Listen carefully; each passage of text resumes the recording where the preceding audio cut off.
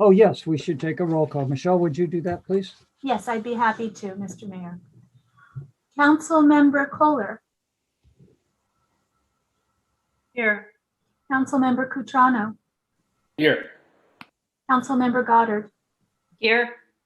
And Vice Mayor Hellman. Here. Oh, and Mayor Ackerman. Here. Thank you. Everyone's present.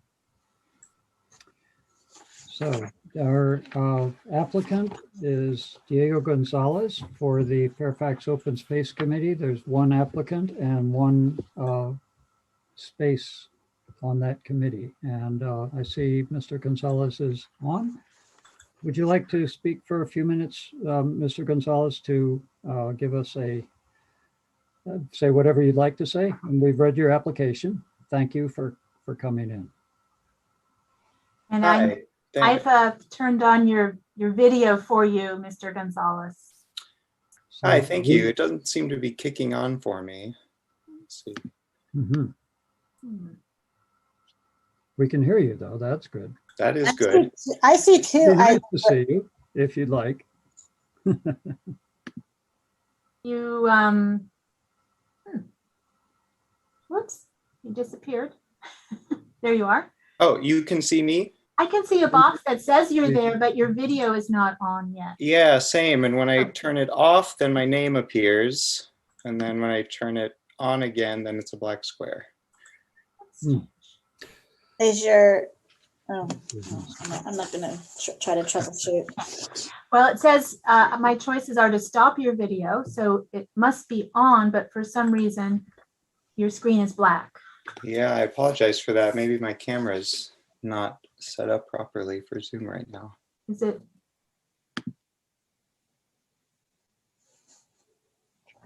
Well, actually, you look like open space, so that'll all work really well. I can leave and try and come back and see if that works. We do need to complete by 7, so Okay. maybe Okay. we should just be I'm nice. happy to speak without video then. I apologize it didn't. Yeah. Okay. Thank you. Sorry. No problem. Yeah, my interest in joining the Fairfax Open Space Committee is really just to give back to my community in an area that I'm passionate about.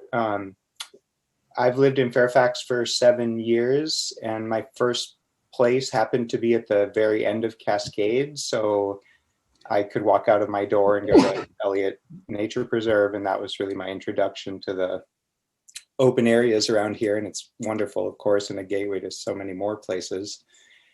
And since then, I've moved around and enjoyed, different areas like Deer Park and Ham's Blue Ridge and stuff like that. So, yeah, when I started looking for ways to give back to my community, the open space community came to mind for sure. Another factor was a walk that John Reed gave a while ago that introduced me to the rights of way, which I love so much, and I take as many as I can whenever I can. So that's just another aspect of the open spaces around here that I really enjoy, is getting from place to place through these neat stairways and shortcuts and hidden little gems. So yeah, that drives my passion for the area and in my interest in this particular committee. As far as skills that I bring for this, it's that I am passionate and knowledgeable about the spaces, and I'm excited to learn more, especially about their creation and preservation and stuff like that. So in my work, I mostly focus on organizing and prioritizing and efficiency stuff. So, I have strong Excel skills and things like that. And I just hope to be able to contribute in those types of areas wherever I can. I really like where the committee is going lately in terms of direction and goals and things like that. So I just feel like it's a great time to try and join and contribute to that. Happy to answer any questions now.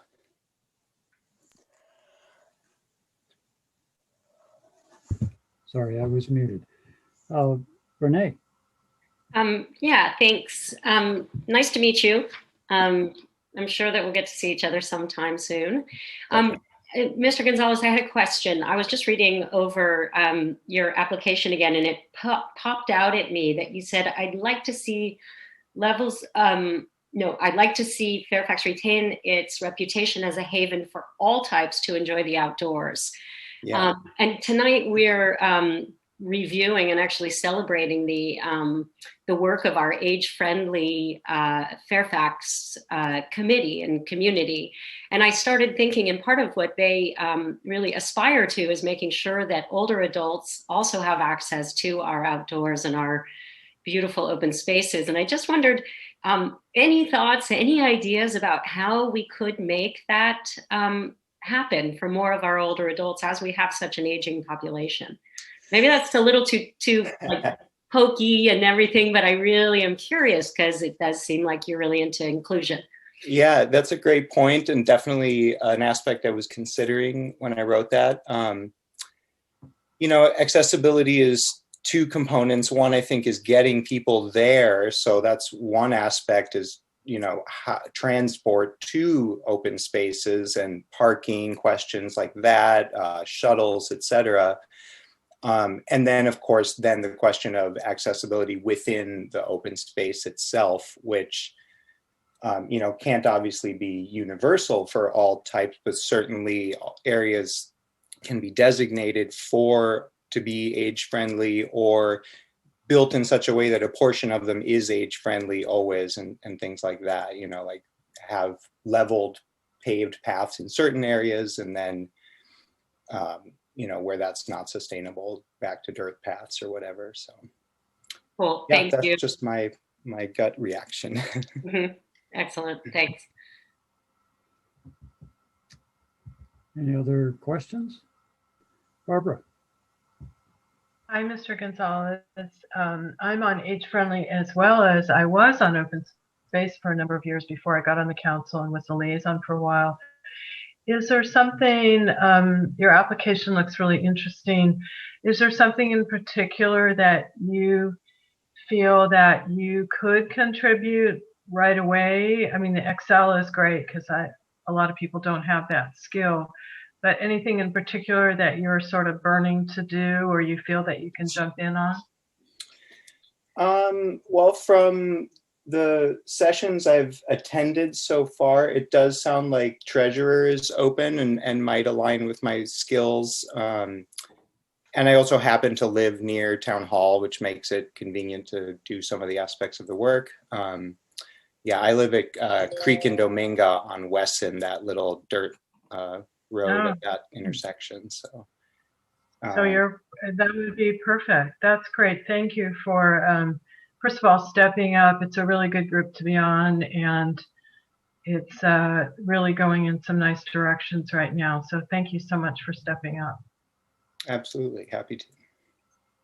Yes, thank you. And I'll just mention really quickly that I'm sure you're aware that Mill Valley has done a lot of work with steps and pathways as well. And John Reed knows a great deal about that.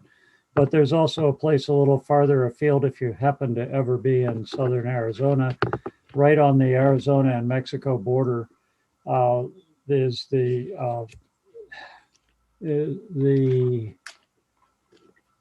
I'm spacing the name of the town, but there's a town that has so many steps and pathways that basically every house is bordered by one, and almost everybody, it's on a steep canyon, and almost everybody walks everywhere. So it's just wow, amazing. Really an incredible. I'll think of the name in a minute. I can't believe I'm spacing it, but anyway. Okay, so if there are no other questions, we should go to public. Oh, Chance. We should go to public comment anyway after our questions, and then we'll come back to consider. Chance? Yeah, actually mine's more of a comment, so maybe I'll wait until after public comment and share my comment. Okay. All right, so Michelle, can we see if there's any public comment on this item? Yes, Mr. Mayor, I see 2 public comments. I will start with Jack Judkins, followed by Michael Ardito. And Jack, you're unmuted now. You might have to unmute yourself.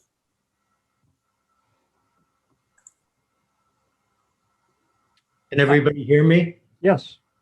Thank you. So I'm the vice chair of the Open Space Committee. And I think Diego originally contacted me in response to an ad that we put in the town online newsletter. And he has come to 2, maybe even 3 meetings. And I have to say I'm extremely impressed by his thoughtfulness, the fact that he's very engaged in the issues that affect open space, and his energy. As I think probably at least several of you know, we have surprisingly been having difficulty filling all of our positions, and I am so excited that we're on the verge of doing that should you act on his application favorably. And I would urge you to do so. He is ready to jump in. He's participated in the meetings. He's volunteered to engage in some of the activities we have coming up. And so I'm really hoping that you will support his application, and I'm looking forward to working with him. Thank you, Jack.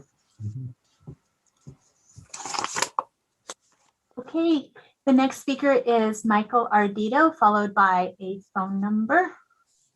Michael, you're unmuted now. This is Michael Ardito. I'm the co-secretary for the Fairfax Open Space. And I just want to confirm that Diego Gonzalez attended the last 3 Fairfax Open Space meetings via Zoom in January, February, and March.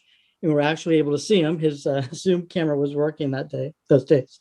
Anyway, he has the knowledge, skills, and abilities that open space needs to help us move forward. So I want to thank you in advance for his appointment. Thank you. Have a good evening. You too, Michael. And the next speaker is telephone number, and there's only 1 telephone caller, so you are unmuted, telephone caller. And you may need to unmute. There we go. Hello. Yes. Yes, this is Susan Pascal-Duran. I'm chair of Fairfax Open Space, and I too want to concur with Jack and Michael. Diego has been already shown himself to be extremely committed and responsible, and his comments and insights have been very thoughtful and grounded in a real respect for open space and for the town. And we're very glad that he's applying for this position and are hoping you will go ahead and approve him. Thank you. Thank you, Susan. I do not see any more public comment. Okay, so we'll close the public comment and return to council. Chance, you said you had a comment to begin with. Sure. Yeah, I'll lead off and just wanted to thank you first and foremost, Diego, for stepping up. And also I wanted for my colleagues on the council to echo what our open space committee members have also shared. I've been at those meetings and have been definitely impressed with Diego's contributions over the last several months, and they're doing a lot of amazing stuff. So it's going to be great to have Diego on there helping to facilitate all the progress that's being made. And I also wanted to share as like a piggyback onto what you were saying, Mayor, but closer to home, that the steps, lanes, and paths that we have and our trails that we have and we're doing maintenance on, when I came onto the Open Space Committee, it turns out that a lot of that trail work is done in partnership with the volunteers. And so I started attending some Fairfax Volunteer Board meetings, and we typically had a liaison from Open Space to the volunteers. But there is a trails subcommittee. And I hope, Diego, based on your application, that you'd be interested in potentially attending some of those trail works subcommittees with the Fairfax volunteers as well. So I just wanted to plug that. Thank you again. Definitely. Thank you. That's a great tip.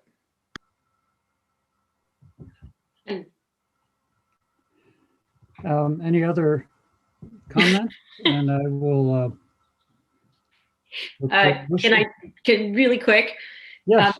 I just, before one of my colleagues, I'm sure, makes a motion, a very favorable motion, I wanted to say that I'm now excited and very curious to know a little more about what Open Space Committee is doing. So if I might request that the chair or an appointee of the chair come to our next meeting and do a very brief presentation and let us know what's happening and let the public know all the good work you're up to. It would be much appreciated. Good. Yeah, I second that. Thank you. Thank you, Councilmember Goddard.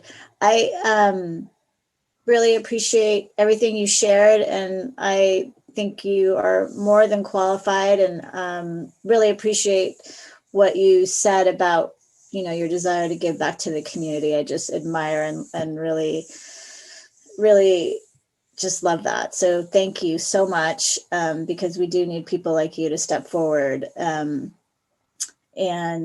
I think that's all I have to say. Mr. Mayor, could I make a motion? Yes, please. I would just like to move that we appoint the applicant, Diego Gonzalez, to the Fairfax Open Space Committee to fill that vacancy. Second. All right, a motion by Cutrano, second by Kohler, and I would be happy to have a roll call. Would you like to do that, Michelle? I'd be happy to, Mr. Mayor. Councilmember Kohler, Aye. Councilmember Cutrano, Aye. Councilmember Goddard, Yes. Vice Mayor Hellman, Yes. and Mayor Ackerman. Enthusiastically, yes. Okay. Thank you, Diego.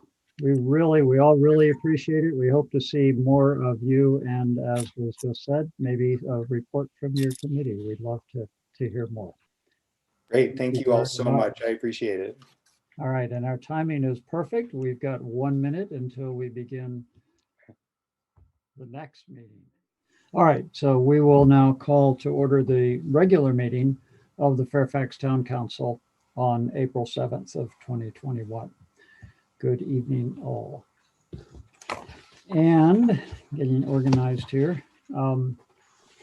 We should begin with the approval of the agenda and any changes that anyone might propose to that, and approval of the affidavit of posting. I would move to approve the agenda and the affidavit of posting. Second. Okay, we have a motion and second. I'll go ahead and take the roll call on this. So Councilmember Cutrano, Yes. Councilmember Goddard, Yes. Councilmember Kohler, Yes. Vice Mayor Hellman, Yes. and myself, I vote yes. So that's unanimous. And the council met in closed session right before this to discuss a possible legal action, and there's nothing to report out on that. Okay, so the land acknowledgement, would someone like to read that this month? We're kind of rotating. Sure. Chance. Thank you. Great. Okay. The Fairfax Town Council acknowledges that we are located on the unceded ancestral lands of the Coast Miwok people of present-day Marin County.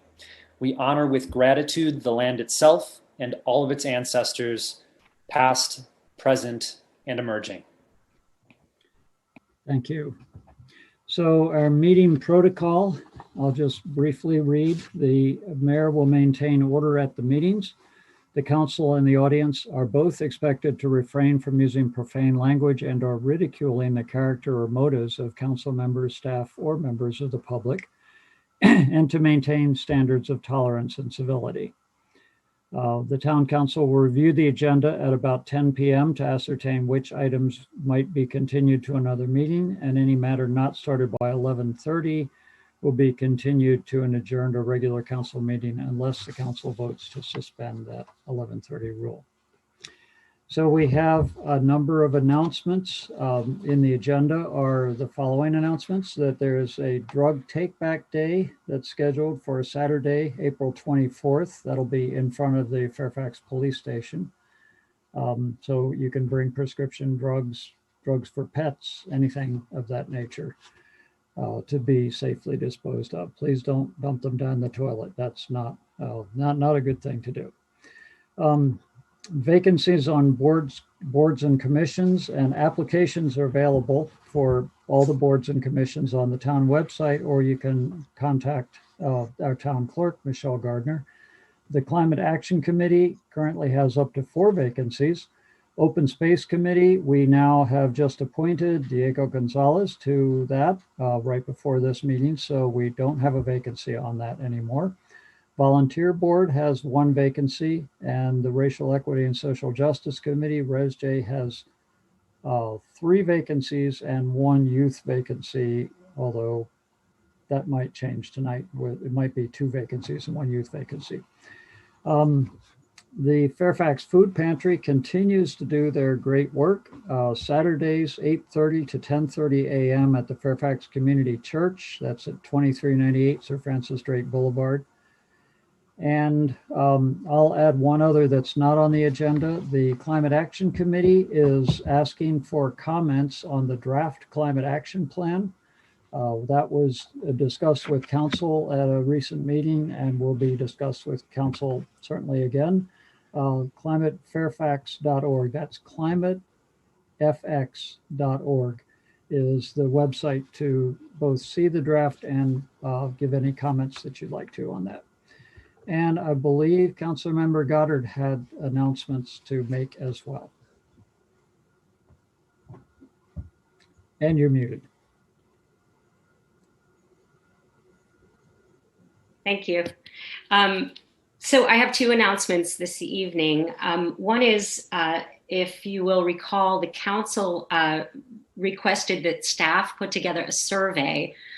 This is a survey to go to the public as part of our police chief hiring process. That survey is live online, and if you go to the town website at www.townoffairfax.org and you look on the homepage at the news feed, the news feed has a headline that says Police Chief Selection Process. If you click on that, you will find the survey. The survey is open until April 26th, so please weigh in. I think the questions are incredibly valuable, and we really are hoping for as much input as possible. My second announcement is that Marin Sanitary's curbside cleanup week is quickly approaching. And the curbside cleanup, every resident can put out up to 14 bags or cans of recycling, landfill, or compost, green waste, on the curb, and it will be picked up as part of your service as provided by Marin Sanitary. The week of the 19th to the 23rd of April. And you just put out the 14 bags on your regular pickup day. So please take advantage of that. It's an excellent opportunity to get your spring cleaning going and to get as much green waste off your property as possible. No hazardous waste, no bulky items, no appliances, but everything else, please take advantage of that day. Okay, thank you all. Okay. Thank you. Mayor, Yes. may I make a quick announcement about the opening of the skate park? Please do. Okay. We are having a ribbon cutting, and just wanted to thank everybody in the community that has stepped forward and been part of this effort. We've raised over $40,000 to complete it, and it's just drying. We're cleaning it up and, crossing our T's and dotting our I's on this park. And I wanted to share that with some of the donations we've received, we'll be providing free skateboards and helmets and safety gear to over 20 kids in the community. And it's something that I think we're all really proud of and feel really good about. And so as of this Saturday, it'll be open. We're hoping it's not too crowded. I did want to mention that the San Anselmo skate park is closed for a month. So we do anticipate higher than normal volumes for the next month because of the new and cool factor, but also because the San Anselmo park is closed. So I wanted the town to be cognizant of that. And Chance or Councilmember Cutrano, do you have anything to add? No, it's perfect. Thank you. And Okay. thank you for your leadership on this, Vice Mayor. Thank you, Bruce, or thank you, Mayor. Okay. All right. Thank you. Anything else from anyone by way of announcements? Okay, so now we will move into the Fairfax open time for public expression. This is a time for expression on items not on the agenda, which is quite a few items on tonight's agenda. So if we can try to keep our comments as brief as we can, and we'll now open public expression. We'll have 3 minutes for each commenter, but you don't have to speak for 3 minutes. Okay, Michelle, if you can open up that public comment, please. Yes, thank you. I'd be happy to. Is our timer coming up online? I'm just asking. Okay, well, I'll work on that. I'll watch it. Oh, there it is. There we Okay, go. great. Okay, so I see 3 raised hands. The first is a phone number, followed by Pamela Miggs, followed by Geo Taylor. So the call-in speaker, you are unmuted now. Oh, good evening. This is Diana Purdue, and I'm calling about my concerns over the land acknowledgement statement you make. It appears inaccurate to use the word unceded regarding Marin County lands. The Spanish conquered this territory. It was turned over to the Mexican government in 1821 after Mexican independence, and the U.S. paid $15 million for California and other Western lands and states following the Mexican cessation. The definition of unceded does not appear to include land that was conquered or transferred subject from a treaty. It may be that the Spanish maltreated the Native American Miwoks at a point in history, but that does not mean that the land purchased by the U.S. and brought into the U.S. as a non-slave state is considered unceded in the technical sense of that word. Moreover, such woke land acknowledgements convey the sense that those whose homes are in Marin County, homes that represent the largest and in some cases only asset of those resident taxpayers, were stolen and that the present homeowners are somehow thieves. Will the statement this council reads prior to town meetings about the land have these properties called into question legally? Does it jeopardize the properties of every homeowner when the town council states that the land under their home does not belong to them, i.e., it is unceded? Does it mean that we don't belong here and need to give up our properties as a form of reparations? Please recall that during the Stop the Casino effort and litigation in 2012, impacted by the Patchak decision, all that was required was that the tribe owned the property, not that they ever lived on it. They could be allowed to take it into trust and do what they wanted with it. At about the same time, the Grayton Rancheria was looking at various sites for their casino, including Silviera Ranch and the Marin Town and Country Club here in Fairfax. I never saw an agenda item regarding the adoption of these pronouncements or on whose authority they came about. Are they now state law or local legal requirements? I think potentially harmful monthly statements you make referencing unceded land makes it sound as though you have the authority and commitment from all taxpayers. Fairfax residents should have a chance to vote on whether or not they agree with this unauthorized act of personal politics. Thank you. Good night.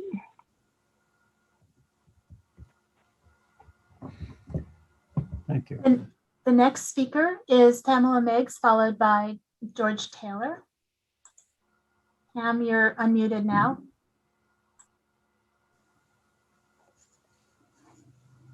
Hear me? Yes. Oh, okay. Good evening, everyone. I'm calling in for about an ongoing safety issue, and that is striping the lower Cascade Canyon. I think it's going to be 2 years this summer and we're still on and off and on and off. But the reason I'm really calling is because I was tailed so close. I was going 17 miles. People are speeding again, and I just refused to go 25 or 30 on that first corner. Then the person passed me, and then a car on the other side was coming around the corner. And the person that was coming around in the blind corner was almost a head on. Fortunately, they were going slow enough, and then the person behind me pulled back on behind me. But we really need to get the 2-lane like we were promised, please. And then after that person tried to pass me, I came to the stop sign. She went around me and up the hill, and I got her plate number, and I turned it into the chief. But I just want to get the double line back and get, and this person doesn't live in Fairfax, by the way. It's not a Fairfax person. But please, please, please, Bruce, whoever, the mayor, Garrett, please go ahead with the new double line, and hopefully someone won't pass me on a blind curve. Thank you. Thank you, Pam. The next speaker is George Taylor, followed by Deborah Benson. Gio, you're unmuted. Thanks, Michelle. Hello, everybody. Michelle informed me that as a volunteer board member, I actually get 5 minutes, and I'd like to take some of that time right now. First of all, I wanted to thank the town council and Garrett Toy for all the support of the volunteer board for the many years. It's a board whose mission is to uplift the spirit of the town, and we do that by holding community events. So there's two real purposes for me being on the call right now. One is to tell you about an exciting project that we're launching in Fairfax. And the other is to give a quick review of what we're able to do during the COVID era, which, as most of you know, if your mission is to bring people together and it's COVID, it's kind of a struggle. So, many of you know and actually know the previous artist, but the mural on Merwin is badly in need of refurbishing. And historically, John Reed brought this program possibility to the volunteer board about 2 years ago. And so we picked it up this year as something we could do out of doors. It's safely to build community in Fairfax. And we had the great fortune of contacting Frank Gonzalez, who lives in Santa Rosa. He came down to the mural 10 days ago.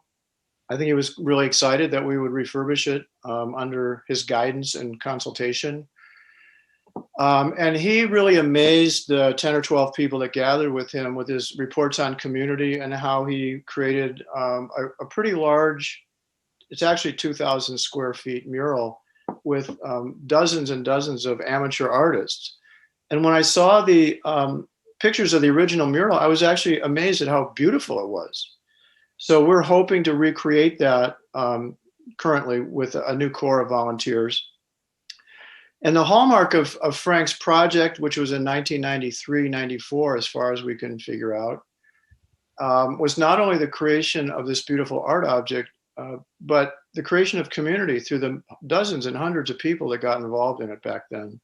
So Frank had a vision of creating community, creating beauty, and we talked to him 10 days ago, and he said, this is certainly a time right now when we need community and beauty. So the volunteer board is trying to pick up that project in the same spirit.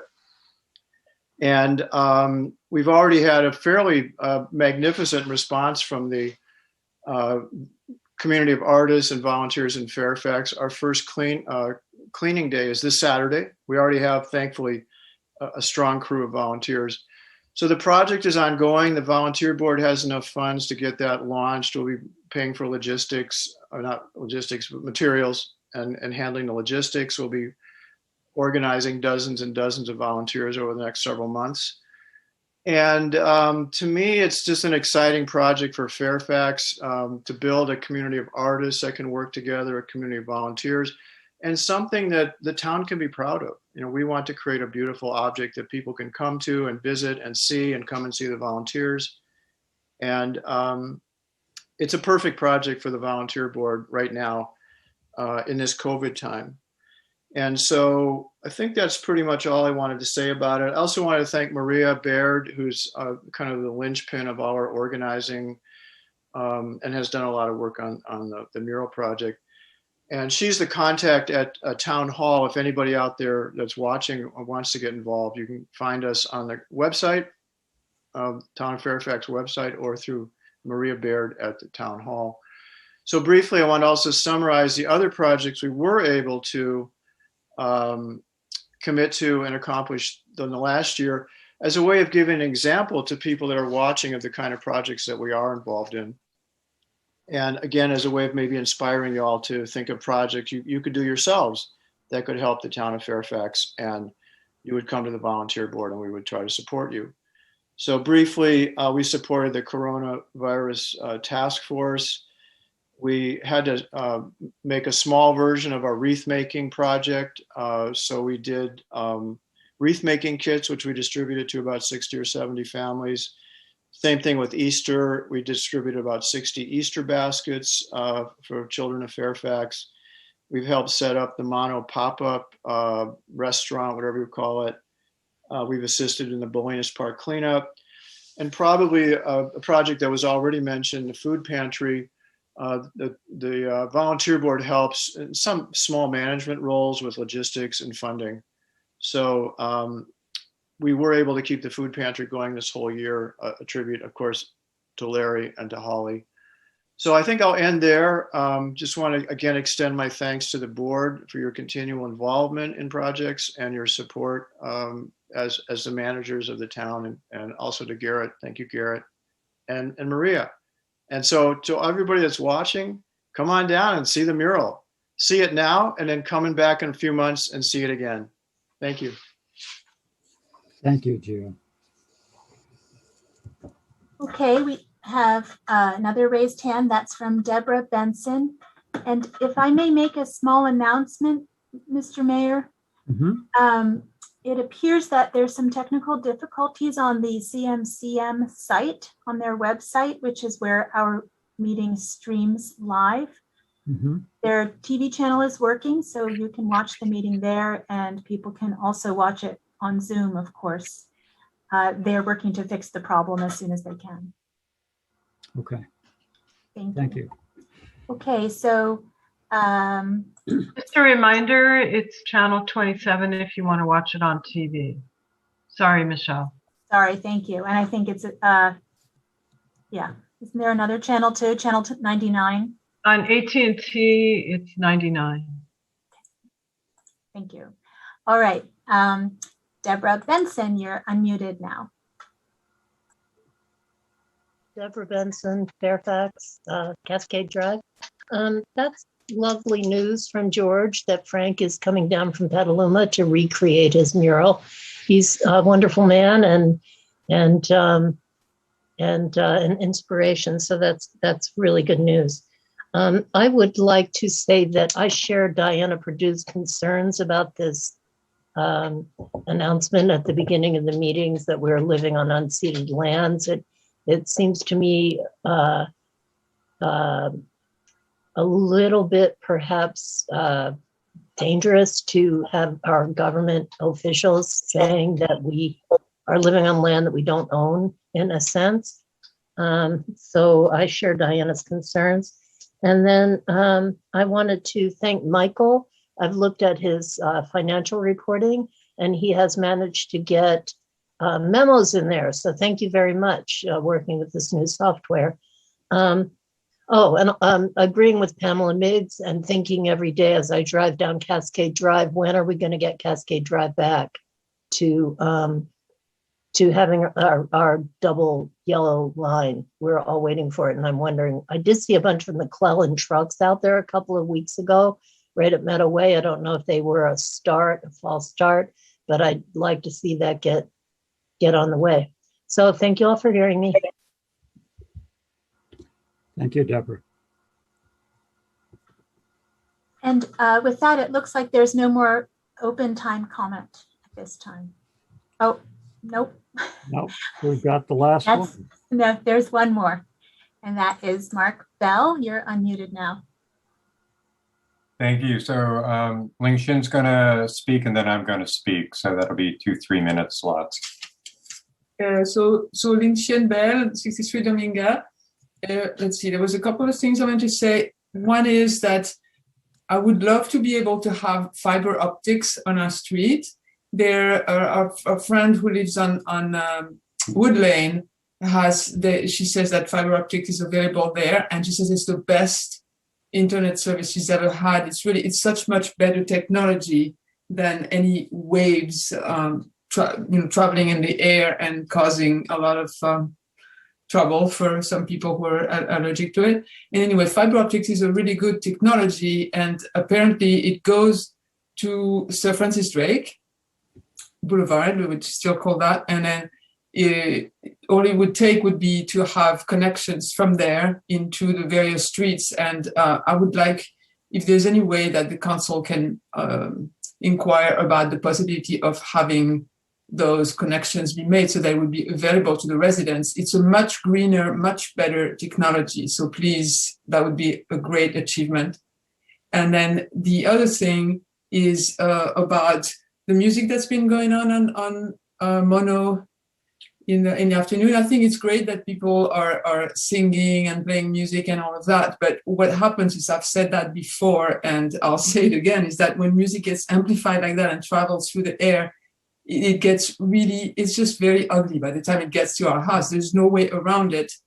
Amplified music like that, once it's traveled, no matter how good it is at the source, is just not musical at all by the time it gets here. You just hear like little blurbs of this and that, and it's just not a musical thought. It's just a bleed that's not inspiring at all. So there should be a limit as to how loud it can be so it doesn't go all over everybody to hear it.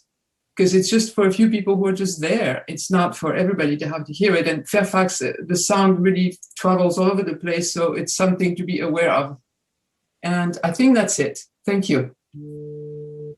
Okay, and then I have some comments. So Michelle, could I please have 3 minutes? Yes. Thank you. So I agree with Diana Perdue. That was like one issue, but then 2 other things came up. One is that I actually sat through a recording of a ResJ meeting. It took me 2 nights. And as one of the ResJ members said, when she brought up the fact, I don't know how many months, I guess like 6 months it's been going on. They've spent $50,000 of the taxpayers' funds. She asked, tell me 5 things that this committee has accomplished. And there was a giant silence. I suggested everybody who pays taxes in this town watch at least one of these meetings. I don't know if I'll ever get around to watching a second one.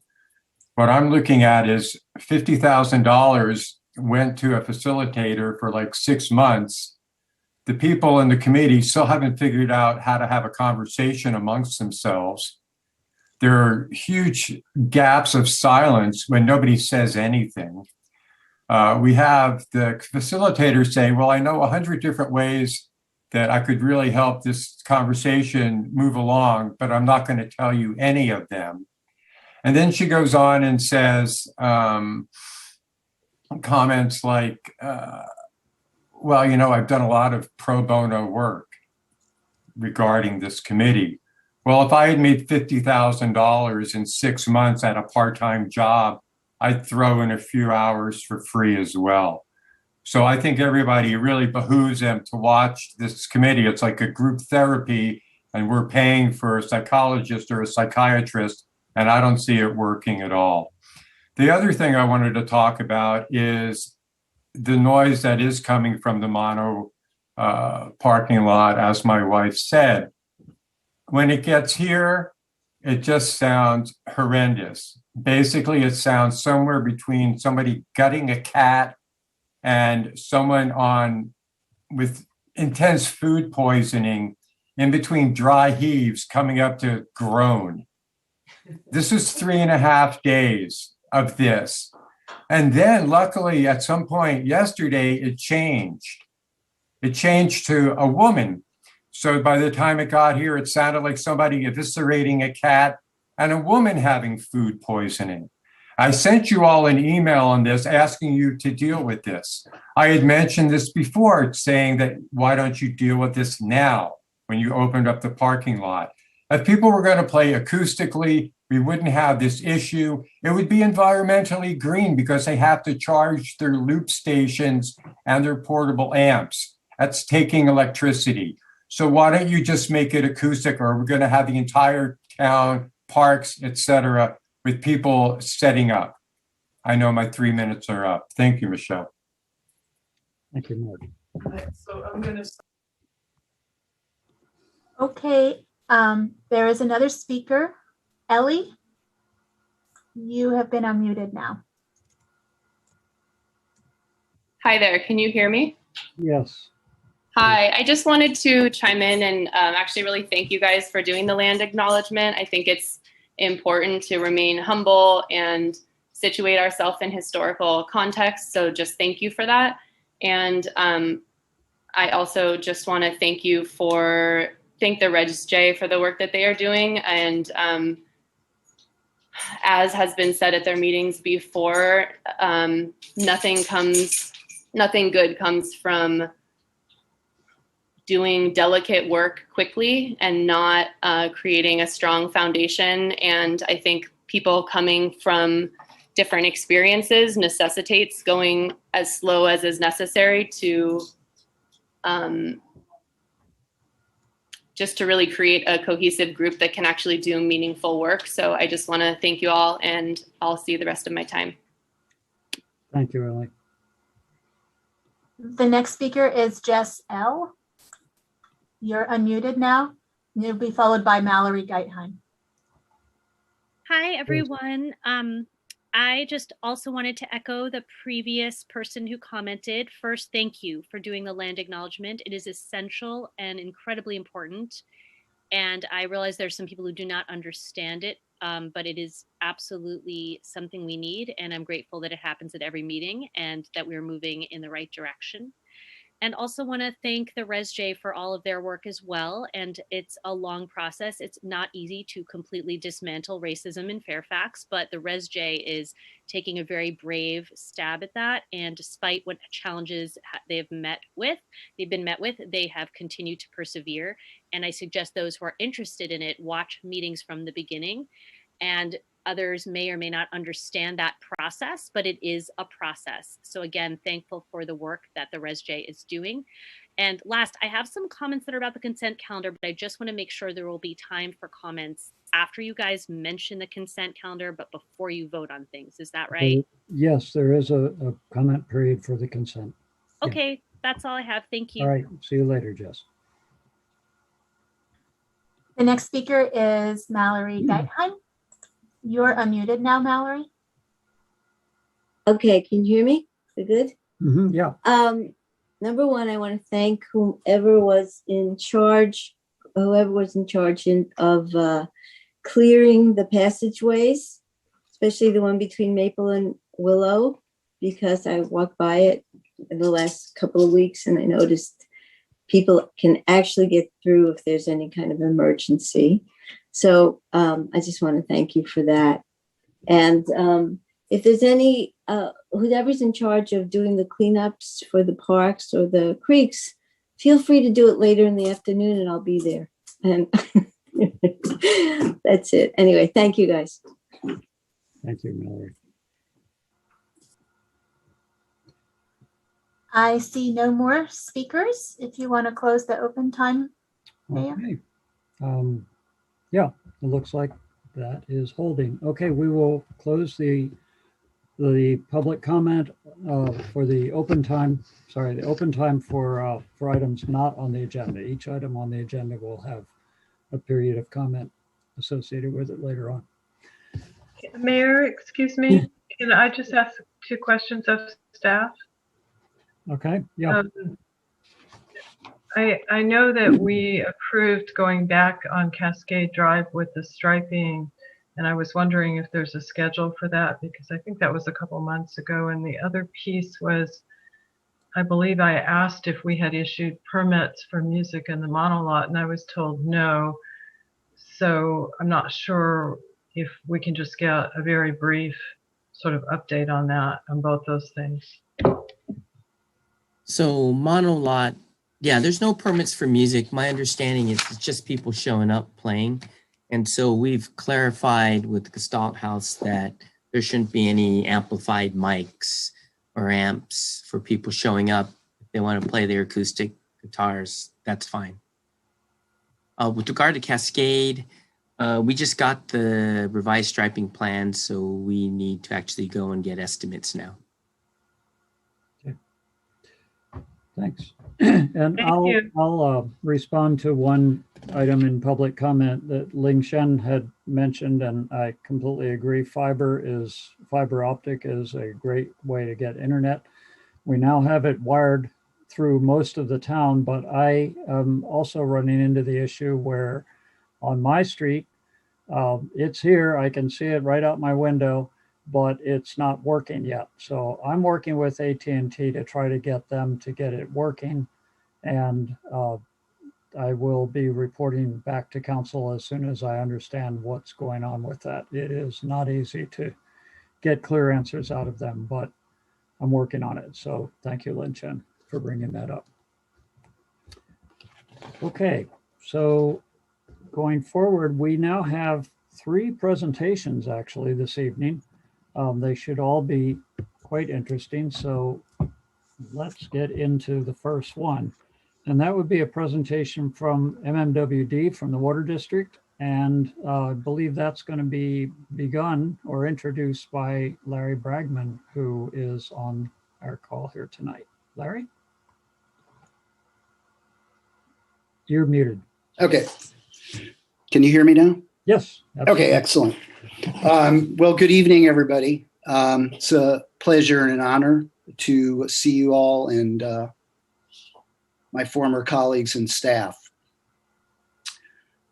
2020, 2021 has been the second lowest rainfall year in the last 90 years. We're at about 20 inches, which is less than half, maybe even less than a third of normal rain. So whether it's climate change or just drought, we're facing a very big challenge. And once again, we're all in this one together again. It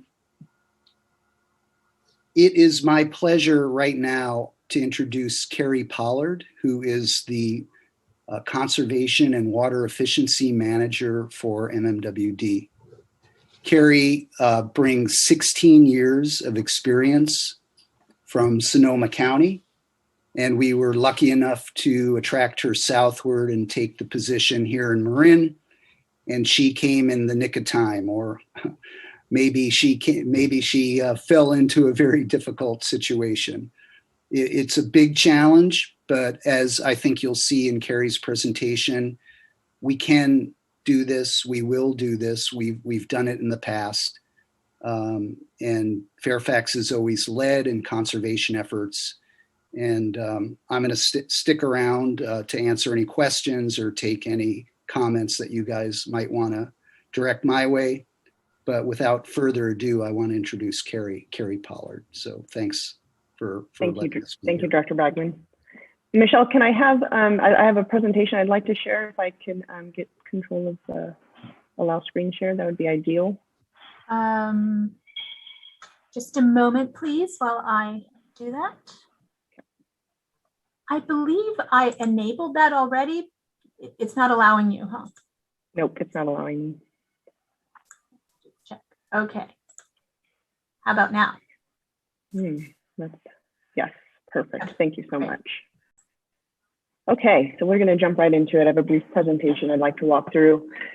Starting with drought is here. So we have a call to conserve water, and we're going to walk through some of the conditions that brought us to where we are today. But we're going to start with an overview of the water district. We are the oldest municipal water district in the state of California. We're responsible for providing drinking water to over 190,000 residents. And we're also responsible for protecting and preserving 22,000 of acres of watershed up on Mount Tam and in West Marin. The importance of that watershed, of course, is that it's where our water comes from. 100% of our water supply is locally sourced. 75% of that does come from reservoirs up on Mount Tam, as I mentioned. And then the other 25% comes from Sonoma County via their Russian River water system. So when we hear about the snowpack in the Sierras and the great opportunities to ski, that's great for much of California, but it doesn't help our region at all. You know, all of our water supply comes from literally from our backyards. As Director Bragman mentioned, 2020 was the second driest year in 20 years. And also he mentioned that only 20 inches of rainfall has been seen up on Lake Lagunitas. Generally, we get about 52 inches, which is 44% reduction of average rainfall this last year. As a result of that lack of rainfall, current total water supply and storage capacity is at about 55% as of a couple of days ago. Generally, during this time of year, we're at about 90%. So we're really quite concerned about these dry conditions, and as a result of them, our board has adopted a resolution calling for the need to conserve. On February 16th, there was a resolution that was passed acknowledging the drought conditions and calling for voluntary actions. We also have been, the board acknowledges that without significant rainfall, as we moved into March, mandatory restrictions were probably going to follow. You know, so many times in the past, we have dry Januaries and Februaries, and then we get a miracle March, and that takes us out of those dry conditions, and that hasn't occurred this year. And so while the board is still continuing to debate and deliberate on what the mandatory restrictions will ultimately be, they are under development, and I'll talk about those briefly at the end if there's questions on them. But we do want to cover now what the current call to action is, and that is to voluntarily conserve water. And so we have some tips that we've pushed out. Hopefully you've seen some of our social media posts or you know, our ads in the IJ and elsewhere, asking folks to cut back on their irrigation, looking at some incentives and opportunities to remove your lawn or take your lawn, you know, no longer irrigate it. Have smart controller incentives where you can actually use your cell phone and control your irrigation timer. So you know when it turns on and when it turns off and how much water is actually, how often it's actually running as well. We're encouraging the installation of gray water systems. You know, a laundry to landscape system is a drought-proof supply. It could provide water to, you know, those plants that you really feel strongly about maintaining during a drought, and maybe even a veggie garden, as long as it's not root crops. No root crops with your gray water. But fruit trees are a great use of gray water. If there's any leaks that, you know, oftentimes folks may know that there's a dripping faucet or a toilet that runs in the middle of the night. Those are easy fixes, and those are what we're really looking to capture at this time during this voluntary effort. Looking at some of our behavioral aspects of saving water, you know, so we want to remind folks to turn off the water when they brush their teeth, not leave the water running when they're doing dishes. You know, all of these small acts that might seem fairly minor, you know, when we think about them and we remind ourselves to be aware of our water use, that's the behavioral changes that we've seen in the past that have gotten Marin out of, you know, many droughts. You know, when we've had a call to action, those behavioral changes is where we see a significant drop in water demands. So we all can at least do, you know, some minor part to help reduce our use. We've also developed some incentive programs and some resources for customers. You know, because of COVID, we're not doing site visits, but we are doing phone consultations. So folks can call us. I have our contact information at the end, and we can go through rebate offerings or discuss water use and what opportunities a site may have. We provide free shutoff nozzles and free shower heads and faucet aerators, as well as leak detection tablets for your toilets. And we do have some incentives that we've rolled out, which, as I mentioned, the lawn replacement. So we offer $1 a square foot for replacing lawns. And we also have a sheet mulching program where we'll actually have sheet mulching materials. So your cardboard, your compost, and your mulch delivered to your site for free. I mentioned the smart irrigation controller rebates. We have gray water incentives where you can attend a gray water workshop and get a discounted gray water kit for making your clothes washer, turning your clothes washer into a water supply for your landscaping. Rain barrels are a great resource, but we're kind of out of the rainy season, so that might have to wait until the next fall when we look forward to a bit more rain, hopefully. Some resources that we've also put together is we have yard signs. Director Bragman's done a great job in the community of putting out yard signs. Hopefully you all have seen them. They're bright blue signs that say drought is here, it's time to conserve. It might be a good opportunity for the volunteer board to work with us to kind of get those out into the community. And so I appreciated that discussion earlier, and I will reach out to them. We've put together a brochure that outlines all these various programs I've already mentioned. And again, on our website, we have some, it's where we keep our most up-to-date information on current water supply conditions, rainfall, conservation programs, as well as where we are pushing out our water waste report. So during this voluntary call to action, we're really leaning heavily on educating our customers around water waste. So there's a number of water waste prohibitions that have been on the books for years, and we really just want to bring awareness to them at this time. So for example, irrigating during the day, so between 9 a.m. and 7 p.m., it's actually prohibited to have your irrigation running. In addition, gutter flooding is prohibited, serving water on request. Water should only be served upon request in restaurants, etc. But we fully acknowledge that many of these items have these prohibitions have not really been thoroughly pushed out, and folks may not even know that they're not compliant. And so we really want to use this opportunity to provide education. So we do have the hotline that's set up to help, if you notice a neighbor who may not know that they are gutter flooding and that there's an issue there, we will reach out to them and provide some education. And that's really kind of our first step here in drought response. We have our phone number there and our email address as well for any of those hardware, or if there's a consultation that you're interested in having. And so with that, I want to just thank the town for helping us spread the word on the drought conditions, giving us an opportunity to talk about our program offerings and to go over the available resources. And so I'll now turn it back over to the mayor, and I'm happy to answer any questions you all may have. Thank you very much. Much appreciated. And there's the information on screen. Are there any questions from council members? Come on, guys. I have one. Renee. All right. So I have heard, and I'm hoping you can either qualify this or dispel this, this rumor that says that people should not be planting anything new at this year, and yet maintaining what they do have with all of these conservation, whatever tips. So is that true? Yeah, that's a good question. So, over the last, since, early March, really, the board has been deliberating on what sort of mandatory requirements are where will we be focusing, and where we've really landed is targeting outdoor water use. Really, the landscape water use is peak demand, and that's where we see the most opportunity to achieve savings.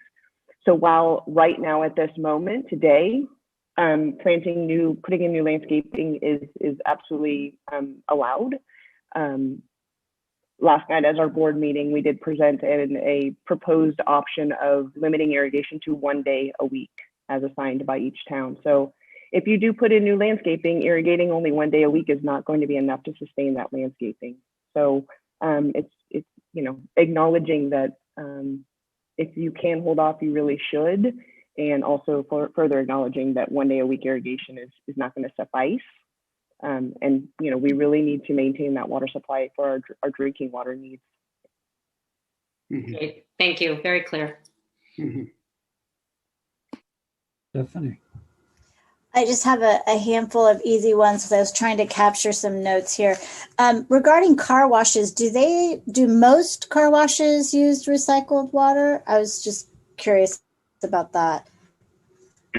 Many of them do, not all. We actually have a list on our website to provide a resource for car washes that do either use recycled water from Las Colinas treatment plant or recycle on site. Okay. And do you know what the cost is for a gray water system? The gray water kit. So it's urban. We have the webinars that are offered through Urban Farm Store. The district covers $100, and the investment from the participant is about 60 to 65. They actually also give you a toolbox that includes all the tools and the drills you would need to actually knock out the holes in your wall. So everything you would need is part of their kit that they provide on a loan. They'll loan it out to you.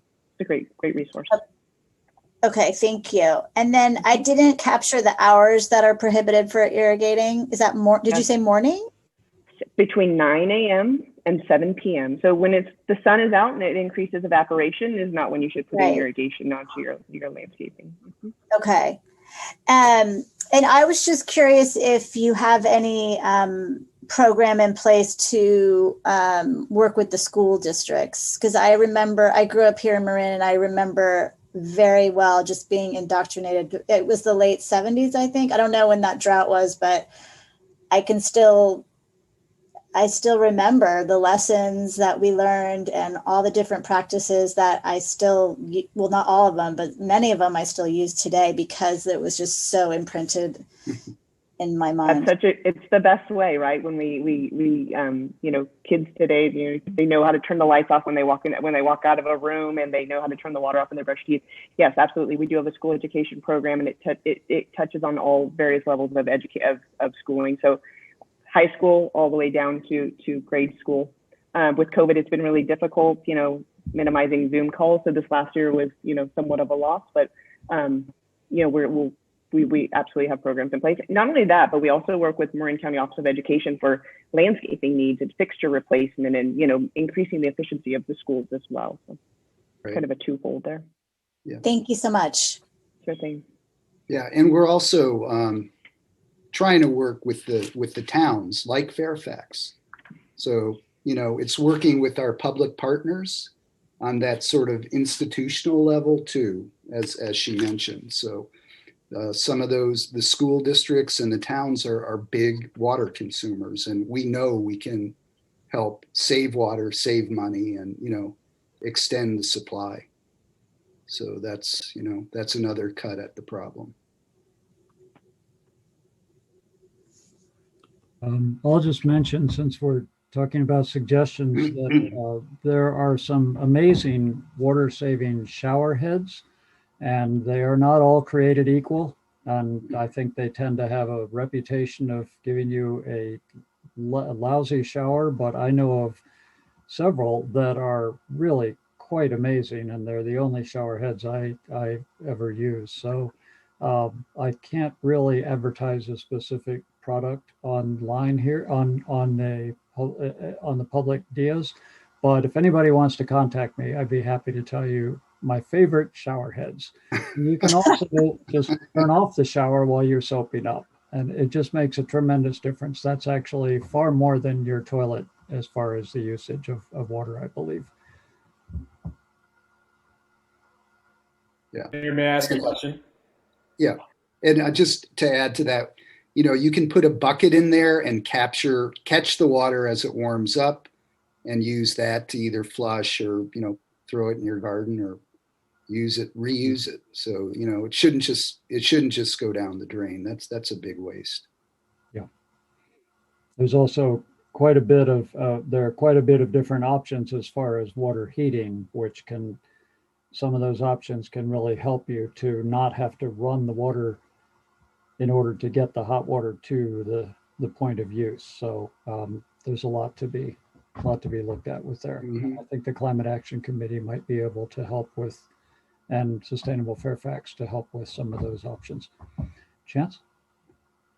Thank you, Mayor. I had two quick questions, one for Carrie and then maybe one for Carrie or Mr. Bragman as well. So the first is mentioning that we're about 55% levels in our reservoirs. And I was just wondering, not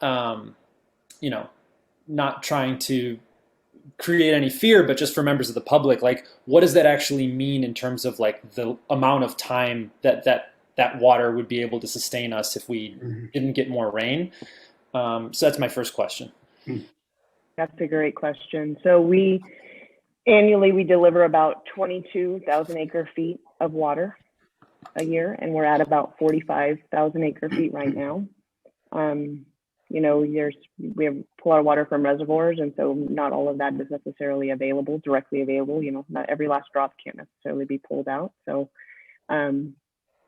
without conservation, it's looking very dire. So, And I would say, Chance, you know, my take on it, we're good for about a year because we're pulling water for, you know, domestic use, but we also have to release water for the habitat. So, you know, I'm not sure how that can go. That can be up to 10,000 acre feet a year, depending on what our requirements are. So, you know, it is dire, and you know, we have enough to get through this year, and hopefully catch up next year. But you know, we can't. Hope is not a strategy, as I've been told. You know, so we need to be proactive now. that's a great point, Director Wagner. In addition, we have reservoirs, so there's evaporation, there's other losses as well, you know, that we can't prevent. You know, we just saw a slide last night that shows our current reservoirs are actually the lowest they've been since 1984, you know, even lower than the 1990s drought, which is just quite concerning. Thank you. And yeah, it sounds concerning, and I agree. We don't even know if this is the last year of the drought. So the second question I had is related to those mandatory restrictions that are under development. And I was wondering, are those imminent? Is there a timeline for those? It sounds like y'all are working through those at your meetings already, but you know, should we achieve a 20 to 25% reduction, you know, folks doing that voluntarily, are these things just sort of waiting in the wings as a backup plan, or are these, should we be expecting these to be coming down the pipeline? No pun intended. I think from the board's point of view, we're putting it out. We're trying to put it out to the public that we need to do this make this conservation effort to avoid those consequences. So, you know, we would rather work with the community than, you know, sort of be the water police. And, you know, historically, Marin has always been a good conservation community. You know, we did it in the 70s. We did it, you know, practically every decade. So, you know, it's our turn again. And, you know, we're probably going to be facing some recommended conservation steps. But you know, my take on it is let's put it out there as a challenge for us all to meet. And, you know, I think we can do it. I mean, it's a cliche, but failure is not an option, you know, and I think we can do it. So, you know, and avoid those consequences. Thank you. I have, Mayor, I have a couple of questions. Okay, go ahead. Thank you very much, Carrie and Director Bragman. So we had to remove a series of trees in one of our parks that were dead and dying. And we had voted to replace those trees this year. I think it was something like 10 to 14. They were redwoods, and following up on Councilmember Goddard's question about not planting new, since trees need to be irrigated quite a lot at first, would you advocate that we do not replant those trees this year and wait until maybe doing it at a time where potentially there's a rainy season? And then I have one other question. I would suggest. Go ahead. Go ahead. Sorry. No, you go first. That's okay. I was going to say, I would suggest that, yes, that you wait. Just acknowledging that, like I said, you know, maintaining our drinking water supply is very important. And I know trees are important as well. And what we don't want is to have you put them in and have them get so stressed that they don't survive, right? That would be terrible. Yeah. You need to replace them again. Yeah. And I second that. And, you know, Carrie, Ray Moritz and town staff are actually trying to organize sort of a meeting to do an inspection of all the town's irrigation. So Great. in the meantime, we will be trying to save other water in other areas. So, but deferring it for a year is probably a good idea under the circumstances. Okay, well, thanks for that. And then my follow-up question, which is more related to where I live in a townhouse community of about 100 townhouses, Canyon Village in Fairfax, and we've been using gray water for years. I don't know when it started, but I'm wondering if there is an idea about, for some of these older systems, is this something the water district should take a look at? And potentially, are there improvements? I mean, I've lived here for 26 years or so, and I have no idea when they came in, but I've seen the signs for at least 10 years. So are there improvements, or once you have it, you're good to go? Or do you have any advice there? Because I can ask the board to take a look at it. I don't. Oh, You go. Go ahead. I'm deferring to you. Sorry. I mean, there's maintenance that's obviously required, and so as long as it's being maintained, it should continue to function as designed. So, okay, well, I think you would we're know good if you had to- problems. Yeah. Yes, and thank you so much for your presentation. I just want to add, Larry, a few years ago we were in this drought situation, and I think Marin stepped up and really conserved. So I think we can do it again. Yeah, we have to, and it's a good thing. You know, we can control our own destiny. So, you know, that's a good thing. So. Thank you. Okay. Thank you for that presentation, and that's very important, and it is very dire. So yeah, and if anybody needs any help or anything, either get a hold of Carrie or MMWD, or you can always email me. If anybody wants a sign, just email me and I'll drop one off. Okay. Yeah. All right. You can bring one to me if you want to. I will do that. I'll walk it over. Take a look at our climate action plan. If you have any input on that, there's a water section. Okay. Okay. I'll check it out. Thanks a lot. Thank you, Carrie. Thanks, Carrie. Bye-bye. And, so, Michelle, do we take public comment on each presentation? That's up to you, Mr. Mayor. You're not taking any action, so. Okay. All right. I'll hold off because we actually have two more presentations. Let's move into the next one, which will be on a more positive note, but very important as well. This is a presentation on the age-friendly Fairfax, the 5-year progress report. And I believe that Jody Timms will be, yes, here we go. Hello, Jody, good evening.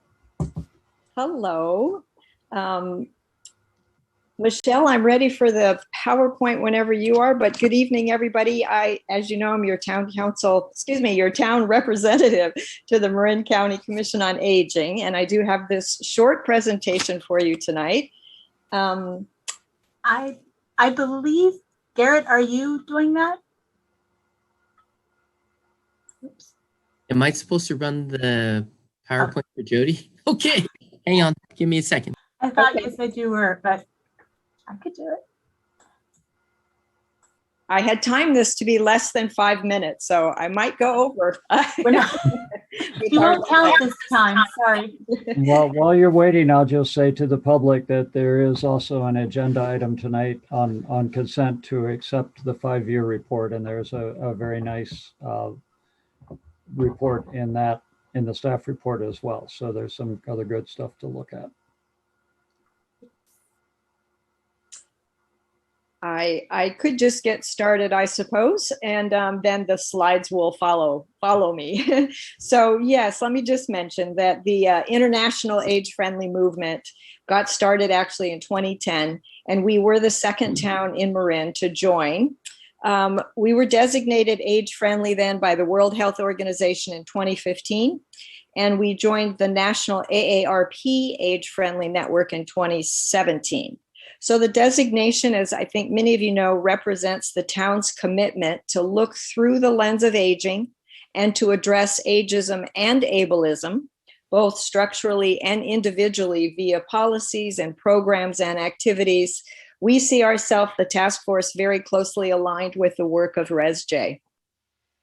So the 5-year process began with gathering information about the services and resident needs in Fairfax, and it culminated with the writing of a community assessment and strategic plan in 2017.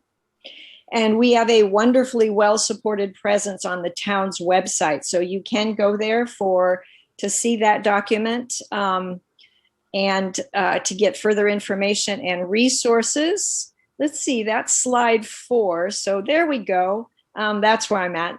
Okay, I'm on bullet 4. So the 2020 report that you are receiving tonight does represent 5 years of action and advocacy for older AFN or disabled adults. It outlines many of the highlights of what we've accomplished in these last 5 years, and also our plans going forward. We are a task force of 7 members, and we work under Parks and Rec. And I just want to express many, many thanks to the town for its staff and its financial support. Also to former Mayor David Weinsoff and to Barbara Kohler for their involvement and for being so key really to the initiation and the continuation of our work. So next slide.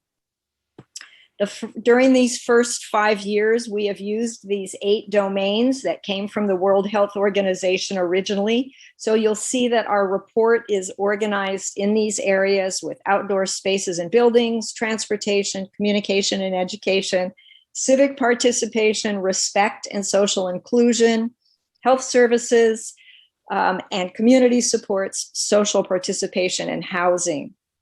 Next slide. So we hope you are intrigued, obviously council members, I'm assuming, have read the report, but for community members, we hope that you go to the website and take a look at the report, and also our scorecard, which actually outlines virtually everything or nearly everything we've done. It's 22 pages. Many thanks to Barbara for managing and keeping that accurate through the years. It's even longer than our report that we're presenting tonight. But in the last 5 years, we have held nearly 50 monthly educational forums at the Fairfax Library, originally, of course, now on Zoom. We've held a celebration for our residents who are 90 and older for 3 years in a row. We did a lot of advocacy for Victory Village, and we now have regular involvement from the resident service coordinator who works there and also at Bennett House. The town has funded free recreation classes for older adults for 5 years, offering yoga, dancing, painting, acting, photography. You may have seen benches around town with our little emblem on it for your rest, relaxation, and socializing. We've tabled at many, many Fairfax events, providing information and resources for older adults and those of us who support older adults. Clearly, the sidewalk and parkade ADA improvements and the beacon crossing, the pedestrian crossing beacon lights have really helped safety issues for all of us. And more recently, the attention to emergency preparedness throughout the town for us to better locate and support vulnerable neighbors has just been really, really wonderful. Next slide. So once a community has completed this 5-year process, and we are the first town in Fairfax to get through our process and get our report done, the first town in Marin to do that. We have now moved into step 5, where we're in now just a continuous cycle of improvements. So we continue to meet as a task force and have new plans for the next year or two, and are working forward, moving forward on lots of improvements, things we'd like to see happen. And the last slide. As you can see, these are all the cities in the state of California. Obviously, the Bay Area is very involved. And Age-Friendly Fairfax, we're just super happy to be part of such a vibrant town. We're also part of the Age-Friendly Marin Network. And this whole state's network, California itself, is about to be designated as an age-friendly state. So again, thank you so much for your time and attention and really incredible support to this very grassroots community work that many of us have been at for going hard for and working, enjoying for the last 5 years. So thank you very much. Thank you very much, Jody. Do we have any questions from council briefly? Renee. I don't have any questions, but Jody needs to be so celebrated and acknowledged for the work that's been done. I remember when Jody's my next door neighbor. I'm pointing to her right now. And I remember when she said there's this age-friendly thing and David Weinstock's interested in this, and do you think we could do it? I think I was the mayor, maybe? Anyway, and no one really had ever heard of it. And what has been accomplished in the last 5 years is really unbelievable. I remember when Barbara and I were vying for funding between the youth programs and the senior programs, and I got to tell you, Barbara, you rocked that. And the reason that these programs are really the gem, in my mind, of what Fairfax is and has been able to create is in large part due to Jody. Mostly due to Jody, and all of those things that you see in the list of accomplishments, Jody has headed those up. And so we're indebted to you and grateful for all that you have done and continue to do. So thank you, Jody. Mayor, may I just make a brief statement? I just want to say thanks to Jody, but thanks to all the members of Age Friendly and our staff and Manus, who has really helped us get the classes in, going, and has always been our steady rock, as well as Camille, who helps us with the newsletter. I mean, Jody has been our rock and our leader through all of this. And I just want to point out, it's a real shoestring budget. There's almost no money spent to make all these things happen. When I was first interviewed for this, I thought, we don't have any money for this, but we're the only town that provides free age-friendly classes. Maybe not now with the Zoom, but there's just a lot that is really good about what has happened, making our town more age-friendly for everyone, not just people like me or older adults. So Jody deserves an incredible amount of credit. But there's so many folks who have stepped up and really made this happen. And I just think it's a fabulous report. And I know for all of you who really want to read that scorecard, you can read 22 pages. But it's just sort of amazing at how much has been done before the plan and after the plan. It's just really been flying. So thank you, Jody.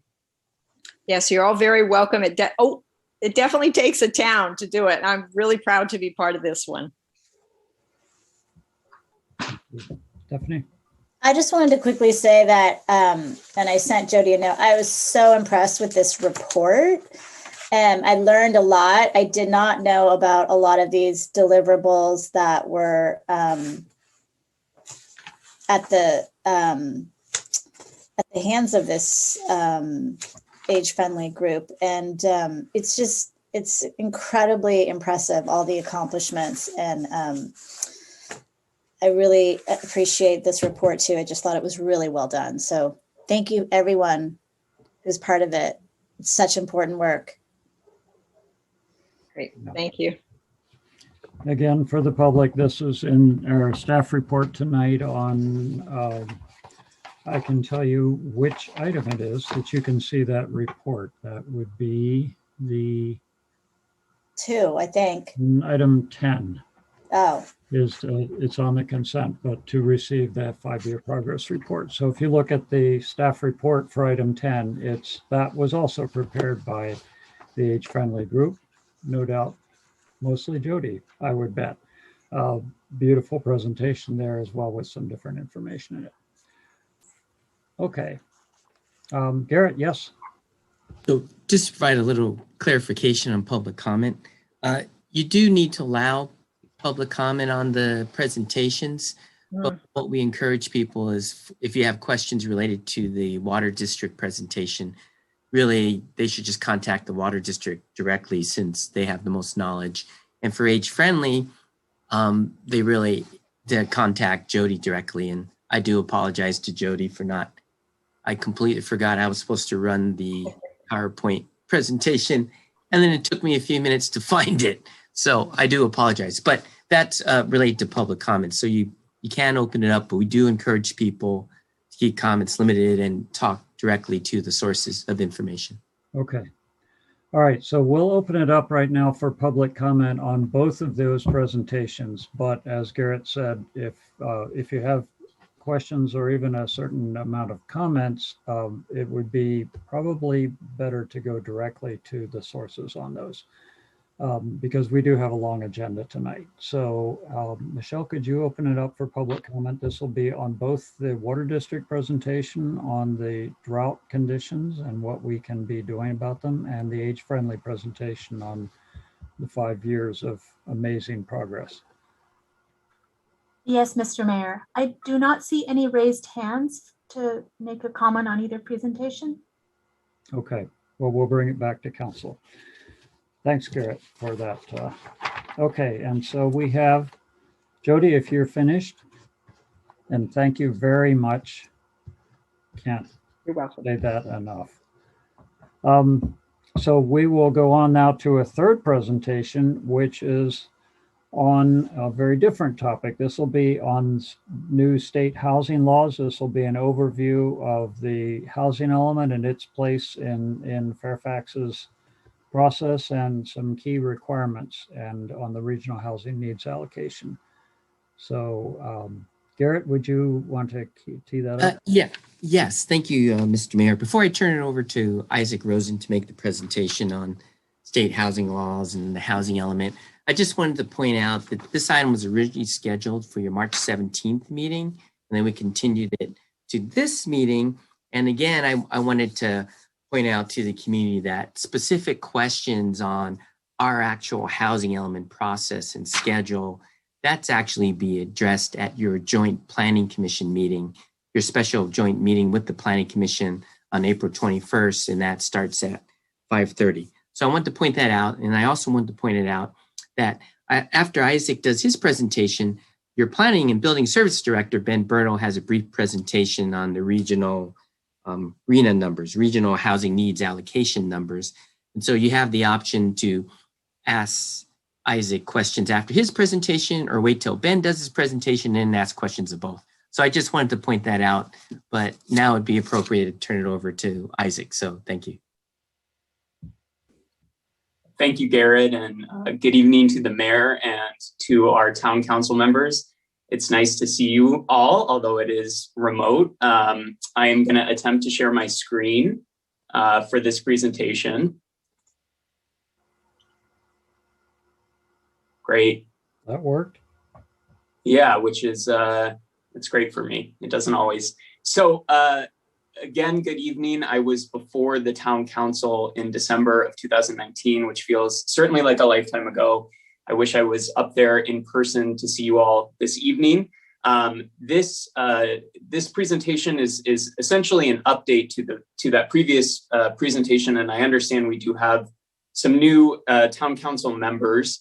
At that time in 2019, the California legislature had taken quite a bit of bills up and passed bills related to housing and land use. Unsurprisingly, in the year plus since I've been up there, there's been more action from the California legislature. Like Garrett said, there will be a presentation from the Planning Services Director specific to Fairfax's RHNA allocation, although I will be talking about that a bit in broad strokes. The following is sort of an overview of where we'll be going, but I plan to just sort of jump right in and we can sort of go from there. So when I was before the town council in, I believe it was December or January, again, of either 2019 or the beginning of 2020, I talked a lot about SB 330. That was a big bill that changed how the town has to process housing development applications. Specifically, it streamlines the process for qualifying housing development projects.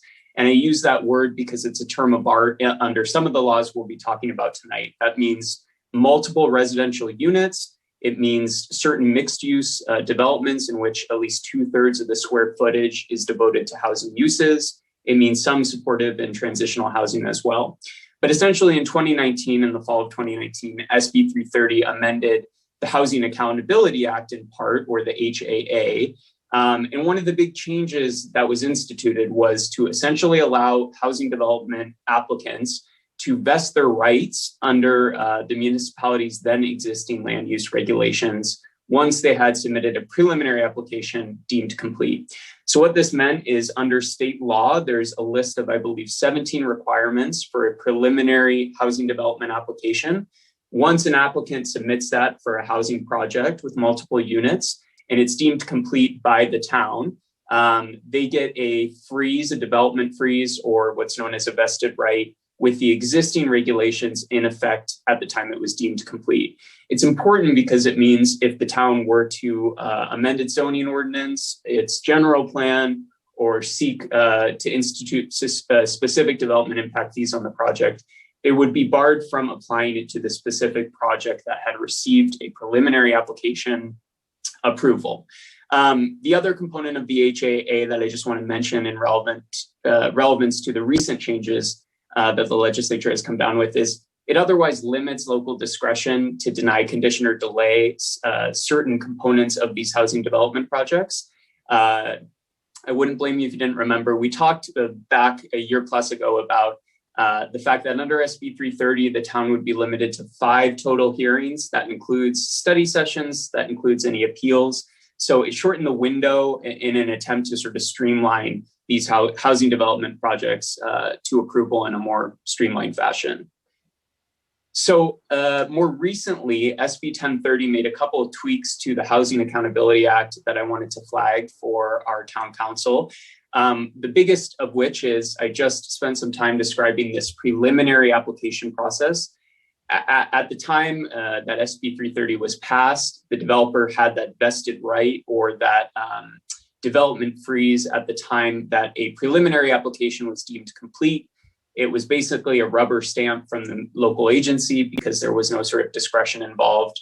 Now, a housing development project applicant can submission of a preliminary application. They can actually move straight to a complete application submitted with all the material and receive that same development freeze. I would point out if an applicant skipped that preliminary application framework, the complete application requires a bit more and some more back and forth with town staff, but the result is the same. Essentially, an applicant can receive a development freeze for SB 330 qualifying projects that limits sort of the scope of subsequent changes that may be enacted by the town.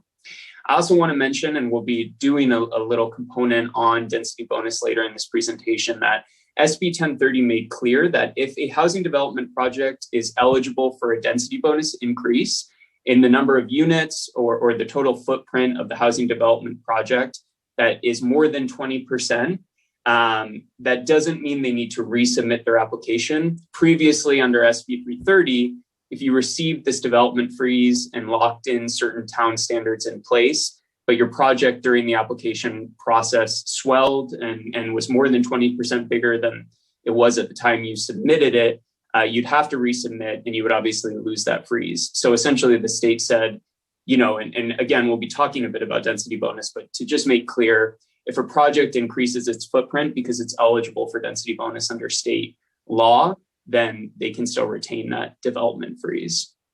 So we just finished on SB 330. SB 35 is an even more streamlined process for some qualifying projects. SB 35 actually sets forth a ministerial streamlined approval process. That means qualifying housing development projects that met a series of relatively strict standards under the government code don't actually even come up for discretionary review. So to qualify for an SB 35 ministerial housing development project approval, there's a host of specific factors a project would have to meet. It would have to be a multifamily housing development. it would have to be located in an area where at least 75% of the perimeter of the site was already developed. And importantly, and referenced on this slide, it would need to be in a location where the town had RENA obligations with respect to sort of affordable units, and where in the submitted report to HCD or via issued building permits, the town hadn't yet issued building permits sufficient to meet those RENA numbers. And like Garrett said, you'll be hearing from the Planning Services Director on RENA allocation, and I'll be doing a brief spiel about it. But that's the existing process for SB 35. Certain multifamily housing development projects could streamline approval such that they could receive a ministerial approval, but there are some limits on that. AB 168 sought to bring California Native American tribes into that process so that there wasn't a circumstance where a housing developer came into a city, didn't require discretionary review, meaning it wouldn't come before town decision makers, and could proceed without doing a consultation with any California Native American tribes that were traditionally and culturally affiliated with the geographic area of where the project was proposed. So now under SB 35, developers have to submit a sort of preliminary application, not dissimilar to what I was describing with SB 330. And at that point, the town would have 30 days of receiving a SB 35 preliminary application to reach out and invite any California Native American tribes to consult with the town regarding the proposed development's potential impact on any tribal cultural resources. If a tribe does wish to consult, then, oops, my apologies. Then in order for that development to continue on with this sort of streamlined SB 35 process, the tribe could actually require an agreement to ensure those cultural resources are adequately protected.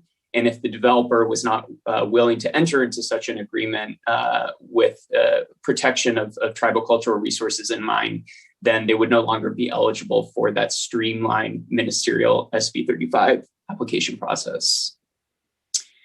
So another bill that amended SB 35 was AB 831. So that basically says if the town owns land with public improvements, so installation of utilities, pedestrian and bicycle connections, landscapings, these are all sort of public improvements. If the town were to require certain public improvements with respect to an SB 35 qualifying project, AB 831 says the local agency can enforce objective requirements and mandate that the project that's subject to the streamlined approval has to do certain things with respect to public improvements, but they can't do so in a way that, quote, inhibits, chills, or precludes the development from moving forward. AB 831 also did a little bit of cleanup. It said, I was talking earlier about that 20% footprint change or unit change in a housing development project. And under SB 330, that means unless it's related to a density bonus, generally that you would lose a sort of development freeze. AB 831 made clear that for SB 35 qualifying projects, my apologies, I'm getting a little ahead of myself, that basically it didn't require resubmittal in most instances, provided it still complied with objective standards in the city's then existing codes. The only other thing I want to mention on this, I mentioned off the top, and this is true of SB 35 projects and SB 330 projects, there are certain mixed use projects that can qualify for these streamlined housing approval processes. In order to do so, I mentioned a mixed use project would need to be 2/3 residential, and AB 831 just made clear that means 2/3 of the project itself and its square footage needs to be devoted to housing uses. So I won't spend too much time on some of these COVID-related changes. I think they're worth mentioning, and I'm sure the town council has been apprised and kept track of some of these. AB 1561 was passed by the California legislature to essentially say that housing entitlements that were issued and in effect at March 4th, 2020, so really at the start of the pandemic, and were otherwise set to expire by December 31st of this year, received an automatic extension of 18 months. You can see on here which housing entitlements this does not apply to. But I think it's just worth noting, obviously, the California legislature, with their push towards more construction of affordable housing and getting more involved with local control, is pushing to see housing constructed. And this is obviously a part of that, so that housing developers that may have been impacted by COVID don't have to essentially start over. Local governments can also issue, further extensions to existing entitlements. AB 3088 is another one that I don't intend to spend much time on. The bill does quite a few things with respect to protections to alleviate, the financial impacts that result from COVID. And from what I understand, Marin County has its own eviction ordinance in place that's a little more expansive than AB 3088. But the state law essentially says for this covered period from March 1st, 2020 through January 31st, 2021, renters have sort of an additional ability to prevent evictions in that they can defer rent accruing during that covered period to the extent it's a result of COVID-19 related financial distress. To do so, a tenant would utilize a notice available on one of the State Department websites. They would sign it under penalty of perjury, saying they were subject to COVID-19 related financial distress. And in most instances, the landlord would need to accept that and defer rent for this covered period. If, because of the lease between the landlord and tenant, the landlord had proof of income statements or something of the sort, and the tenant was making more than 130% of the county area median income, then they could require a little more documentation, but it was broadly, in place to try to protect renters. And as I mentioned, I understand the county has its own extension that goes a bit beyond AB 3088. AB 725 is an interesting bill that takes, that really starts in January 2022, and I believe is relevant to the next cycle, the next planning period in terms of general plan and housing element updates. Basically, it is applicable to metropolitan jurisdictions as defined. I can tell you I've spent quite a bit of time with the actual text of the statute. Metropolitan jurisdictions is defined quite convoluted. I wouldn't be surprised if we see a legislative cleanup on that, but I think it would safe to assume that most Bay Area jurisdictions likely are going to be subject to AB 725. It requires that for when an agency gets its RENA allocation numbers, and the town is probably aware they're parsed out by certain income categories. So AB 725 requires that 25% of the sites that are going to be cited for meeting an agency's moderate income and above moderate income RENA numbers have to be cited in zones that allow at least 4 units of housing instead of single family housing. So, this very well could require some local agencies to amend its zoning code in order to have more high density zones. And the purpose, or the stated purpose from the legislature, was essentially to increase housing density and diversity for some of these higher income earners, but that are still covered by RENA. So density bonus refresher, just provide a little more context on density bonus obligations under state law. What's important to say off the bat, firstly, is I reviewed slides. We had a colleague from BBK that provided the town council with a density bonus overview, 30,000 foot view back in 2017. I borrowed from that a little bit so that the town council can understand sort of the background on density bonus, and then I'm going to describe a little bit of the new law. But density bonus is a state law obligation. It's so for the town, it's essentially ministerial requirements. So even if the town doesn't have a local ordinance, although many local agencies do, to describe how they meet these state law obligations, the local agency is still subject to these requirements. It's found in Government Code 65915 and a couple statutes around that vicinity. And it started out as a law to incentivize production of affordable housing by increasing the amount of units that could be built. there's been a bit of a mission creep. It's been broadened to account for housing for some vulnerable populations as listed on here. And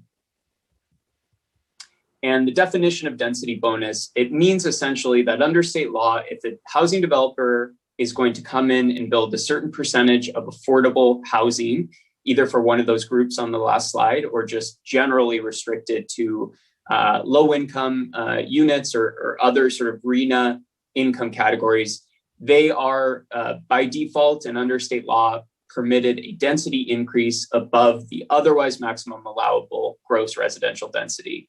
So basically, irrespective of sort of what a local code would say about maximum residential density, a developer who sets aside a certain percentage of units rather, for affordability purposes and are covenanted as such receives this density bonus and a whole bunch of other goodies from the state that we'll talk about a little. So generally, the affordability requirements would need to be 55 years for if the density bonus is to accommodate very low or low income rental units.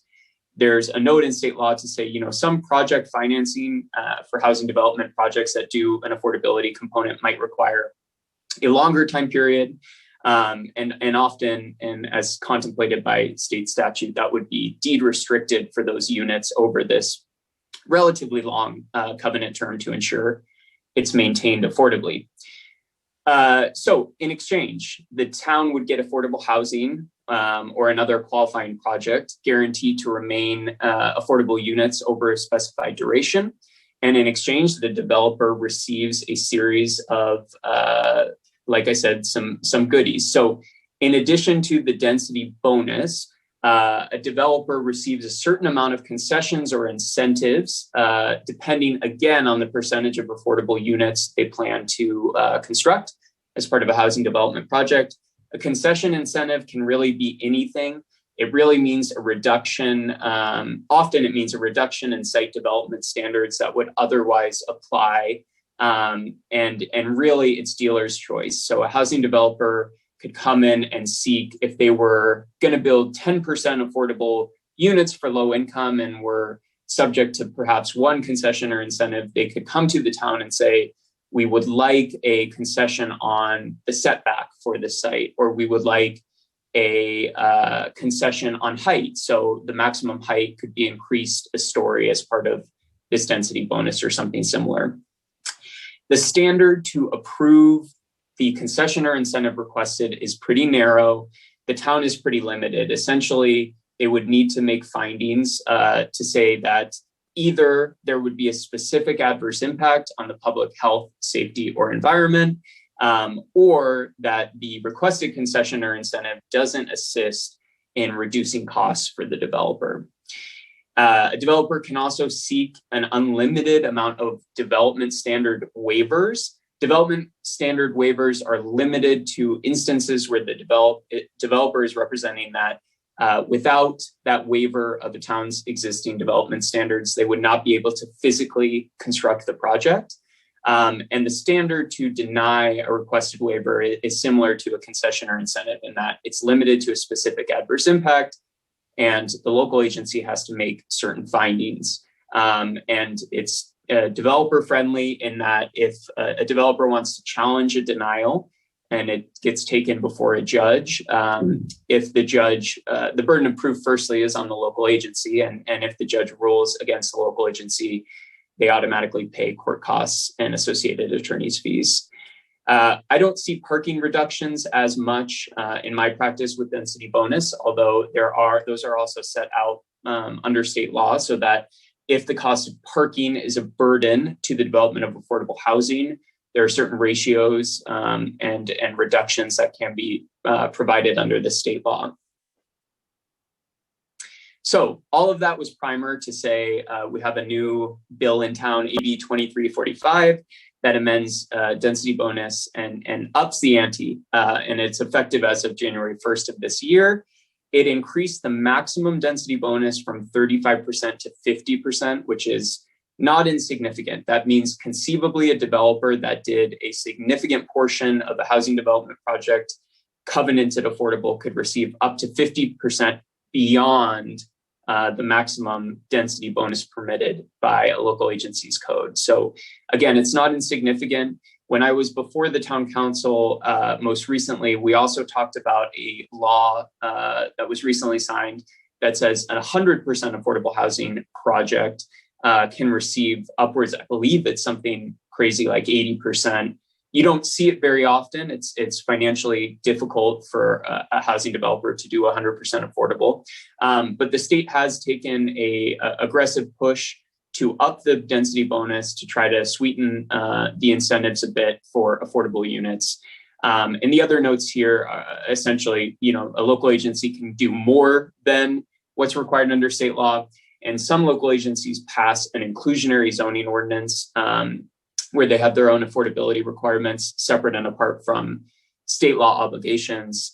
This law basically said if a unit counts towards a local inclusionary zoning ordinance, it also can count towards state density bonus.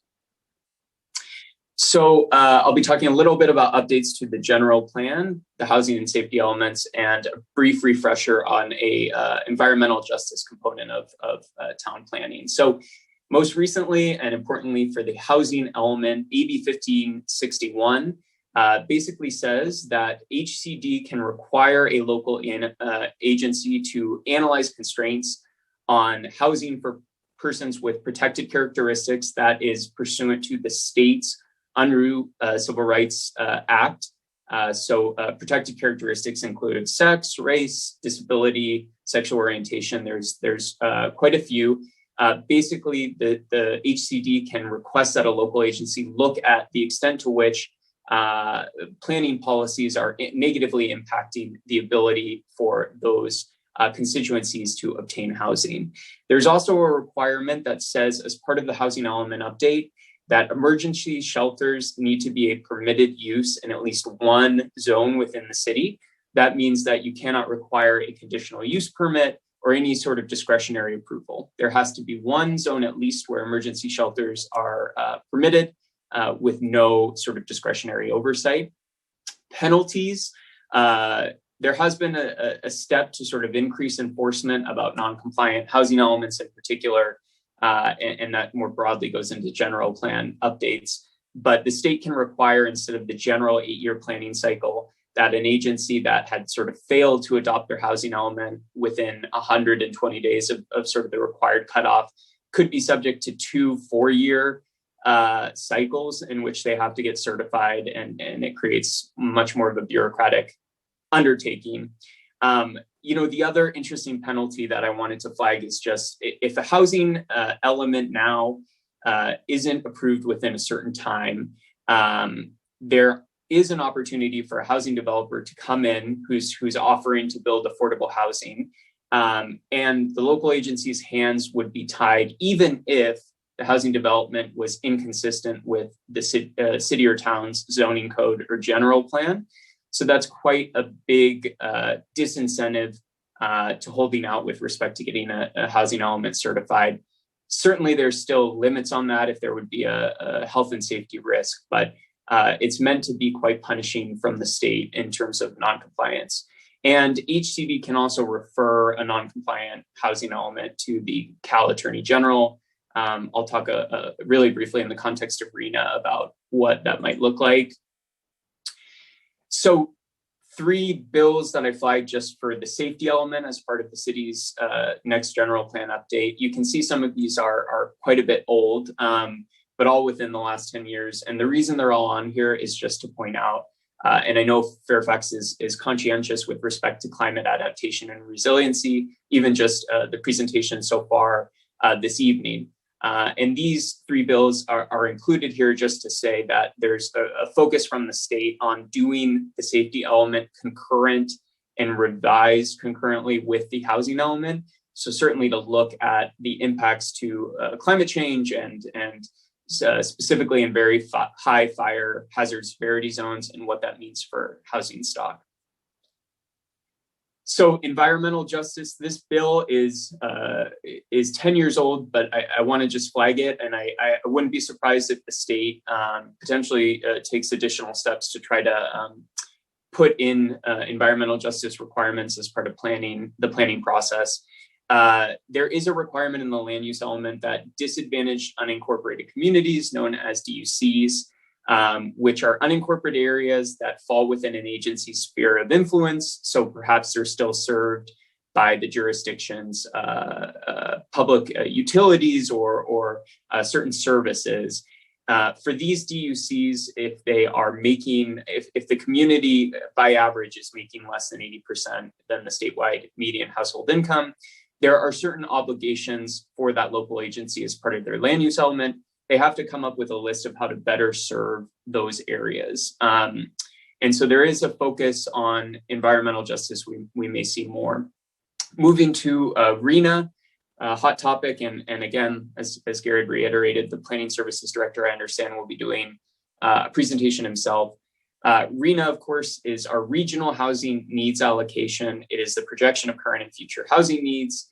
It comes parsed out by income category for affordability. It's over that 8-year planning period that we've been talking about.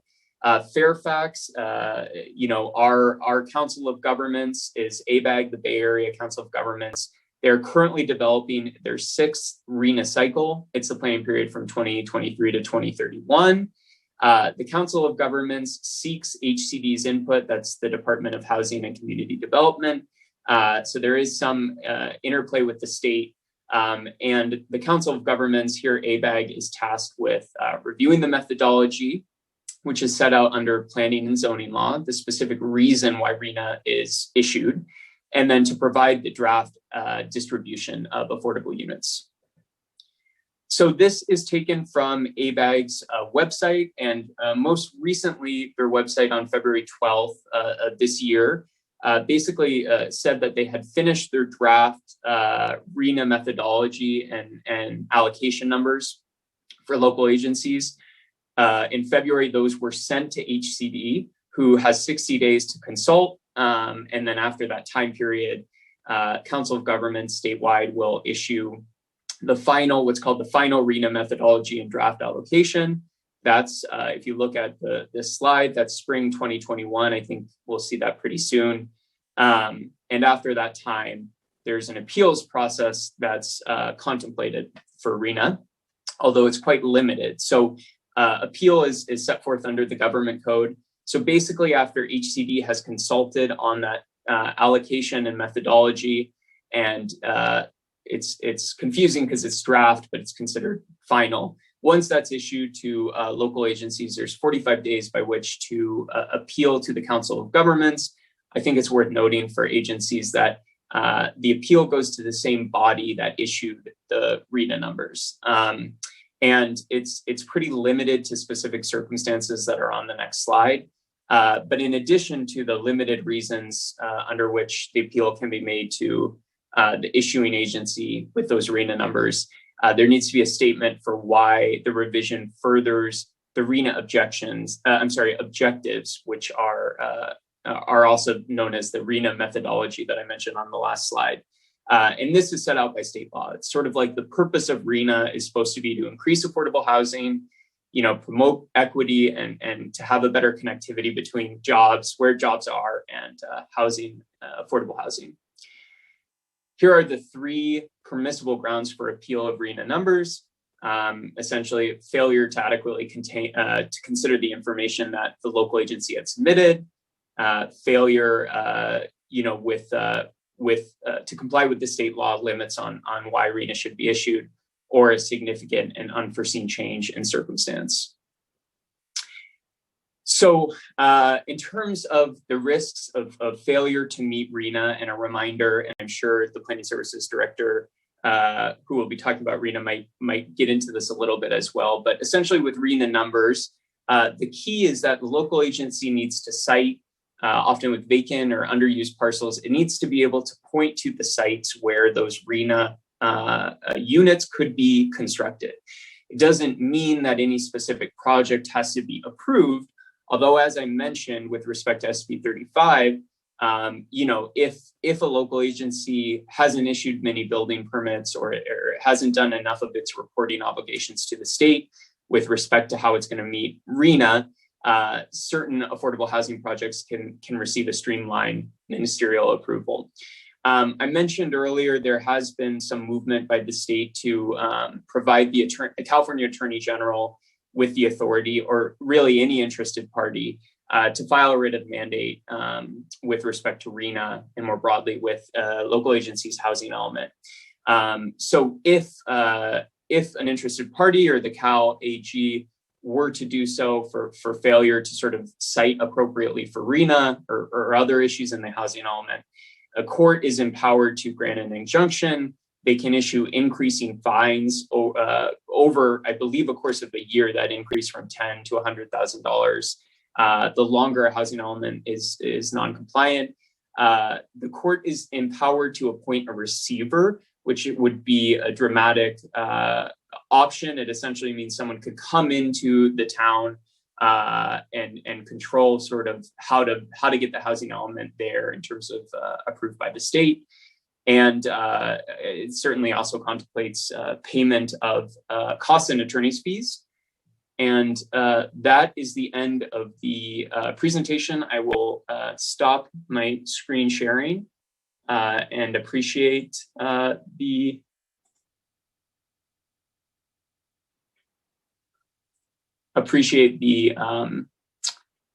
focus of the town. I know that was quite a lot to digest at once.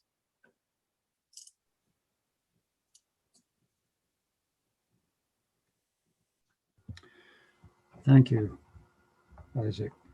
Will you be able to share that PowerPoint with council members? I think we absolutely need to go over that again. Yeah, yes, there's a lot there. Thank you very much. Ben? Can we post it on the town website? I think it should be posted on the town website. Mm-hmm. Yes. Absolutely. Yes. That'd be great. Can I just ask a quick question? Yes. On how is an interested party defined for this person to define to file a writ of mandate? That strikes me as an opportunity for folks who are looking for easy pickings to go after. I mean, how is that defined? My understanding, and I don't have the statute up, but it's a great question, and my recollection is it's defined fairly broadly. Usually when we have interested party, and I know specific to RENA appeals, we're really looking at essentially anyone that's interested. So I can certainly find the answer for how it's defined, council member, but my understanding is it is pretty inclusive of really the ability to narrow in on another local agency's sort of planning and approval process. Okay, thanks. That's worrisome. Just 2 quick points. You mentioned AB 725 and Metropolitan. You may not know that Assemblymember Mark Levine sponsored a couple of bills which changed the definition of Marin through 2028 to suburban from metropolitan. So I think that is an exemption for us. And then one other thing on SB 244, you mentioned the DUCs. I sit on Marin LAFCO, and we just did an Upper Ross Valley municipal service review, and there are no DUCs in Upper Ross Valley. There are probably in other areas of Marin, but most of the areas of Marin don't meet the definition, which is kind of stringent unless there is a change to that definition. Thank you for the presentation. You bet, council member. And I would add, I think that's great on it's true, there is a difference between suburban and metropolitan. I still find I have a real hard time. I get brain freeze trying to do the metropolitan definition. I think even with a designated suburban designation, it's something for us to certainly be watchful of. And I'm sure that the town council is aware of steps to do more bills that sort of lessen a local agency's discretion with respect to low density or single family zones.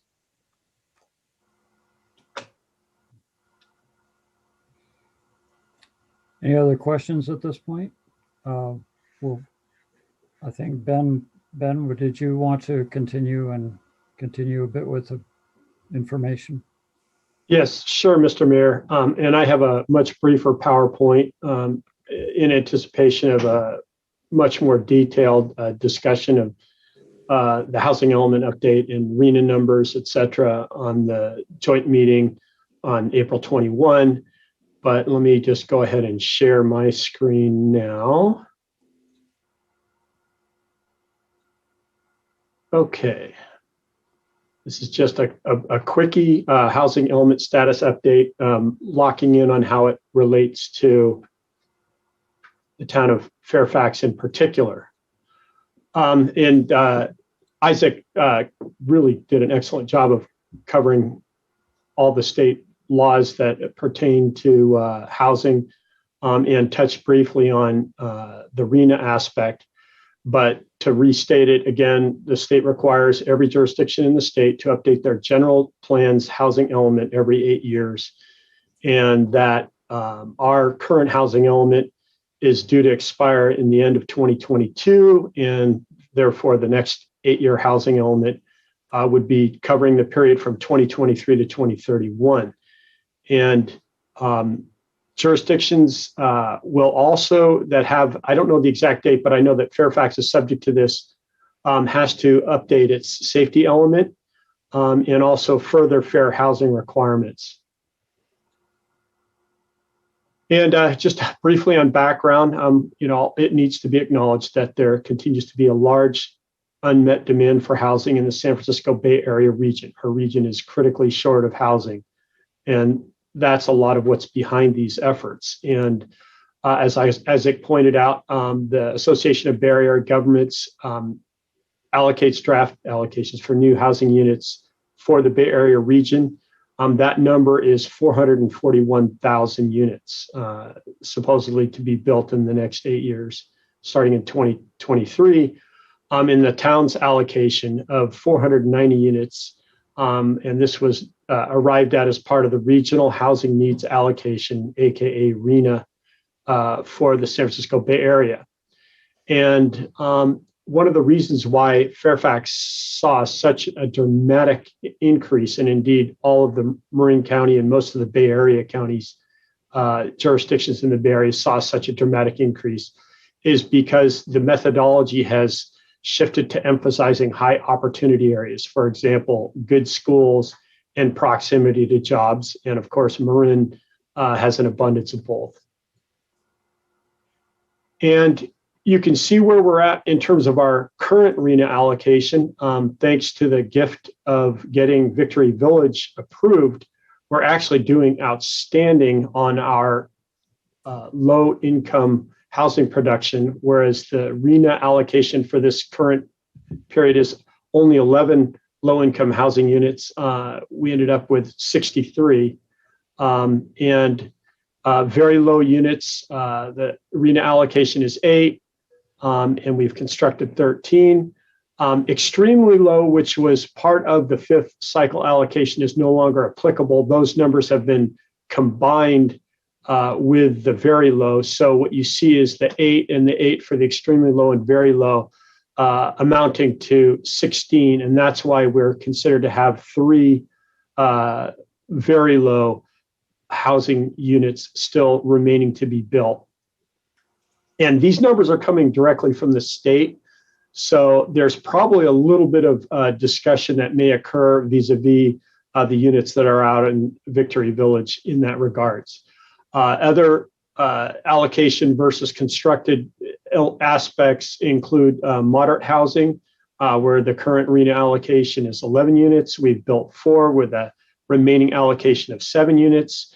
And above moderate units, where the RENA allocation is 23 units, we've built 10, and there are 13 units remaining. And so when you get down to the bottom, it's one of those situations where it's not just the numbers, it's how they're sliced up, because our current RENA allocation is 61 units. We've already built 90.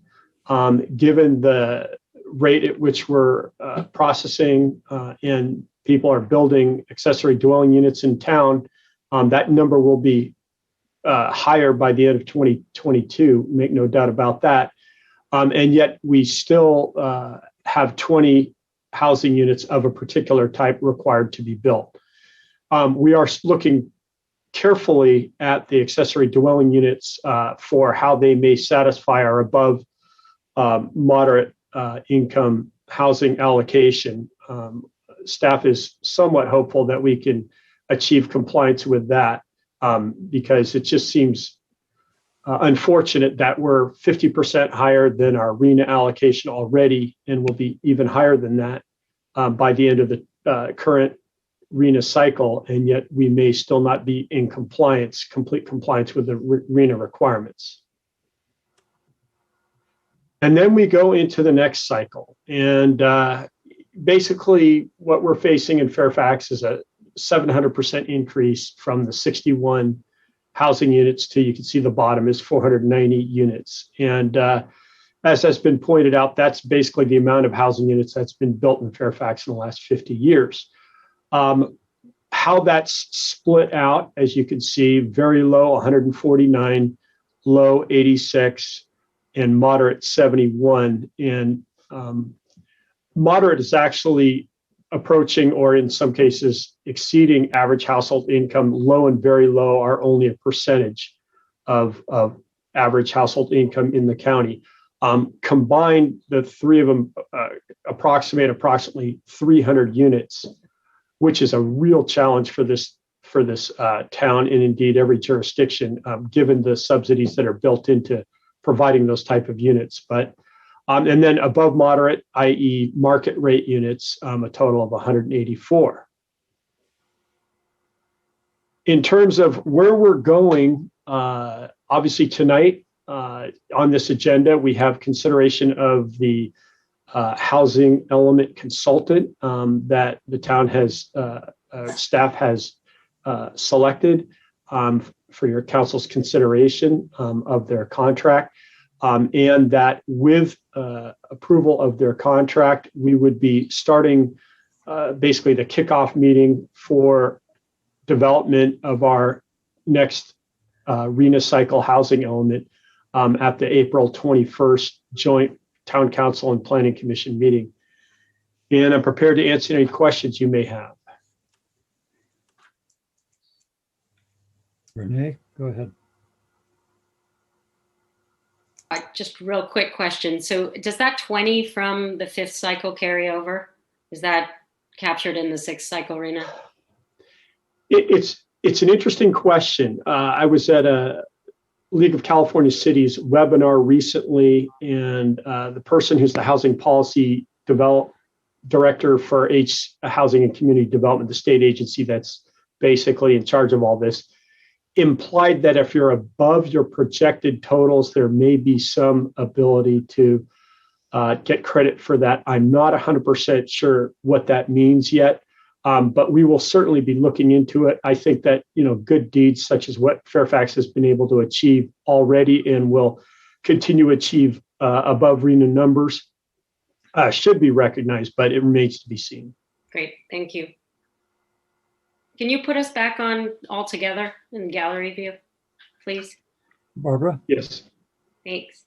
Yeah, and thank you for the presentation. And again, I hope we can post that on the website. But the question I have is, my recollection of the last RENA was we had carryover from the previous RENA that wasn't made. And maybe my recollection is incorrect, but I thought our total number was something like 140 with the carryover, and the 61 was just for that cycle. So I think we have a lot more. I don't think we get to write that off, do we? That would be great, but what do you know about that? Because I believe the number was like 141 or 144 or something like that. Right.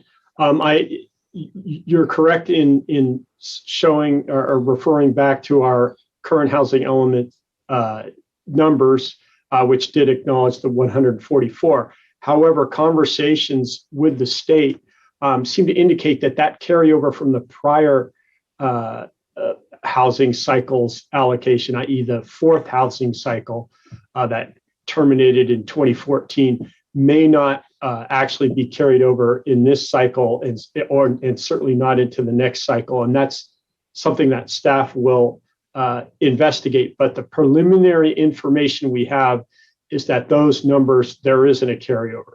The unfortunate part of that is we may not get credit for our exceedance either. So those are two things. Is, well, if we're going to get tagged for prior allocations, we should certainly be getting credit for current production. But to my knowledge, there isn't that carryover.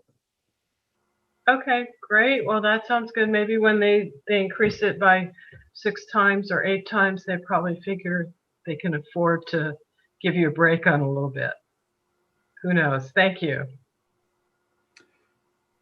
Yeah, I don't know what the thinking would be, but that would be a little help. So I have a question, if I may. Oh, Stephanie, you go first.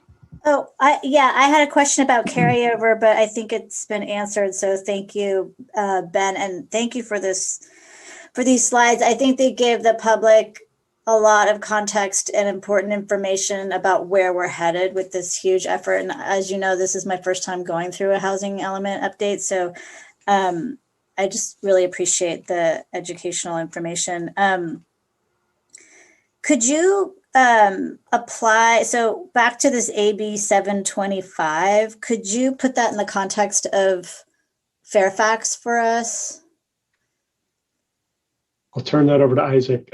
Okay. So Barbara raised a good point. It's limited to jurisdictions that are defined as metropolitan, and that is distinguishable from suburban jurisdictions. It sounds like there was some movement to classify Marin County as suburban, but the definition and the cross-references within it are quite confusing. It talks about sort of the area, the service area, and then separately a population center. That makes it quite challenging to sort of wade through.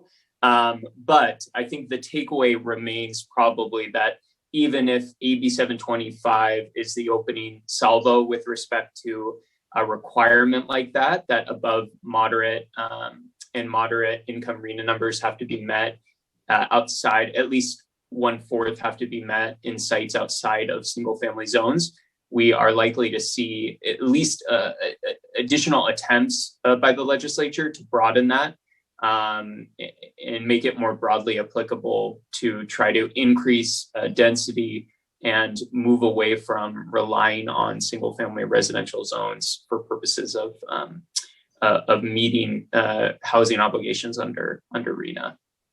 Okay, so, but are you saying it becomes moot if we are suburban, or it still applies? That's what I'm trying to understand.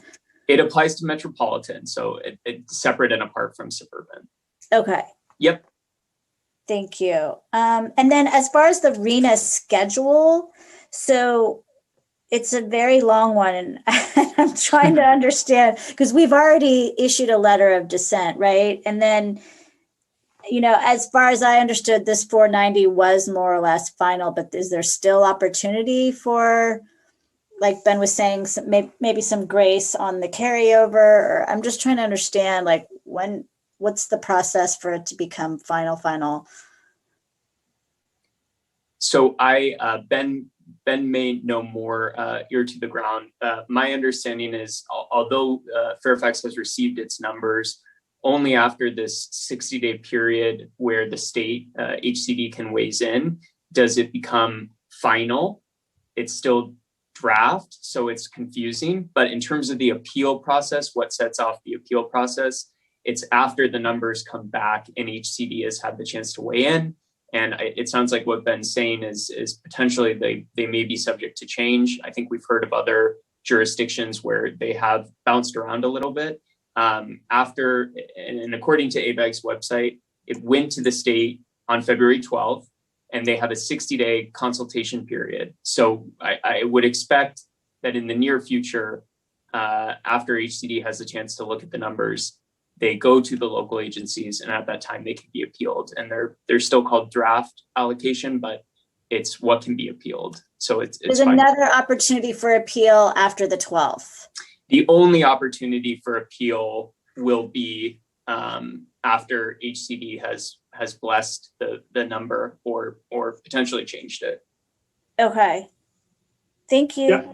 The only thing I would add is that the arrival of the draft numbers was a long and complex process. And Marin County had both elected and staff representatives on the group that worked on that, and of course expressed concerns and dissent over the draft numbers and the methodology that was used to arrive at that. And those dissents were duly noted, and the majority of the group voted for the allocation regardless. So I'm not sure if we're likely to see any movement in the numbers beyond what we may be able to achieve through production of housing in our own town. Thank you. Yeah, that's my understanding as well. This has been a long process, and there have been not only Fairfax, but lots of jurisdictions have been pushing hard against it, and it seems to be pretty resistant to being pushed. Renee? Ben, I'm hoping that you could help us understand this. So in our previous housing element update, we were not required to update or amend the safety element. And so my understanding, I feel as though we're in a little bit of a chicken or the egg, or the cart before the horse, in that we're supposed to work on these two elements in tandem. And the safety element will inform so much about how it is that we look at our single family residential areas and the zoning and the rezoning that may be required for these draconian numbers. So how is it that that's going to work together in order for us to assess, what's in the WUI, what's absolutely, subject to these dangers, and especially wildfire danger, as we move forward in trying to accomplish this RENA? Yes, I share your concern. As with many other things, I think Fairfax has been in the forefront of awareness of and preparation for fire events, and that large parts of our town are in high fire hazard severity zones, and that the process of evaluating how at risk we are, for example, with respect to evacuation, will take time. I don't know how that will pan out in terms of an ultimate determination of the expectations on Fairfax, but it certainly would seem to be part of the process. I know that the state is waking up to the fact that putting large amounts of housing in high fire risk areas isn't a really good idea. But right now they're saying it's got to be an extreme fire hazard zone. So there is a timing issue in terms of the RENA numbers. Isaac may know more about this, but there's also an explicit judicial review component possible at the tail end. And of course, you don't want to be talking about legal appeals right when we're getting ready to start a review process to develop our housing element. But ultimately, as we develop more information about what we are faced with in terms of hazards and specifically with fire, we may want to explore those type of concerns. Just one quick thing. The MCCMC, Mayors and Council Members Legislative Committee, met with Senator McGuire. So I don't think that we have very high threat zones in Fairfax. I think we have high fire threat zones. But regardless, it doesn't change your RENA. Doesn't matter what you have. You still have to go ahead. And Senator McGuire is sponsoring a bill that the governor vetoed last year, which did allow you to exempt things from the RENA if they were in the very high fire threat zones, which we don't have in Fairfax, unfortunately, or fortunately for our sake. But that was vetoed by the governor. And this year, the bill that he's sponsoring, nobody would support exempting it from the RENA. So I just FYI, that's information. And, we're still going to have to do what we can to plan for it to the best of our ability. Chance. Thank you, Mayor. I just had a quick question, Isaac. When you were discussing the injunction that may be granted and the fines that may be applicable, that there was a range like $10,000 to $100,000. Is that like just a flat fine, or are there daily fines? Do they accumulate? I'm just trying to get a better sense of the gravity of not being in compliance or having that writ of mandate brought forward. Absolutely. So AB 101 is the bill that gave these broader enforcement authority and gave the court this increased role to do penalties with respect to a non-compliant rather housing element. It starts with the bill sort of lays out the timeline. Essentially, there's a 12-month non-compliance period. If the lawsuit drags on and the housing element can't be brought into compliance, the court can impose fines at least $10,000 per month, not to exceed $100,000 per month. And so essentially there is a process laid out by which I wouldn't say it's a grace period, because there's potentially an active threat of litigation. There's an active court case, but the increasing penalties and the discretion to use them by the court follows a certain timeline, so that there is conceivably, in theory, the chance to bring housing element into compliance. Although I'm sure, as the town council recognizes, and for all the work Ben and Garrett do, these are massive undertakings. So even if there's even if it's a year grace period, it's to bring a housing element into compliance and to do all the necessary work is a big undertaking. Thank you. If I could ask a question, then this just frustrates me that, as far as I understand, and this is what I'd like clarification on, even though the goal, as you stated, Isaac, the goal overall of this process is supposed to be primarily to get affordable housing built, and yet, as we are in Fairfax, we're ahead of the game in our last RENA cycle on the affordable end of the spectrum, and we're a little behind the game on I'll just call it the unaffordable end of the spectrum. And yet there doesn't seem to be any mechanism for giving us credit for that.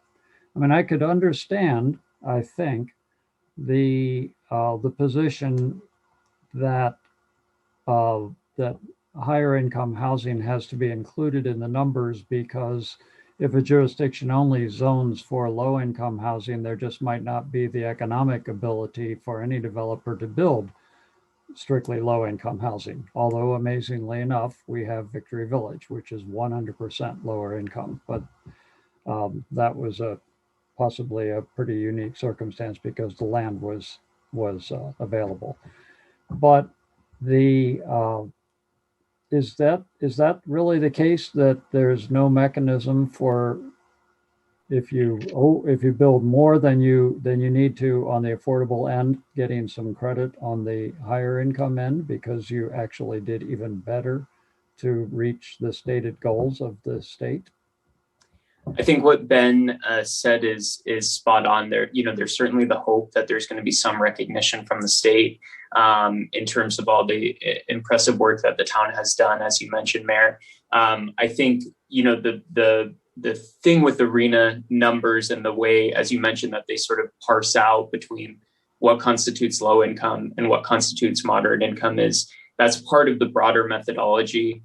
And those income categories, including on the higher end of the scale, moderate and above moderate income, are still based on the area median income, which I think the thinking would go is still relatively high, necessitating the need to sort of parse them out based on category. And I think it just speaks to a larger frustration from local agencies that are doing really good work and still are expected to meet all of these varying designations of what constitutes affordable housing, which, as we know in California, can mean quite a few different things. And I think that's kind of why you see the income category, and perhaps to my knowledge, not a legislative fix to sort of balance out between what has been built in those other income categories.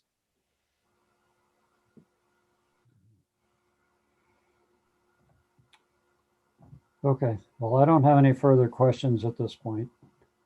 If any other council members do. And so we'll be reconvening on the 21st in a joint session with the Planning Commission and hearing a lot more about this. And this will begin a process that'll go through this year and well into the next. And it's going to be a big one. So this is sort of the introduction to the town for this. Yes, Renee. Sorry to interrupt, but I think we need to allow for public comment at this point. Okay, yeah. Okay, let's go ahead and go to that public comment on this item, which has been this presentation and discussion. Michelle, would you begin? Yes, I'd be happy to, Mr. Mayor. The first speaker is Richard Applebaum, followed by Frank Egger. And Richard, you're unmuted. Thank you. I just have a comment, maybe a question for the gentlemen that have given the reports tonight. I'm just wondering if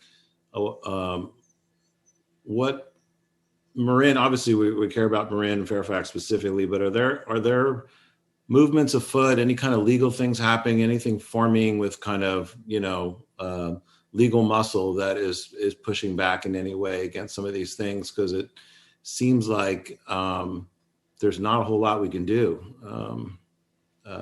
at this time. And I'm just wondering whether there's any citizen things or I don't know, but if there's anything percolating on that level, I would love to hear about it. Thank you. Thank you. The next speaker is Frank Egger, followed by Deborah Benson. Frank, you're unmuted.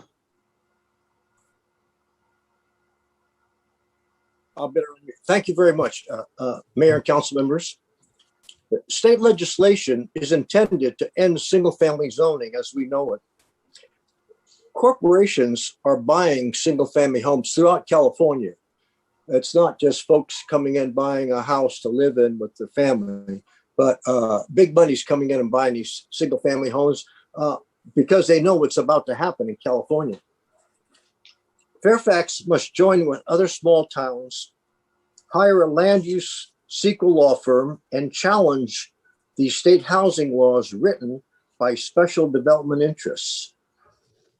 The first question is, where's the water coming from? We don't have the water.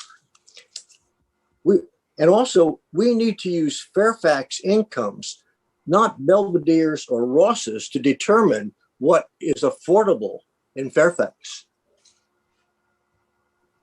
These laws create new state mandates, but the state exempts itself from having to provide funds to provide city services for new development. This needs to be litigated. If Fairfax's many lawyers are unable to challenge these state laws, then Fairfax needs a final law firm that can.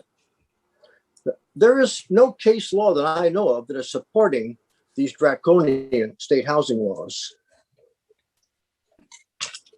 Fairfax is in fact listed as one of the most threatened communities in Marin for wildland fire.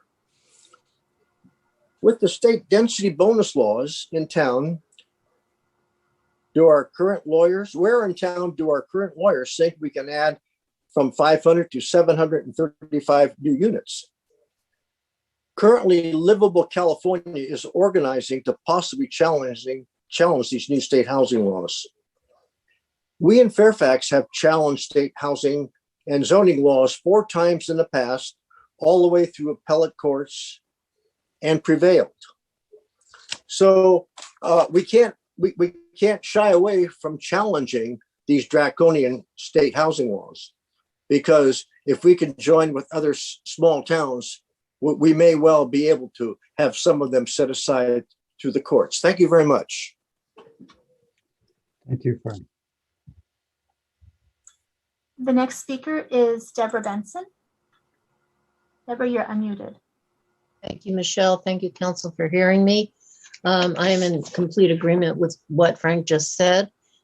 These laws are written to the benefit of the tech and the construction industries, not to the people who live here. The real deal is I and many of us live on dead-end roads surrounded by people in the hills living on dead-end roads, all within the wildland interface zones. There's no parking. Since I've lived here 27 years, I don't have parties because there's no place for people to park.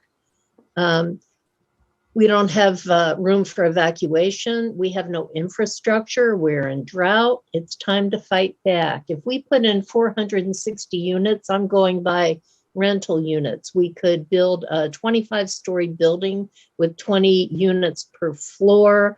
According to the housing laws, if you're renting a studio, you can have 2 people, a 1-bedroom. There are 2 in the bedroom, 1 in the living room, a 2-bedroom, 2 and 2.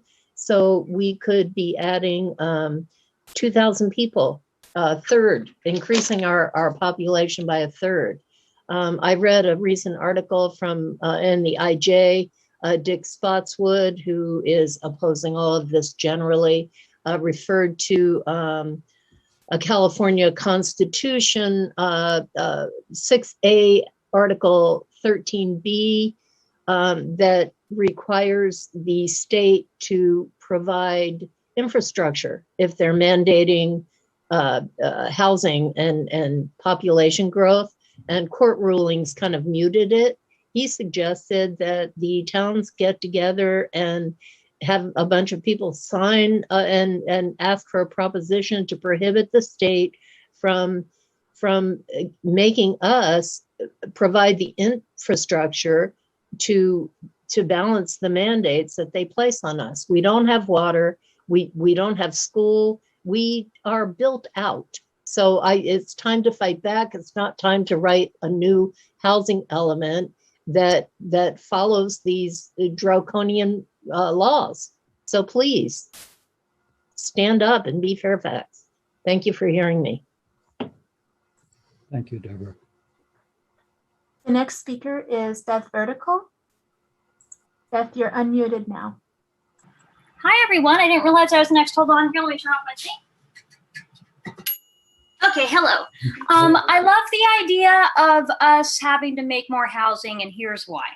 I know everybody's always worried about their real estate and the NIMBYism, but the fact of the matter is we've got to learn to share, and it feels good in your heart. And to be in a scarcity mode where you have to protect yours and worrying about everything all the time, it's stressful. And when you let go and you share and you welcome people into your community and you start thinking creatively about, maybe it's not just about infrastructure. Maybe it's I should get on my bike more often, or check out maybe bumping up public transit, or start to think outside of the box. You know, this way of living, the way we're using water, the way we're emitting carbon, the way we're using land, it's inefficient and we've outgrown it. And we need to start thinking about new ways of doing things. So just sit back, do some research, start to get curious about alternative ways of living, and be open to welcoming in more people to our community. Marin's a beautiful place, and we shouldn't feel so secretive about it. Thank you. Thank you, Beth. I do not see any other hands raised, Mr. Mayor. Okay, we'll bring it back to council then. Looks to me like we're finished with the discussion on this item. There'll be much more to come in future meetings. Okay, thank you all. Thank you for the presentations, Ben and Isaac. That was very informative, and we'll see you again.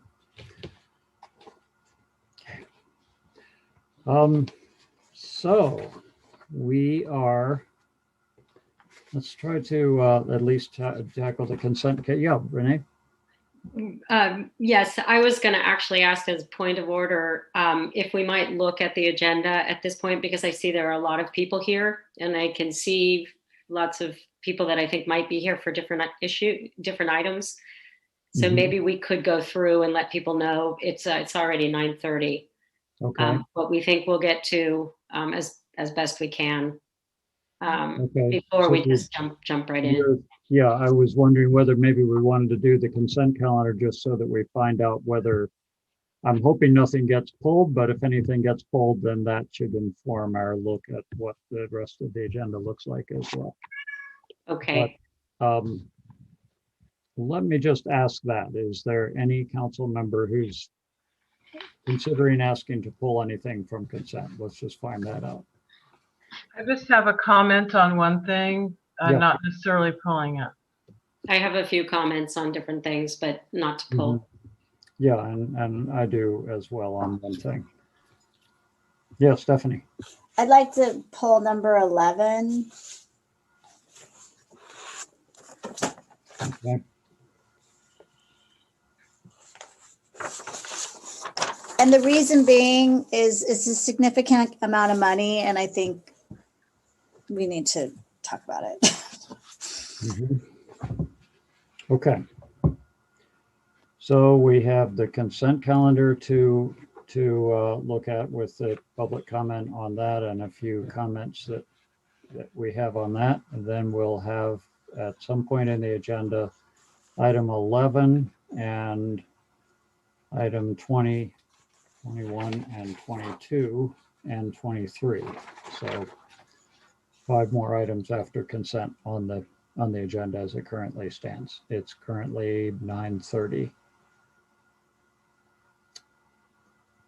So Renee, did you want to make any suggestions based on who appears to be in the audience? Of course, we can't put it all off because then the next meeting will be, it's going to be just as busy. But Well, is there anything on the regular agenda that we might decide to continue? I'm thinking, and maybe others don't agree, but I'm thinking item 23. It's just I have a feeling by the time we get to it, it'll be really late. And I know there are folks that are waiting. Yeah. And I think we could probably look at it a little more comprehensively the next time we take it up, which I believe would be May, and probably give it the really thorough discussion that it needs. That would be one thing. And then I would just suggest if we're pulling item 11 that we follow our normal procedure, which is put it near the end, not after consent, but I like your suggestion, Mayor, about let's see where we are as we go through consent with our few comments, and maybe we can get through this a little sooner. Unusual, but maybe. yeah, Stephanie. So I see that EMC is here to potentially, answer questions on number 11. So I'm trying to clarify, Councilmember Kohler, were you suggesting putting 11 at the end? Because I personally want to make sure we get to it because it's relevant for the 21st meeting, right? So I think it's essential. Okay, well, I mean, another way of looking at it is something we've done before, which is putting it after we do consent. We usually, in theory, put everything at the very end, but if that would work better, if we can try to get through consent and then take up item 11 next, and then move on to, maybe we can get through the rest of them, 20, 21, and 22. So I would actually, I can make a motion. I can make a motion to pull item 11 off of, actually we have to get to consent first, but to continue item 23. And can we pull item 11 now and place it at the end of the first item on the regular agenda? I could second that. Okay. So we'll take a quick vote on that. I'll just do the roll call on that. Chance? Yes. And Renee? Yes. Barbara? Barbara? I didn't hear you. Is that a yes? You know, I'm freezing up. Are you talking to, my screen keeps freezing up. Did you ask me? I'm Bruce? taking we had a motion and a second to pull item 11, put it right after consent, Right. and proceed with 20, 21, and 22, and continue 23. So I'm taking the vote, a roll call vote on that. So as I mentioned, my screen keeps freezing up. So if you asked me, I would say yes, and to apologize to people in the audience that I'm having to turn off my video because I keep having these problems, which I haven't had before. So I apologize to folks, but yes, thank you. Thanks. Stephanie, Yes. on that reorganization. Okay, I'll vote yes as well. So that's a reorganization of the agenda at this point. I think that'll suffice for our 10 o'clock rule. And now we can move on to the consent calendar with the exception of item 11. So I know a few people have said that there were things that you wanted to speak to on the consent calendar. Renee? Yeah, I can start.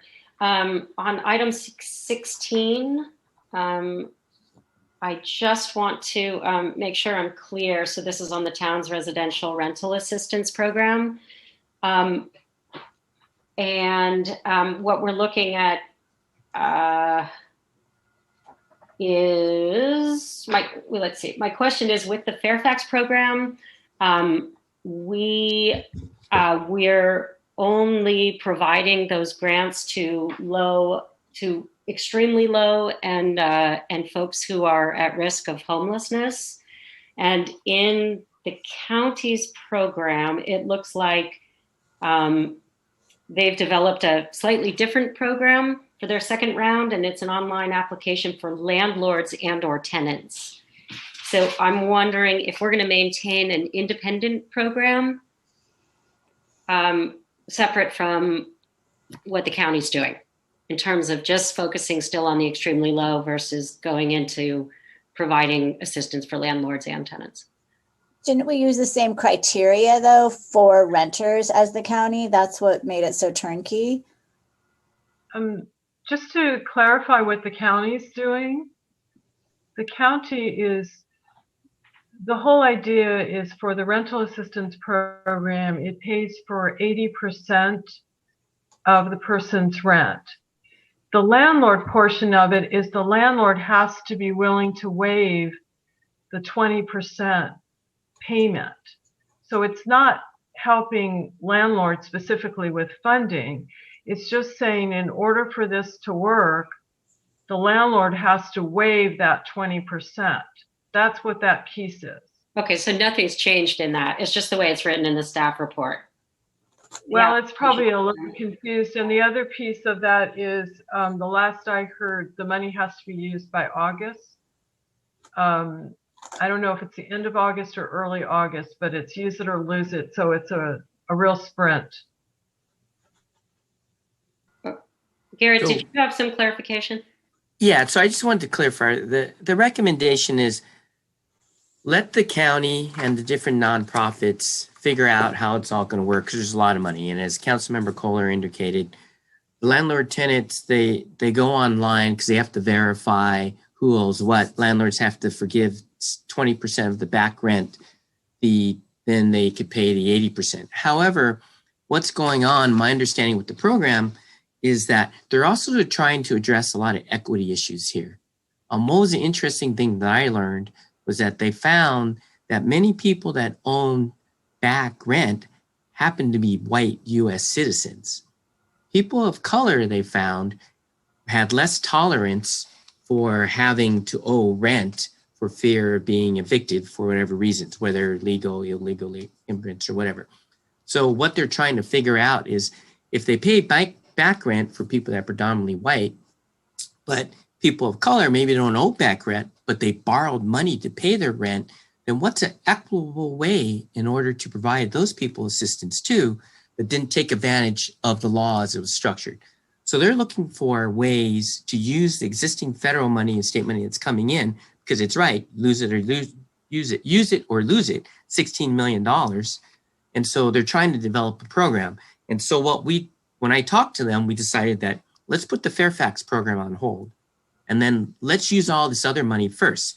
And then for those Fairfax residents that were unable to qualify for any of that funding, then I'll come back to the council and recommend if we need to make changes in order that those people can actually benefit from the funding. So in essence, that wasn't necessarily included in the staff report, but that's in essence the recommendation. Let's wait, let's see, then I'll come back to you, report to what the nonprofits would recommend, what's the best way to use our funding to assist Fairfax residents. Great, thank you for the clarification. My next one was on item 17. And I want to thank whoever brought this forward, that we would be sending a letter opposing SB 556. And there are two pieces of legislation, and I know this one is already before us, but there's also SB 357, which has to do with telecom applications being deemed approved. And it's very much along the same lines as taking away our local authority around our street poles, traffic signal poles, utility poles, and support structures for small cell installations.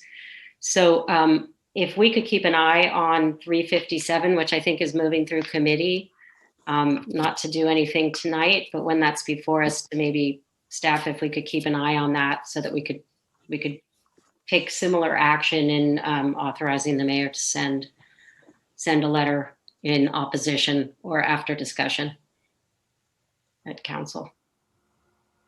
Okay, and then well, actually, that's all I have. Thank you very much. Thank you. Barbara. Yeah, just a couple of comments on a couple of things. So on item 18, the Community Emergency Preparedness Committee, I think it's a great idea. I want to make sure before we get the resolution back that we get some sort of, I think we need to correct some things. The community membership issue, which is attached, the proposed, talks about the CERT, Firewise, Neighborhood Response Group, Chamber of Commerce, Age Friendly Fairfax, as these respective groups would select their respective representatives to the committee. I believe we went through this last couple of weeks ago on the Racial Justice Committee. The council has to appoint people to those committees, to this committee, and there is no CERT council approved committee. There is no Firewise council approved committee. There is no neighborhood response group committee, and the Chamber of Commerce, I don't know what we do with that. And Age Friendly is a subcommittee of Park, which is council appointed. So there, I'm sure Park could recommend somebody from Age Friendly, but I think all we need to do is these quasi groups, and as far as I know, there is no CERT. I mean, I'm a CERT, there is no group for us, but they could recommend folks to apply. And I think this is a great idea. I just think we need to kind of straighten that out in our resolution that comes to us, I believe, next month or 2 weeks or whenever it comes. And I think, you know, Chance, Councilmember Contrano and Goddard did a great job putting this together. That's my only input there. And then the last thing I have is just on the item 19. I'm totally supportive of moving forward with, I think it's Sophia Martin, now that she's an adult. We already interviewed her to place her as a regular member of the committee. I just think the discussion is a little convoluted at the bottom. And again, we had this discussion that the council has to appoint people. So I think the option should really be that the ResJ can make recommendations, but anybody that applies should be considered by the council. And I think we can use our typical appointment process rather than the very lengthy process that we did. But otherwise, it sounds like everything's moving forward and it sounds good to me. Thank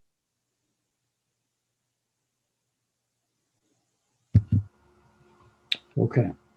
And I was asked to read the Fair Housing Proclamation. Given the time, what I'm going to do is just read. I'm going to skip the 4 whereases, although they are an important part of the proclamation, and I'll just read the action part.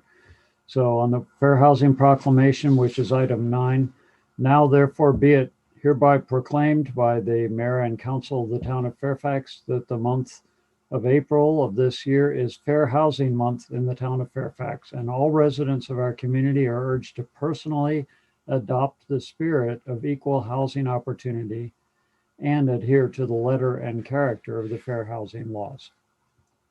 So that's the latter part of the proclamation, which we would be adopting as item number 9.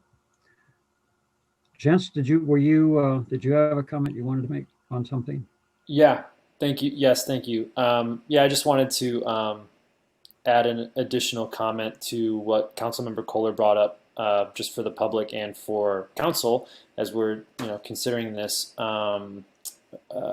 emergency preparedness committee. And I think the intention was that there would be a framework that we would endeavor to follow in bringing people on to any emergency preparedness committee, so to make sure that there would be adequate representation from people with these different skill sets in the community that have different knowledge systems and different training and are working in different pockets of the community. But I think Councilmember Goddard and myself, we're aware that there aren't these official committees of CERTs and NRGs and things like that, but there are people in the community that have that expertise and would be invaluable for the process. So I appreciate that additional clarification and comment, Councilmember Kohler. I just wanted to also clarify the intent as well.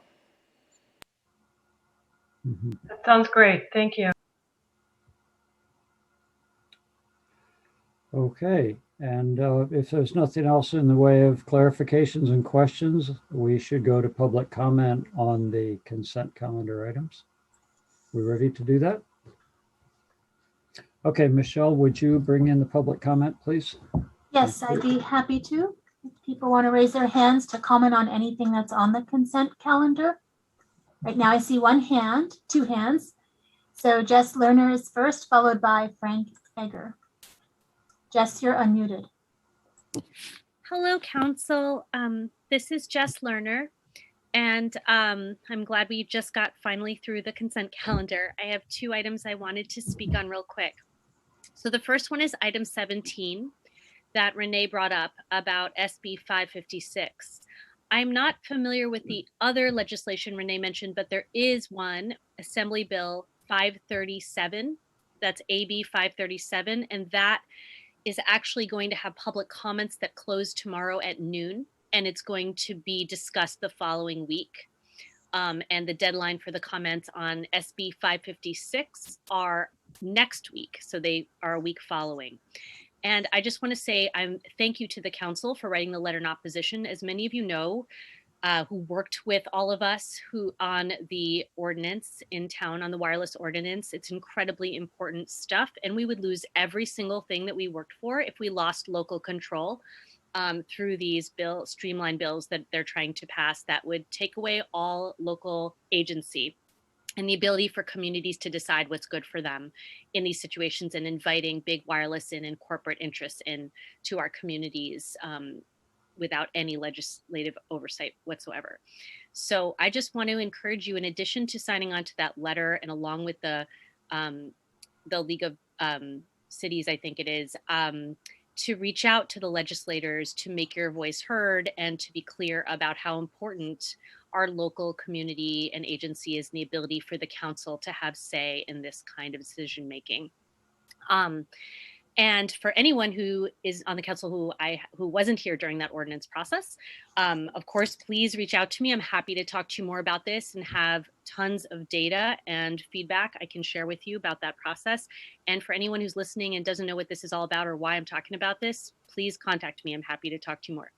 The other item is simply, I just wanted to mention on item 19, for about the ResJ. I fully support that. And as it was said in the more recent meeting, the facilitator, Lisa, had said she would feel very uncomfortable facilitating a group that had youth members who couldn't vote.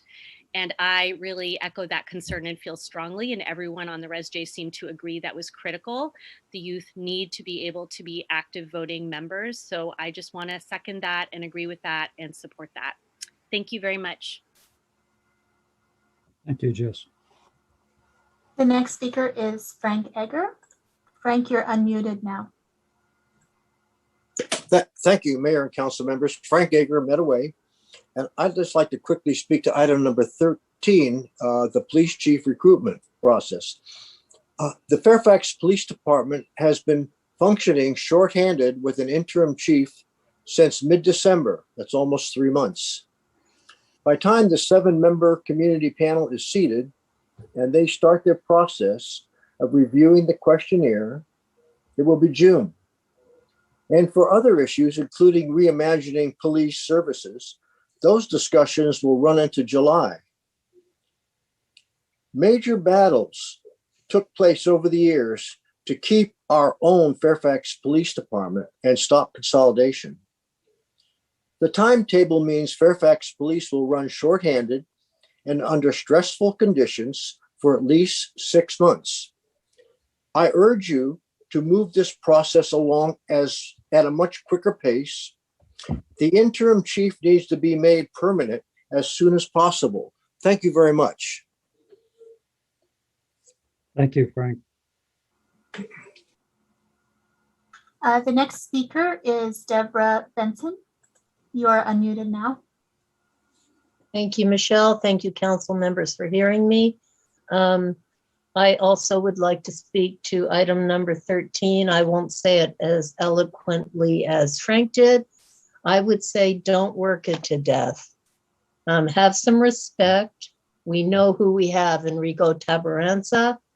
All of the members of the department are working extra hard, probably overtime. We are understaffed. We know who we have.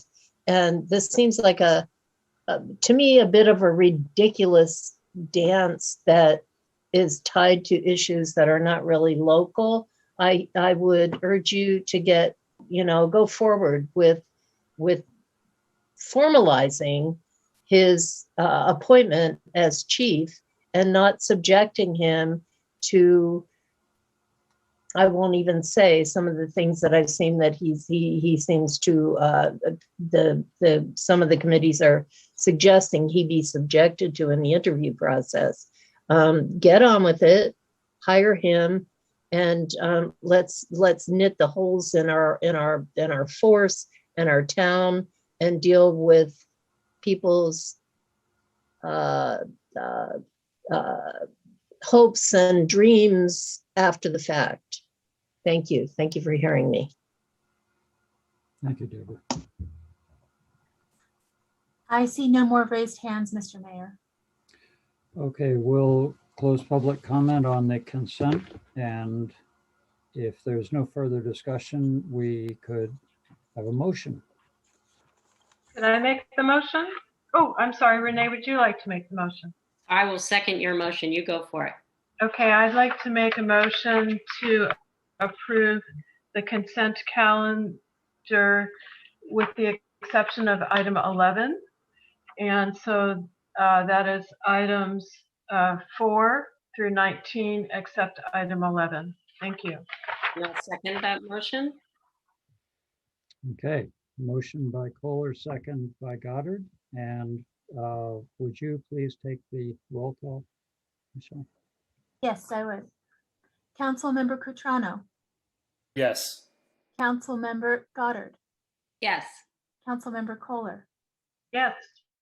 Vice Mayor Hellman, Yes. and Mayor Ackerman. Yes. Motion passes. Okay, the consent calendar is passed. Do people feel like we need to take a 5-minute break at this point? Yep. Okay. So it is 9:52 according to this highly accurate clock right here. So how about if we spring for getting back here at 10? That's a nice solid 8-minute break. Okay. See you promptly by 10. Thank you all. We go. All right, let's get back to it. We'll reconvene. So we just finished with the consent calendar, and we had decided that we would move item 11 to the next position. So that's what we'll take up. Garrett, would you do a staff report, please? Yeah, yes. Before I turn it over to our planning and building services director to make the brief presentation. So this item is authorizing the town manager to contract with EMC Planning Group for services to prepare the housing element and other related elements such as the safety and land use element and the required level of environmental review. But I just wanted to point out that originally this item went to the council on March 3rd. At that time, the council requested that the item be continued actually to April 7th, this evening's meeting. And the whole purpose intent of that was to allow us to have our housing presentation, which you just received earlier this evening, in essence, having a primary introduction to the housing element so that the community would recognize the need for the firm. What we would like to do with EMC this evening was, if with the approval of the contract, that would allow us to have EMC help prepare for the joint planning session that you have with the Planning Commission on April 21st. And that's where we'll go into lots more detail related to the specific housing element process. So with that, what I would suggest is Ben provide his brief overview on this item. And we actually have 2 representatives from EMC who are available to answer your questions. We would just promote them to be panelists. And lastly, you also received a supplemental memo to this item. And that was a clarification memo from EMC to clarify some things in their proposal. So with that, I'd like to turn it over to Ben. Thank you. Ben. Yes, thank you, Garrett and Mr. Mayor. Very briefly, what you have before you is a proposal from EMC Planning Group out of Monterey to conduct our housing element. Staff selected EMC and a small group of other housing element specialist consulting firms. And of that group, EMC was the only one that actually submitted a proposal. This isn't surprising. Other jurisdictions are, especially in the Association of Bay Area Governments region, are experiencing similar challenges. One of the reasons we believe is because Southern California is a year ahead of us, and these housing element updates are very complex undertakings. And indeed, Fairfax, with 50 years of housing growth looking at us, is going to be a very challenging process. So we are confident in EMC's proposal. There have been some modifications that they've made since the first proposal that was scheduled for your March 3rd meeting. And if you have questions about some of those changes, they are available. Andy Flower and Richard James are available from EMC to answer any questions actually that you may have. There are basically 2 options that are included in their proposal. The first would involve an initial study and leading to a potential mitigated negative declaration of environmental impacts. And that's pursuant to the California Environmental Quality Act, where basically if you identify potential impacts, and of course there will be those, but you are able to successfully mitigate those, you can simply do a mitigated negative declaration. And that has been expanded to include the necessary elements that would need to be incorporated into a mitigated negative declaration. So the cost of that has increased. The environmental, the EIR is also the proposal, option B. And that one basically involves additional work. And so it reaches the 413 maximum amount that staff is requesting your council authorize this evening. As the town manager pointed out, we have basically 20 months left to produce this housing element. And in looking at the proposal, you can tell the various components that are necessary for a housing element is going to involve an extremely intensive undertaking for this period of time. We have to have something for your council's adoption by the end of 2022, both the housing element and any associated environmental documents. So that's one of the reasons why we've already scheduled a joint meeting before your council and the Planning Commission for the 21st. The Planning Commission has had a informal ad hoc housing subcommittee working on looking at the current housing element, and we'll be doing a report out of that at the Planning Commission's meeting next week. So work is proceeding.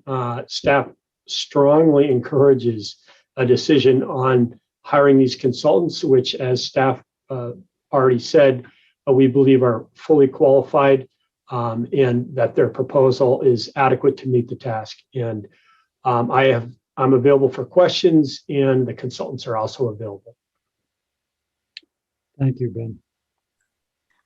Excuse me, would you like me to add the panelists to the dais? Yes, you could go ahead and do that in case we need them, so we can just move quickly through it. Barbara, did you have your? Yeah, just a quick question. Thank you for the supplement, which I think responded to several of the questions I raised. But one thing that wasn't clear to me, I know, Director Berto, you feel pretty strongly that the land use element will have to be updated in addition to the safety element that's required by law. And it wasn't clear to me from the proposal or the supplement that EMC has this. I know within their schedule they talk about general plan amendments, maybe that's contemplated, but it wasn't clear to me that they have worked in, you know, an analysis of looking at the land use element, and as we move through, potentially making some amendments to that. So maybe you could clarify, or EMC, or just a quickie. Maybe I just missed it. Well, it is described briefly and only briefly in the proposal, but in looking at things like the density range for housing and some of those other aspects, you brought that up earlier tonight, that we were able to get a suburban designation for Marin, but even with that, we're looking at those type of analyses that will need to be conducted on the land use element. So I don't want to speak for EMC. I think I will let either Andy or Richard affirm that those aspects of the housing element, or in this case, the land use element, will be incorporated into their current proposal. Yes, Richard James, principal with the EMC Planning Group. And yes, Ben, we will be incorporating some changes with the land use element that's anticipated as an outcome of the housing element and the zoning recommendations. There may be some land use map changes. There could potentially be possibly some land use policy changes as well. All of that's intended to be wrapped in together. Okay, thank you. And one more question. I know in your supplement you talked about not having to look at biological or cultural resources unless an EIR is necessary.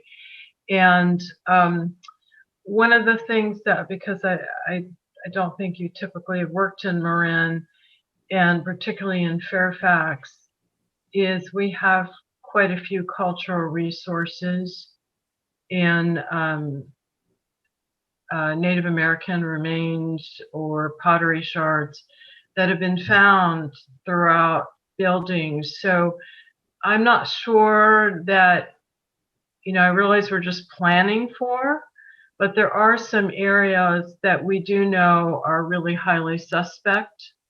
And so, and also that follows with the biological resources, depending on where we plan for changes, that we have a lot of threatened or sensitive species. So I just want to, state that an EIR may not be required, but that because of where we are, there may be a little different landscape than what you had contemplated.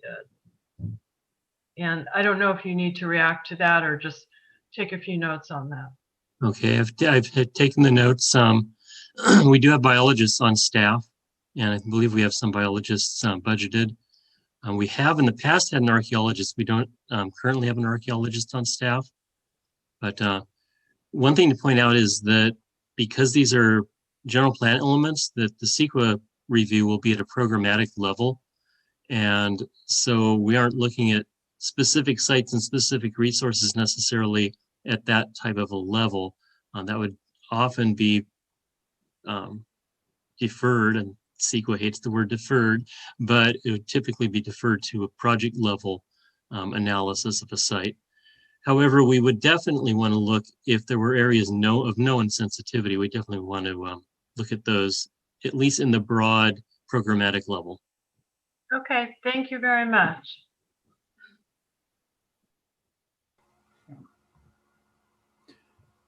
Any other questions from council at this point? Renee? Yeah, hi, thank you all for being here. I just have a question again about how in terms of the time frame and the work that needs to be done, how does the work on the safety element work in conjunction with what has to be done with the housing element per se? I think there are many pieces that we're going to be faced with, and I understand what Councilmember Kohler let us know earlier, that some of the things that we may determine in our updating of the safety element won't affect what we need to produce in terms of meeting our RENA. But I do think that we're going to run up against lots of pieces of safety that need to be addressed in the safety element. So how is that going to work time-wise in your work plan? Okay, so they're obviously going to be intertwined. We understand there is a fire safety plan in preparation at this time, and that'll be a big piece of the safety element update. And then it'll be kind of an iterative process back and forth. If safety element says, this is a particularly problematic spot, we're going to probably try to shy away from that as far as looking at that as a housing site, so we can put the housing in the most appropriate places. I know there is some pending legislation that won't affect 6th cycle housing element. I think is aimed for 7th cycle, that actually looks at reducing RENA numbers in places with fire danger. But I think that's not going to be in play for this element. But we will, okay. And we've got, what we want to do is allow probably at least a 6-month time frame for the CEQA analysis, assuming we end up with an EIR, or even if we end up with a more complicated initial study. And we can't really get that going until we have a pretty good idea what the safety element and the housing element look like. So, the 20 months looks like quite a bit of time initially, but we really need to hit the ground running and make sure we have time to get all the pieces, kind of jiggled into place so we can get CEQA done in time and get this to you, preferably before December of 2022. Okay. I don't like last minute stuff. I'm really not into that. I don't like the fire engines and panic stuff. Just an add-on. So there is a citizens wildfire prevention plan that was prepared for Marin County and was finalized recently. It was updated and finalized. So that exists for Marin County. And what you're referring to is the evacuation study that the Marin Wildfire Prevention Authority is embarking upon. In addition, we have a contract with Zone Haven to do some of the computer stuff on alerts, etc. But I think the Citizens Wildfire Prevention Plan will be a place to look at as far as some of those issues with the safety element. And I think Renee's question is really critical as to how we make sure all this stuff is going to end up way before time. You know, it's going to be difficult. Thank you. Mm-hmm. Thank you. Thank you both.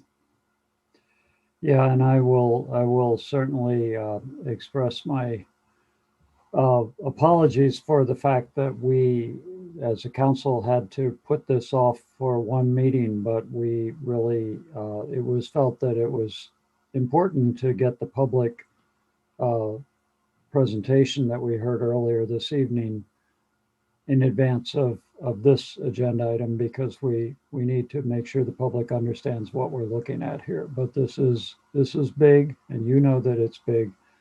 This is going to be big in our town.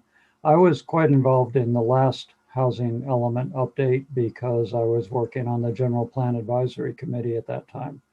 So I got a bit of a front row seat on how much that was. And our previous planning director seemed to do a lot of very creative thinking in managing to meet the RENA numbers at that time. But now here we are with RENA numbers that are staggeringly beyond those, and it's going to be a very interesting year to see where we're going to get them. So I think this is really an important item tonight, and I'm glad that you're optimistic that you can tackle it and ready to get onto it. Stephanie, I see your hand. Yeah, thank you, Mayor, and I'm sorry, I didn't catch your name. I need to scroll. Yeah, first name Richard, his last name is sorry, James. I don't know your name. What? First name is Richard and the last name is James. Thank you, Mr. James. So I guess my first question might be for Garrett, just trying to wrap my head around just very tactically, because as I said earlier, I have not been through an update, a housing element update. So I really want to understand, if we go with this recommendation, are we saying we are assuming that we're just going to go with the MND, or will there be a point in time where the council would weigh in on that? Yeah, I think to clarify, their proposal breaks it out. So the first step is the initial study, and they obviously can explain this better than I can. But the initial study, then, that will dictate whether we find things that we can't mitigate to a less than significant level, and then we'll have to move into an EIR.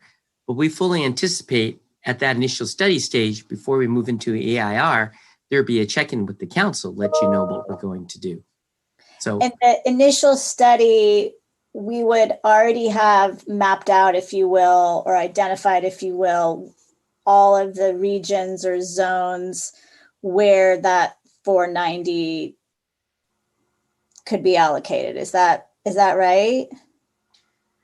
Well, why don't I let EMC answer that, of how they see that working with the initial study and how far along we are with the housing element. Yeah, we would definitely have a draft housing element done before we launched into the CEQA review. We may or may not have pinned down all of the sites that will ultimately be put into the housing element or recommended to the council for the housing element, but we'd have a pretty good idea. It's possible if we, ideally, and I don't know if this is even possible, ideally I think would propose to this council more than 490 sites, so you'd have some choices. Rather than say, here, we finally scraped together the 490th one, here it is. Ideally, I think we'd like to come to you and say, here are some scenarios to reach the 490. If we did go to an EIR, we have alternatives to consider. So one of those alternatives may be, scenario A to reach 490 and scenario B to reach 490, because we do have to meet the objectives if we do alternatives in an EIR.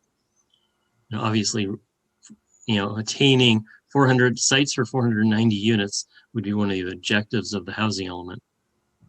Now, if we are able to get through with a mitigated negative declaration, of course, we don't have alternatives. But I think still, my preference is always to have some choices for you when we come to you, whether those choices are presented at the end when you're making a decision or, in process as we're going through workshops and so on. Ideally, we'll have more than 490 sites identified or different ways to get to the 490. I'm not sure I answered the question. Did I? No, you did. You did. I mean, to my satisfaction anyway. Thank you. I guess I had highlighted what Councilmember Kohler raised as far as biological and cultural assessment, and then also the greenhouse gas. So when you, in those bullet items and the assumptions you have, if necessary, and I just wanted to better understand what would necessitate, if we're increasing our housing inventory so substantially, shouldn't we know what the impact to greenhouse gases and air quality would be, for example? Yeah, the impact could vary though, depending on how you place the additional housing units. If they're all, located immediately adjacent to it, a good bus service that feeds into, say, the SMART train or something like that, you might actually have a positive effect on greenhouse gases. If they're scattered all over the place, the effect would be less favorable on greenhouse gases. Okay. But, I mean, it would vary, I think, depending on the circumstances of where the housing ends up. Because really, for the greenhouse gas effect, you're really looking at transportation as the major component. That's like 80% of greenhouse gas emissions is from transportation sector. So where you put the housing really affects how the greenhouse gas analysis comes out. Okay. So that's not in scope though in the current costs, right? Neither of those items. Is that right? I believe that's included if we need to. Oh, okay. Yeah. Okay. We do greenhouse gas analysis in-house. Okay. I don't think I have any other questions. I'm just going through all my notes on this. I think I'm good. Well, just one interjection with 2.2 square miles, and we're not anywhere near the SMART train. Right. And we only have a few bus stops. We don't have transit centers. I think, and we know that single family housing, for example, has a lot of vehicle miles traveled.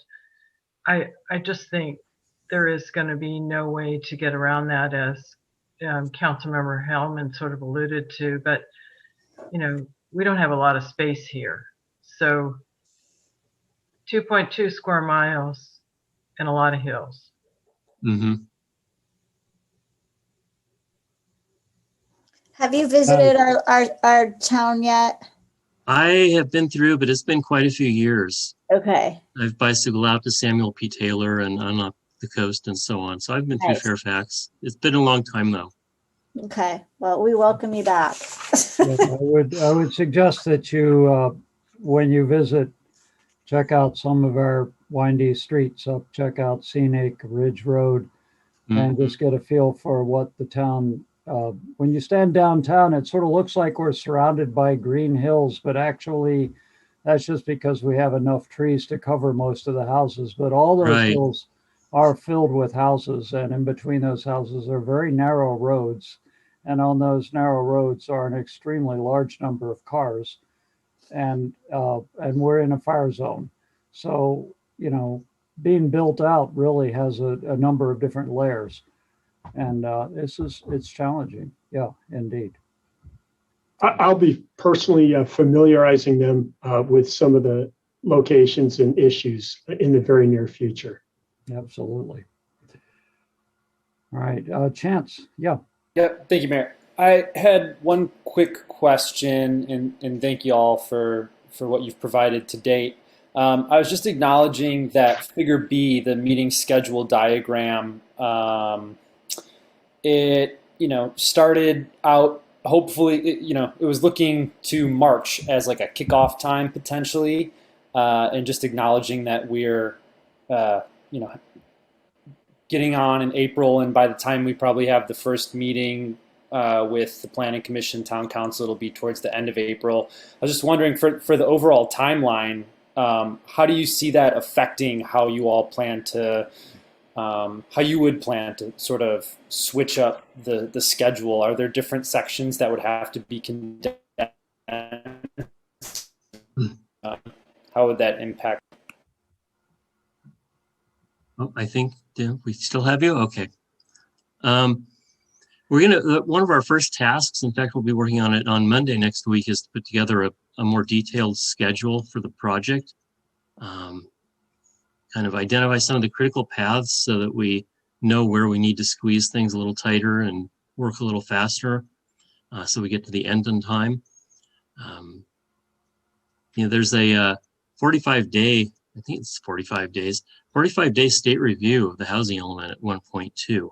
So all of that needs to, be figured in.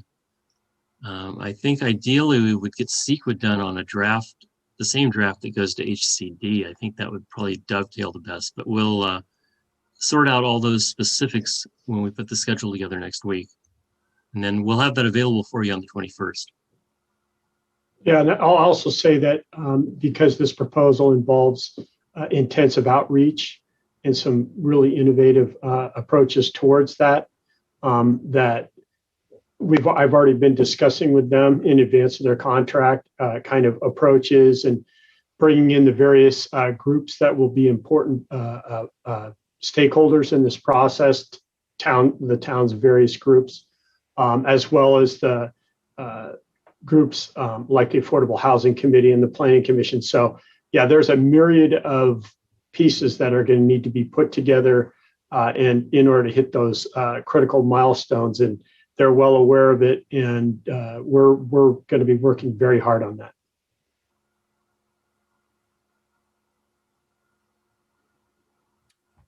Okay, anything further from council? And then we should go to public comment and come back for any more discussion. So questions? Okay, shall we go to public comment then? Michelle, if you would bring that in for us. I'd be happy to, Mr. Mayor. If any members of the public would like to make a comment on this item, please raise your hand now. I see two raised hands. 3, Frank Egger, Richard Applebaum, and Mallory Geithheim. Frank, you're unmuted. Thank you, Mayor and council members. Frank Egger, Manaway here in town. I'm concerned that we have only one consultant applying. Please provide the public with the list of the 8 planning firms the requests for proposals for the general plan update was sent to. We need to see that list. With only one firm responding, that's EMC from the Monterey Peninsula, and their portfolio includes large cities and major redevelopment projects. I read the 82-page proposal and researched the firm. The consultant selected has listed Morgan Hill, the city where town manager Garrett Toy worked in community development, as doing contract work for over the years. The ABAG RENA numbers for new Fairfax housing projects is close to 500 units to be built in 8 years. 500 units is what was built in Fairfax in the past 50 years. And now the Association of Bay Area Governments wants 500 new units in 8 years. Add the possibility of a 50% state density bonus law, and it could result in 735 new units. Fairfax is already one of the most densely incorporated towns in Marin. The use of an initial statement mitigated negative declaration is what many governmental agencies are trying to use to avoid doing an environmental impact report. Fairfax does not have good bus or train service, as Barbara has said. Much of Fairfax is included in the wildland urban interface zone and under threat of wildland fire. We can't protect our small town if Fairfax asks its consultant to prepare plans for 500 to 735 new units with no environmental impact report. Fairfax will need an EIR for this project. Thank you very much. Thank you, Frank. Next speaker is Richard Applebaum. You are unmuted. Thank you, Council. I feel fairly confident that all 5 council members are horrified by this RENA numbers, as most of us citizens are. And I think my concern ties back to Frank's comments earlier this evening when he suggested that maybe we need to mount some type of pushback. And I don't have any particular knowledge. I didn't read an 82-page report. I don't know whether this is the most qualified firm or not, or we're getting the best price, or I'm not going to question any of that. But I question whether the resources that are going to go to the consultant implies that we've already acquiesced and we're accepting the fact that we're going to do these 500 to 700 and increase our population by 1,000 to 2,000, which I think we all know is just not a reasonable thing. And so as you vote tonight to approve some type of authorization that allows monies to get spent on a consultant, I'm just wondering whether those monies should be getting spent on a law firm or some kind of public, education and activation to mount some type of a pushback. So I just think it's something to think about. This is obviously really crazy, and I just can't even conceive of where all this. But I mean, there's no lens in which you look at and say adding 500 to 700 housing units in Fairfax can make any sense and have any benefit to anyone. It will be anything other than a nightmare. So just think very carefully. I understand that's a tight timeline, and it just concerns me that in approving the consultants tonight, we're basically acquiescing and saying, well, we have no choice, so let's do the best we can under these conditions. And I'm just wondering if that's really truly the only option, as to what Frank had mentioned in his earlier comments this evening. Thank you. Thank you. Next speaker is Mallory Geithheim, followed by Deborah Benson. Mallory, you're unmuted now.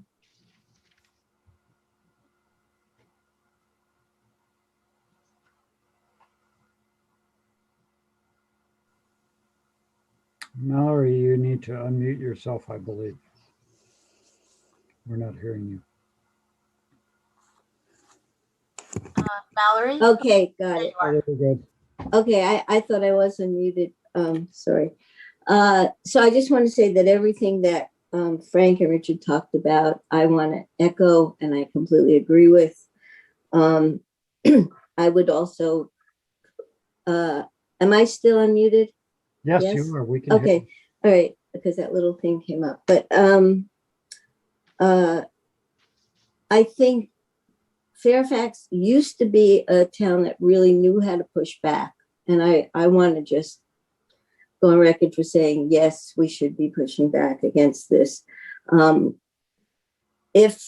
Which I think is crazy, if this thing can go through, I would like to see other people, other firms putting bids in. I am also on the Affordable Housing Committee. So Ben, I really hope we can meet soon and talk about this and whatever else we need to talk about further. But just for the record, I'm completely against this. Thank you. Thank you, Mallory. The next speaker is Deborah Benson, followed by Mark Bell. Deborah, I've unmuted you. Thank you, Michelle. Thank you, Council, for hearing me. Deborah Benson, Cascade Drive, Fairfax. I agree with the prior speakers that these draconian laws that are being foisted upon us are not to be met with acquiescence. And I think that hiring a firm right now to redo our planning to comply with these laws is a big mistake. I want to quote Martin Luther King Jr., an individual, and I think this pertains to us as a town. Those were not his words. Who breaks the law that conscience tells him is unjust, and who willingly accepts the penalty of imprisonment in order to arouse the conscience of the community over its injustice is in reality expressing the highest respect for the law. End of the quote. And we talked about penalties. You know, maybe we're the first ones up on the, you know, in front of the firing squad to play against these laws. These laws they're not supporting the people who live here. They're supporting the construction industry, the tech industry, and they're not helping anybody who lives in any small town in California. And I think that there's going to be a movement to oppose them. And Fairfax has always been at the vanguard of these kinds of movements. And I think that we need to move in that direction and not move. And I know we have to change. We have to either fight or not fight, but I think now's the time to fight. So thank you all for hearing me. Thank you, Deborah. The next speaker is Mallory Geithheim. Oh, sorry, is Mark Bell, followed by Mimi Newton. Mark, I've unmuted you. Okay, it's actually Ling Xian, but go ahead. Hello, Ling Xian and Dominga in Fairfax. So I just wanted to echo what the previous people have been saying, that it's time to push back. We can't just abide to this law. It obviously doesn't make any sense in Fairfax. As it is, evacuation is a little sketchy as it is. There's just no way, unless we start building a 6-lane freeway or something, there's no way to have that many people here. And we just can't acquiesce and say, okay, let's see how we can build those houses. There's just no way to do that. So I guess that's what I wanted to say. We just need to push this back. Yeah. That's it. Okay, you can move along. Yeah. Okay. I thought you might be talking, Mark. Okay. Next speaker is Mimi Newton, followed by Rick, followed by Pamela Miggs. So Mimi, you're unmuted now. Good evening, Council. Thanks for being there. I'm Mimi Newton of Fairfax, but I'm also a planning commissioner, and I'm just talking tonight for myself.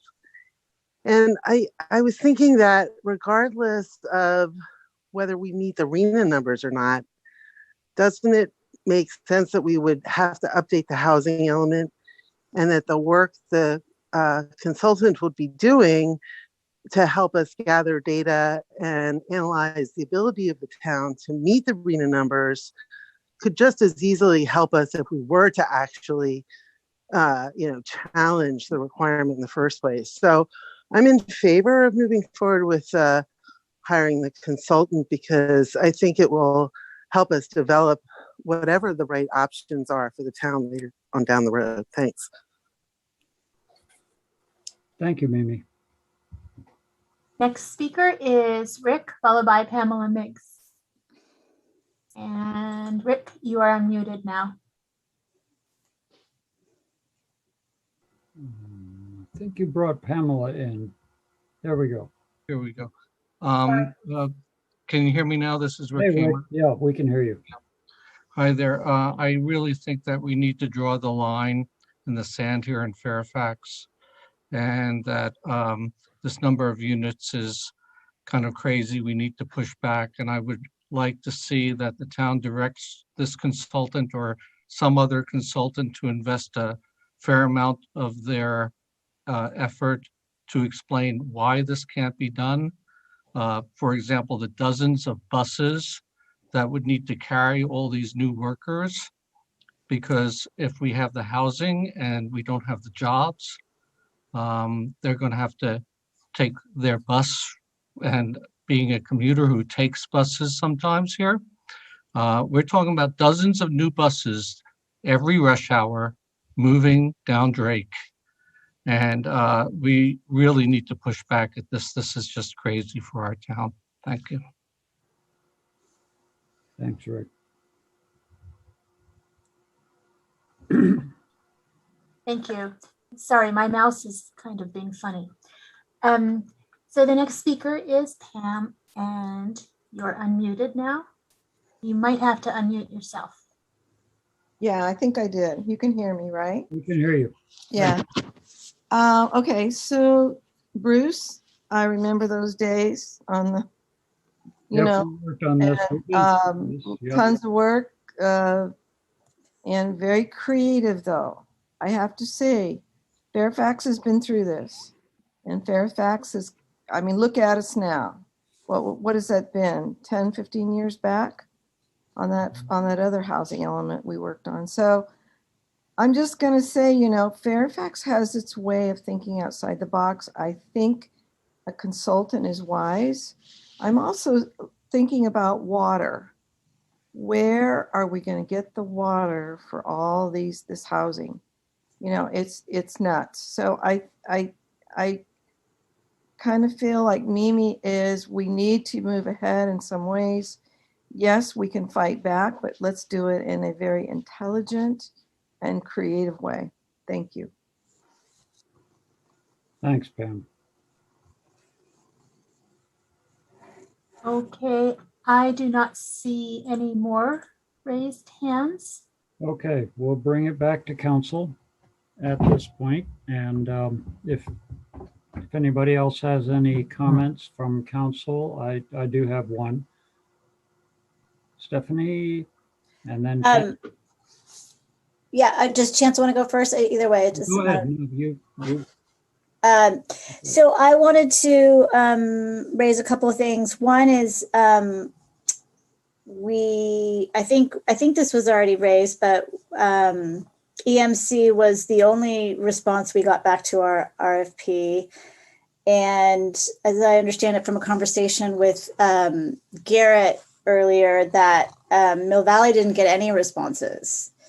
So there's just a lot of demand right now for obvious reasons for these services.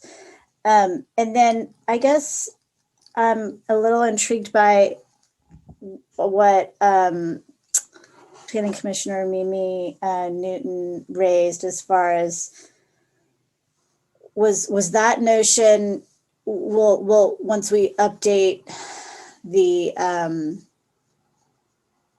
what was it? What piece of the housing element was it?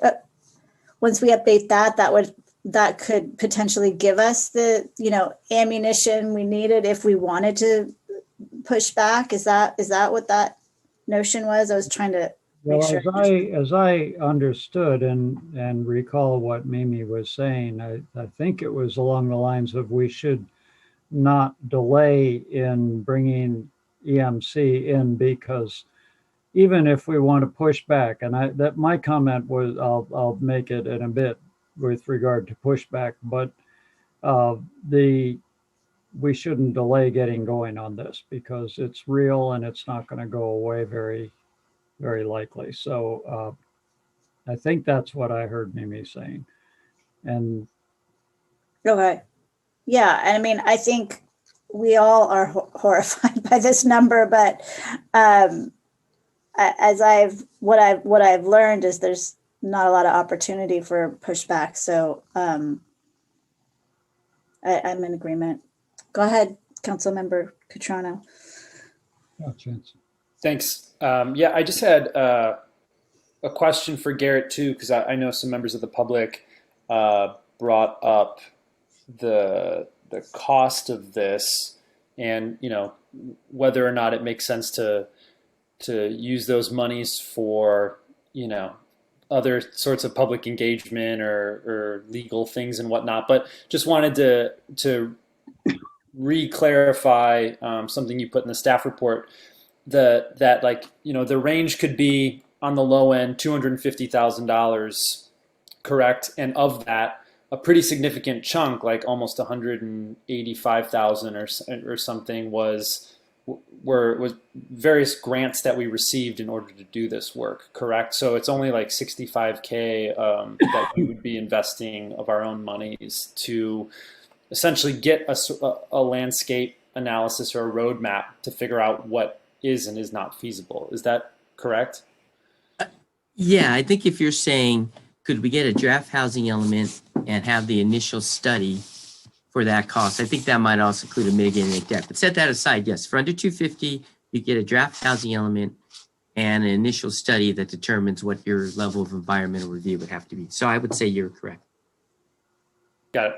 Thanks. I just wanted the public to also be sure that Great point. a lot of it's actually already funded from grants. But yeah, yeah, and I also I really appreciated Commissioner Newton's comments. I think you can't manage what you don't know, and it definitely, if there are findings, we talk about findings all the time related to this stuff, but it seems like if there are findings that come out of this initial work, it might be really helpful for making stronger cases down the line to HCD or ABAG or whoever. So I recognize the value of this, and especially with Best and Krieger speaking earlier, that our law firm talking about the various ways that the new legislation and the fines and penalties and the impacts to local control,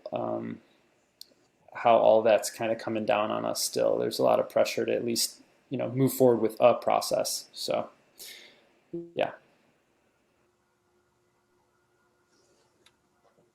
Any other comments? I'm happy to make a motion if we're ready for that. I'll make one comment before we do, and then please go forward. Yeah, just to say that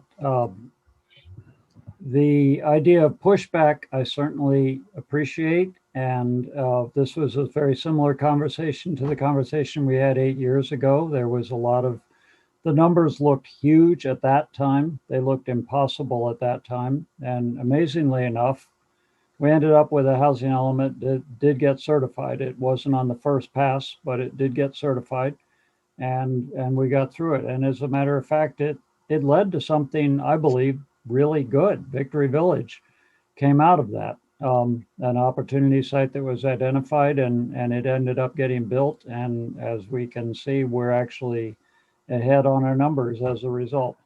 But more importantly than the numbers are the people who are living in Victory Village right now, who have a lot better life because of our building that. So I don't know if it's going to work out this way this time, because I have to admit, as I look at these numbers, they look like a mountain that stretches up into the ozone to me. And so I don't know how we can do this, but I just want to say it felt like that when we looked at it the first time, or the last time we did that. But there was also a lot of talk about pushback. There was a lot of talk about, well, what would be the consequences if Fairfax just said, screw it, we're not going to have a certified housing element. And we ended up that we pulled it off. But we also, from our presentation earlier tonight, see that the state has definitely made it very clear that not having a certified housing element is going to be a severe issue for us. And I also, most importantly, probably, I just want to say that it's not like this is a new idea. It's not like nobody's thought about this before. There has been a lot of pushback by Fairfax and by throughout the county and throughout other counties as well. But and Renee may be able to speak to this more, but we have pushed back collectively quite a bit, and in fact successfully. There have been other bills in the state, on the state level, that were pushed forward that did not get passed, were tried again and still didn't get passed. And the ones that we heard about earlier tonight are the ones that did get passed, but there are others that didn't, that were even more draconian. They would have said that we would have nothing to say about building 8-story buildings as long as they were near transit, and that's it. And that didn't get passed. So there has been a lot of pushback. There's been enormous amounts of work that by a number of people in this county to engage with this ABAG and the ABAG process, and with a certain amount of success, but not complete success. There's just this train that's heading toward us that's saying, and I find it puzzling that Fairfax or Northern California is an absolutely gorgeous place to live, and lots of people want to live here, and therefore we have to just build for all those people. That's an assumption that, yeah, I don't know. There's a lot to say about all this, but I just want to make it clear to the public that it's not like nobody has pushed back, and it's not that pushback hasn't even been successful. This is just where we are at this point. And certainly I am in favor of hiring the MC group tonight, because to not do so is kind of like denial. You know, we're facing this thing, and we have to face it. And even if we continue to try to push back, we continue to try to address bringing down our numbers, we continue to look at all options. We also need to not delay in getting going with the MC, and to prepare for their next meeting on the 21st and many subsequent meetings to follow. So we don't have any time to spend discussing it any further. We need to get that started. Renee. Yeah, I just wanted to briefly add two quick things. One is that when we talk about pushback, and we look at the numbers that are coming from the state, and that's all determined by the by HCD, ABAG, which is the Association of Bay Area Governments, merely allocates the numbers that are required of each of us. And the pushback that came from everyone was extraordinary, because the numbers that are required in order to house the people who need to be housed in our state are extraordinary. And so once everybody pushes back and claims that they don't have the water or the resources or the schools, or there's just nowhere for anyone else to go. And so we have lots of people without places to live anywhere near where they work. So the pushback as a wholesale kind of pushback thing just, it doesn't work.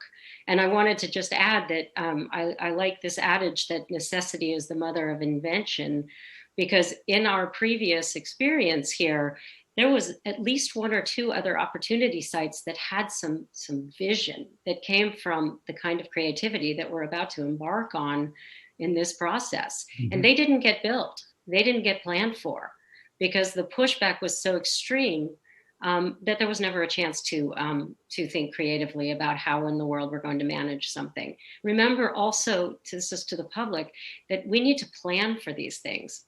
This is not to say that we're going to be building and putting in 750 new potential units in Fairfax, but we do have to plan. And from that planning, it allows us to guide our direction forward. Instead of without planning, we set ourselves up for a tidal wave that we have absolutely no plan for and no control over. So I see this as an opportunity to control our destiny under very dire circumstances and dire need for housing. So that's all I wanted to add, and I'm very pleased to contract with this very seemingly down to earth group who understands the necessity for creativity, and that we are going to have to invent our way through this together as a community, as a council, as staff, and as the community. So this is our chance. So before I make the motion, thank you, Renee, that was really eloquent. I just want to say a couple of things. When I was running last year, one of the things that really struck me is Fairfax is one of the whitest areas in the state, as is all of Marin. And there are a number of people who work here who can't live here.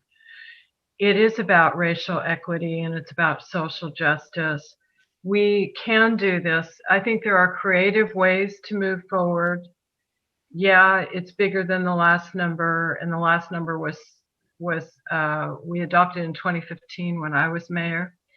But I think we can think creatively, and I think we do need to move forward. And I live next to Victory Village, and I see that there were 12 chronically homeless people who have a place to live. And in speaking to the resident coordinator, there were many more homeless people than the 12. And I see those folks, and they're people of different diversity. They're great neighbors. Every time I walk by there, I get a smile on my face thinking, what a wonderful thing that was done for people to move into our community. Not everybody was from Fairfax, not everybody was from Marin, but a lot were. So I want to make the motion, and I'm glad to see that we have a group of folks that did respond to our RFP. And not an expert in this, but I think these numbers are pretty reasonable. And I do think Councilmember Contrano's pointing out again that looks like we have a lot of grant money to pay for quite a bit. But I would like to make the motion to authorize the town manager to contract with EMC Planning Group to update the town general plan housing element and related elements for an initial total cost of approximately $250,000, which includes an initial study mitigated negative declaration with the ability to authorize the preparation of an environmental impact report if required, for a total not to exceed contract amount of $413,000. I'll second. Second by Catrano. Okay, motion by Kohler, second by Catrano. And if we are ready for a vote, Michelle, would you please take a roll call? Yes, I will, Mr. Mayor. Councilmember Goddard. Yes. Councilmember Kohler. Yes. Councilmember Cutrano. Yes. Vice Mayor Hellman. Yes. And Mayor Ackerman. Yes. Unanimous. Motion passes. So welcome to you guys, to the team, and I'm sure you will enjoy this town. There will be many emotions over the next couple of years, and we'll look forward to a great deal of creativity and hard work together. Thank you so much. Thank you very much. We look forward to working with you. Thanks for coming. Sure thing. Okay. That was item 11. Now moving on to item 12, which is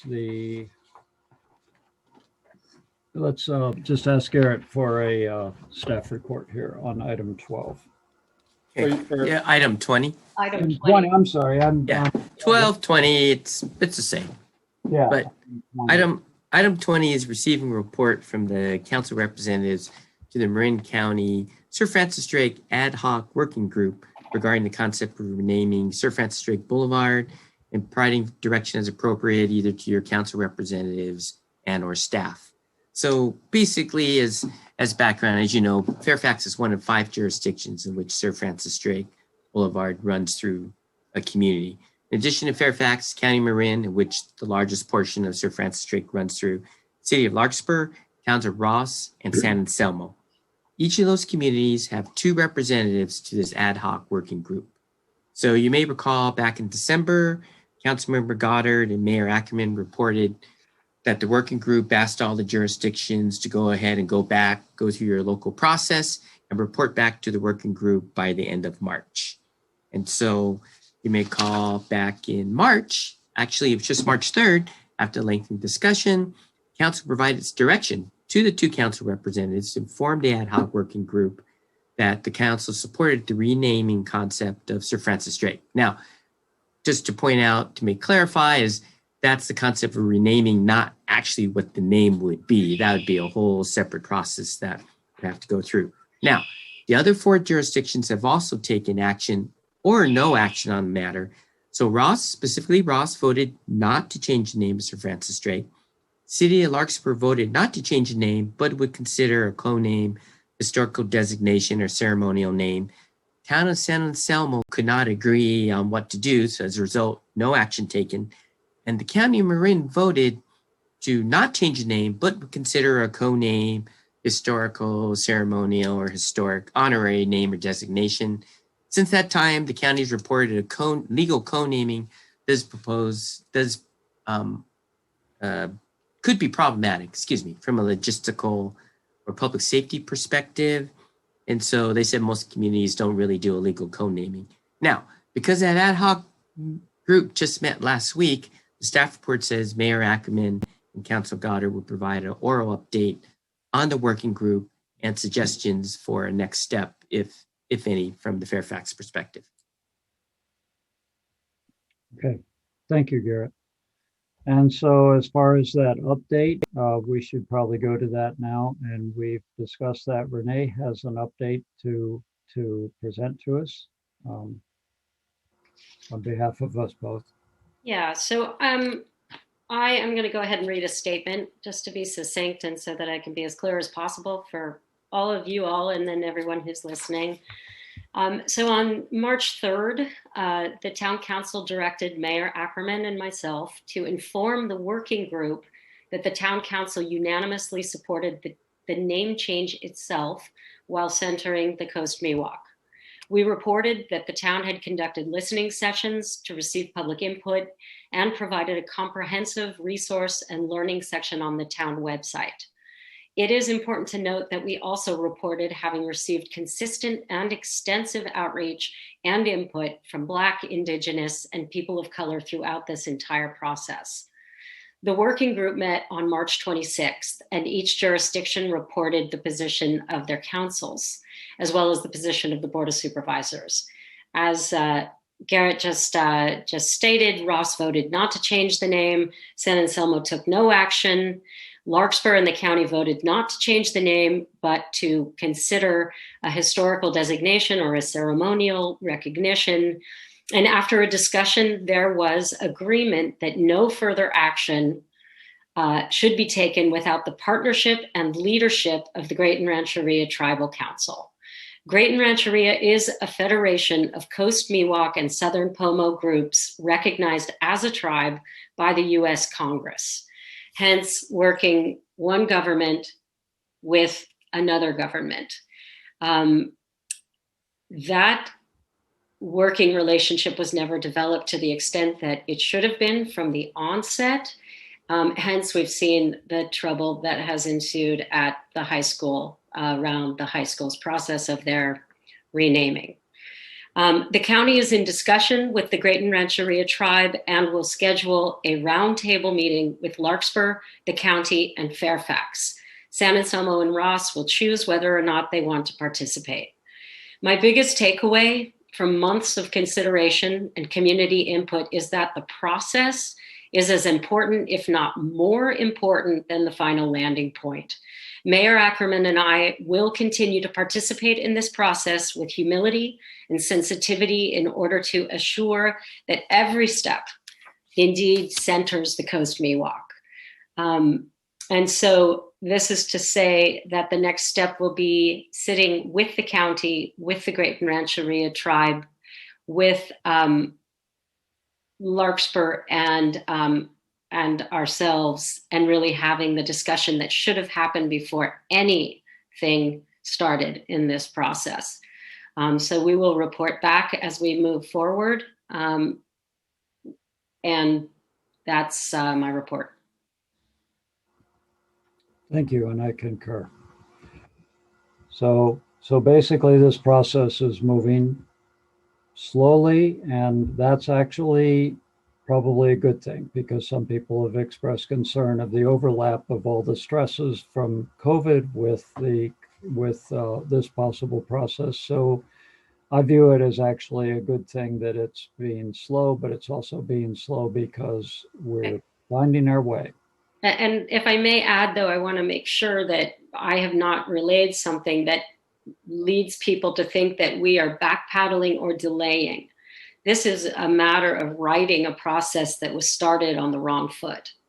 And I think all folks would agree in terms of how we have worked or not worked adequately with the Coast Miwok of the Great and Rancheria, as I said, as the federated nation. And that has to happen from the start. Fairfax's position that we took as a council will carry forward into that roundtable discussion.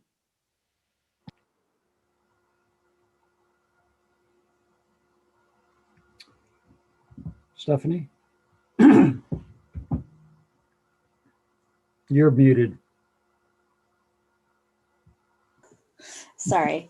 Thank you for that report. I appreciate it. I have a couple clarifying questions, and then I also wanted to share something. The first is, can you elaborate on what the public safety considerations are for a co-naming? I know that's not what we voted on, but I'm just curious that subsequent, finding that the county has shared, because we've discussed how other cities and towns have had co-naming. So I'm just curious what that is. Do you know? Gary, do you have? Oh, I'm sorry. If you've got a way to explain that, go forward. Yeah. Oh, okay. Yeah, I think what they found in their research, it can be confusing because you have two legal names. And if someone's responding, say public safety responding to some call, or somebody else responding, maybe they get confused on where exactly it is. But the county's research, they found that it's actually not that common to have two legal names of the street. Usually maybe it's a dual name, but then it changes over to just one name after a period in time, or maybe it's historical markers as opposed to the actual street. I mean, that's kind of my understanding. That's mine as well. Okay, that's what I figured. I just wanted to make sure. And then as far as the Grayton organization, yeah, I forget what term you referred to them as. They're federally, what is the term, Renee, that you? They are a federated nation, and they're recognized as a tribe by the Congress. It's an official recognized state. Right.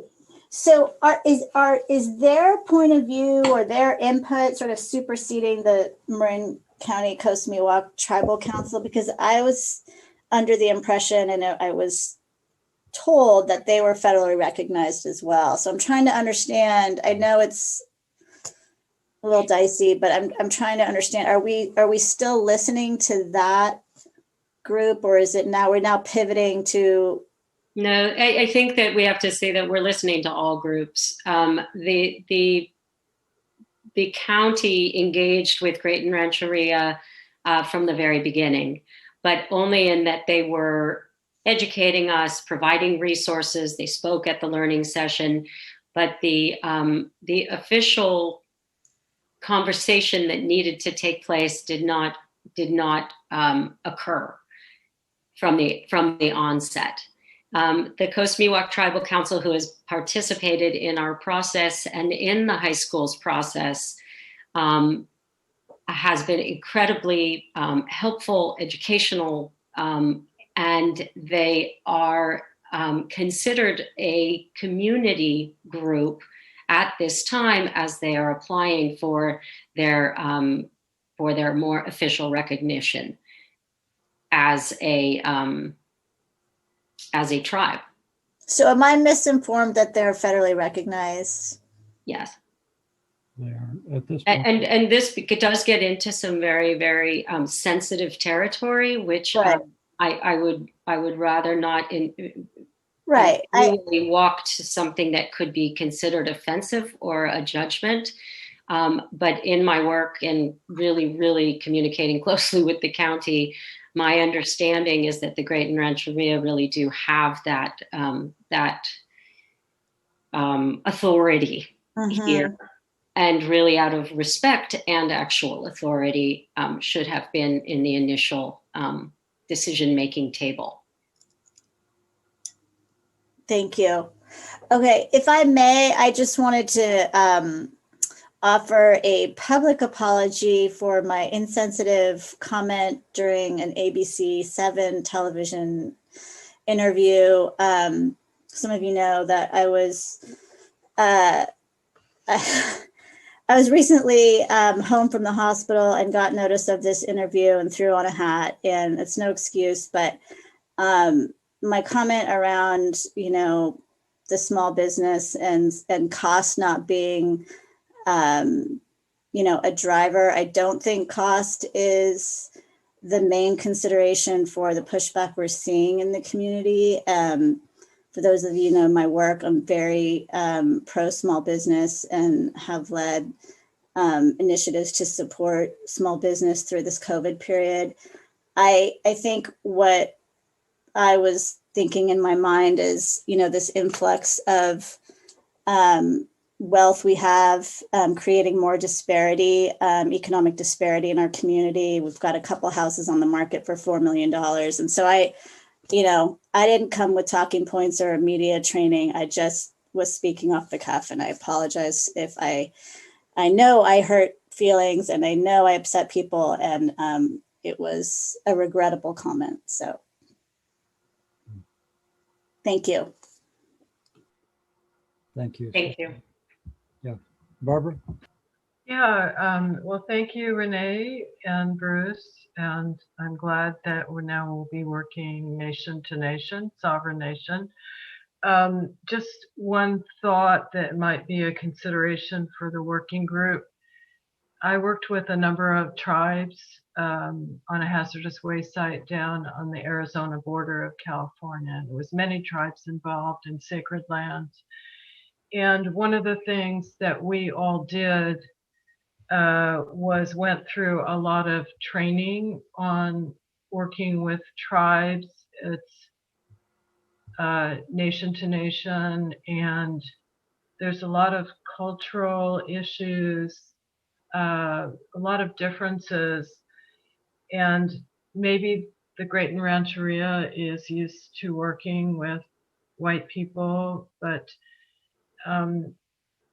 I would just ask that there may be some consideration of those of you that will be participating, at least having some sort of sensitivity training on it's very different.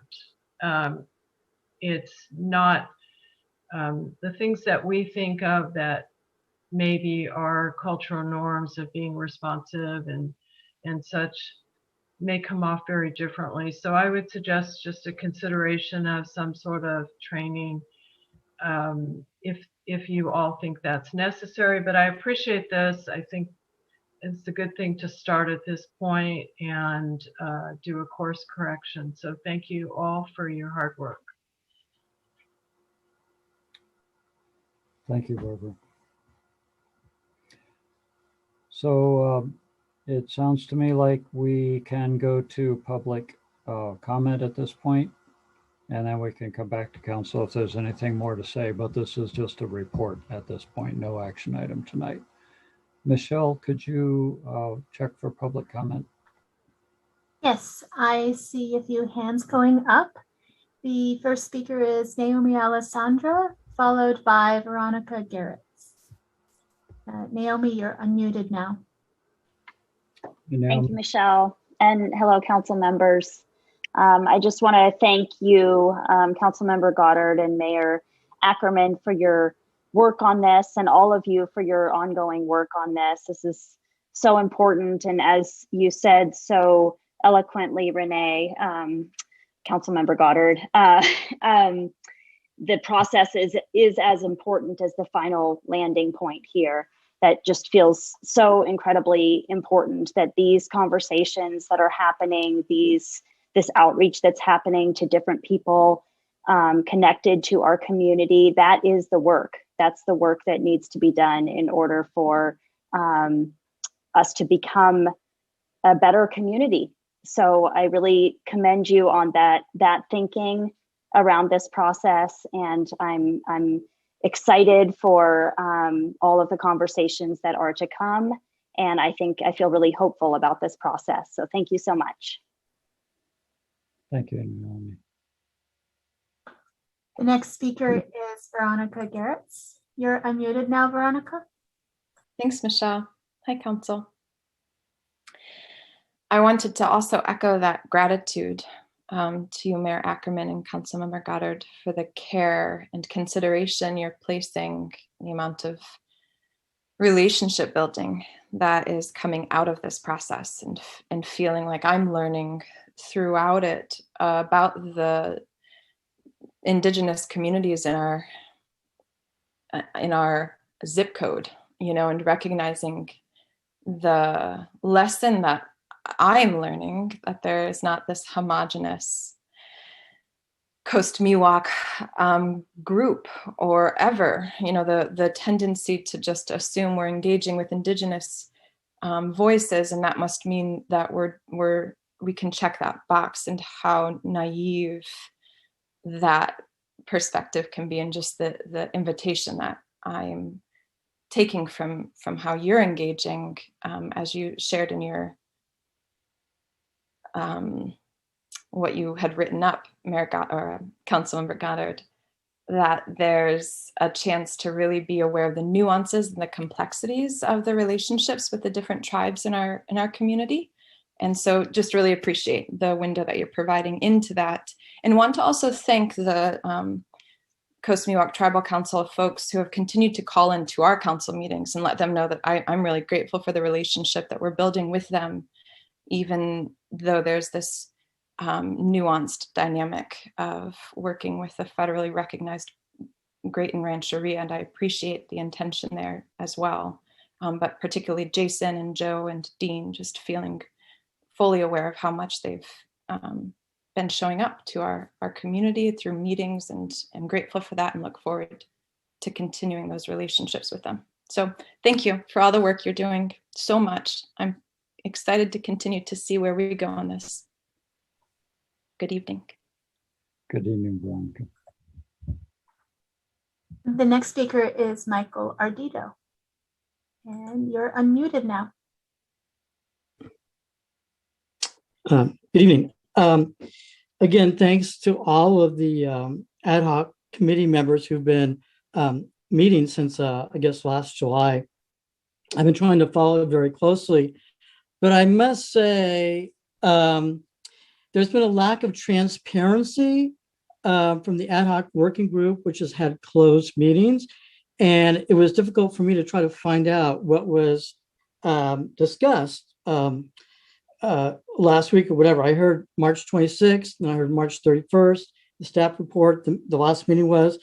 But there have been problems all along. I mean, the products a lot of them were inaccurate. And even tonight, I'm unclear as where Fairfax is going on this, because after the March 3rd meeting, and I re-listened to the last hour with all the town council members' remarks, and I found it valuable to listen to it again in retrospective, the things that have happened since then, the Board of Supervisors decision, San Samo, no action, the renaming process being halted by this TAM school district, and also the March 14th car rally with 200 people who were expressing their outrage about removing the name Sir Francis Drake, particularly in Fairfax. And it just seems that there's been a lot of, what I would say, voter suppression. I mean, did the town council members really listen to the property owners along the boulevard, the businesses that would have make all those expensive changes, the burdens to all of the 300 homeowners, whatever?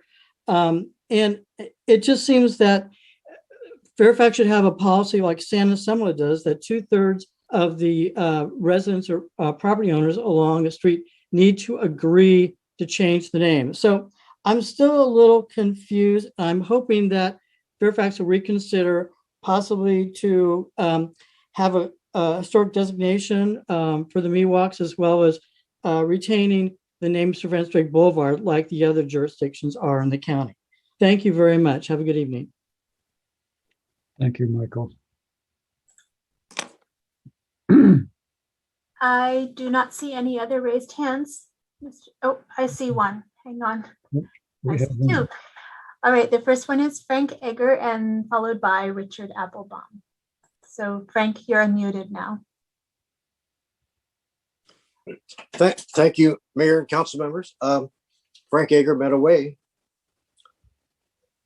I noticed that there are no town council reports on the name change from Fairfax Police, the Ross Valley Fire Authority, or the Ross Valley Paramedic Authority, those who provide emergency services to our town. It's my understanding that there is some concern about that and about agencies coming in to provide mutual aid for major incidents that might occur in and around Fairfax. There is a petition being circulated by local businesses, and I'll read it to you. It's very short. It says, a petition from business owners and residents to the Fairfax Town Council. Keep the Sir Francis Drake Boulevard name in Fairfax. The expense of changing wills, trusts, driver's licenses, ABC licenses, and legal papers is huge. Lawyers and compliance directors do not work for free. Sir Francis Drake Boulevard is where most of Fairfax apartments and affordable units are. And the name change places a huge burden on their occupants. This has been signed so far by about 300 residents, mostly Fairfax residents, and they're continuing to collect more signatures. So I just want to let you know what's going on in our community. Thank you. Thanks, Brian. And the next speaker is Richard Applebaum. You're unmuted. Thank you. I feel for the folks that live there, it may have to go through some inconvenience and some costs. And I would definitely, as a citizen of the town and my tax money, support a fund or a budget or something that helped soften or mitigate that burden on people, particularly those who are of tighter means, whether it's having to pay $30 to DMV to get a new driver's license or some new business cards or whatever's involved. I think that can be solved. I don't want to rehash the whole thing. I've made my comments. I've written things publicly on Nextdoor and Facebook and elsewhere, and most people know how I feel about this. But I was very impressed, very moved, and very proud of this. All 5 of you council members for taking a courageous stand. And while I often support majority rule in many things and getting votes and various things, I think there are cases where that doesn't apply, and this is one of them because it's a moral issue. And I've highlighted that several times. I won't go into a long diatribe around that, but sometimes I want to see elected officials show vision and leadership, and you all have. And I know it's been painful, and there's been a lot of backlash, and there's a lot of unhappy folks around town going, I don't get it, and I don't get it. But I would really just ask all of those people to try to step back and know that there are voices that are telling us something new, and that this is, whether it's triggering, traumatic, or just inappropriate, it's time to move on from 1579, Explorer, Conqueror, and let's just try to move forward. So I support the decision. Let's not undo it. Thank you all very much for really courageous, and it was a very proud moment for me as a citizen and to have you all as our town officials. Thank you. Thank you, Richard.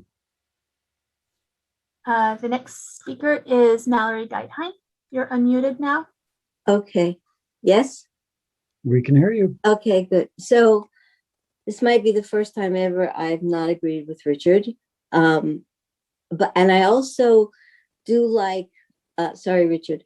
And I also do like the idea of doing both, keeping the name and also having an alternate name at the same time, or another major acknowledgement. I really, it's not just the $30 for the license. There's so many things that are going. The restaurants will have to change menus. Everything will have to change for people who live on Sir Francis Drake in Fairfax, and that's a decent number of people. And there's a lot of much of our business is there. So I think just to hold both sides and be able to acknowledge both sides. I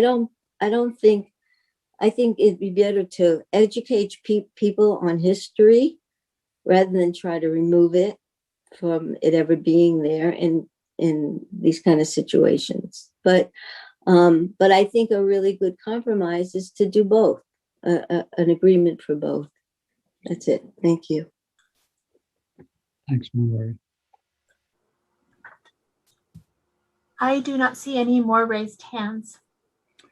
Okay, we'll bring it back to council and close public comment on that item. So unless there are any other, okay, Barbara, your name's. Just a quick comment.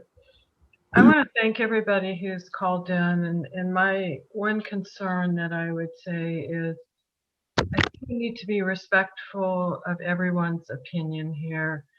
And I don't like terms like moral issue. That implies that people who have a different opinion do not have morality.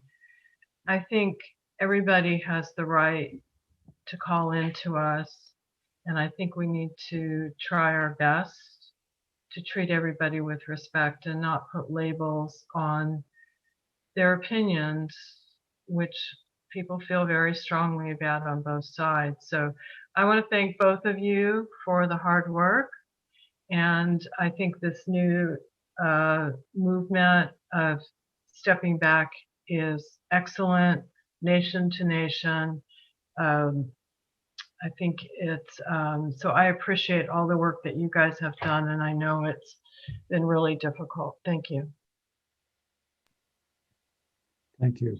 I just want to, if I could just finish by saying that I see it as stepping forward, but I do appreciate what you're saying. Well, but I will say that the working group, as we came back together, were obviously having to look at what had transpired as each of the 5 jurisdictions, including the county, had come to varying different positions. And so figuring out where we're going to go from here, and also realizing that from the county's point of view in particular, this is the leadership of the 2 county representatives on the working group, Katie Rice and Dennis Rodoni, that their decision is clear, and they realize that they actually need to get together with the Grayton Rancheria people and think about what that process is going to be, that we can't just make the decision and then go forward. And then looking a lot at what happened with the high school and learning from that, and realizing we need a better process. So, you know, Mayor, just for final clarification, I want the public to know that this will still and eventually land back with council. So there's no decision made or being made in any kind of a secret way. It will all come back as soon as we have some clarity to bring back to council to discuss. Yeah, absolutely. The working group is not a decision-making group.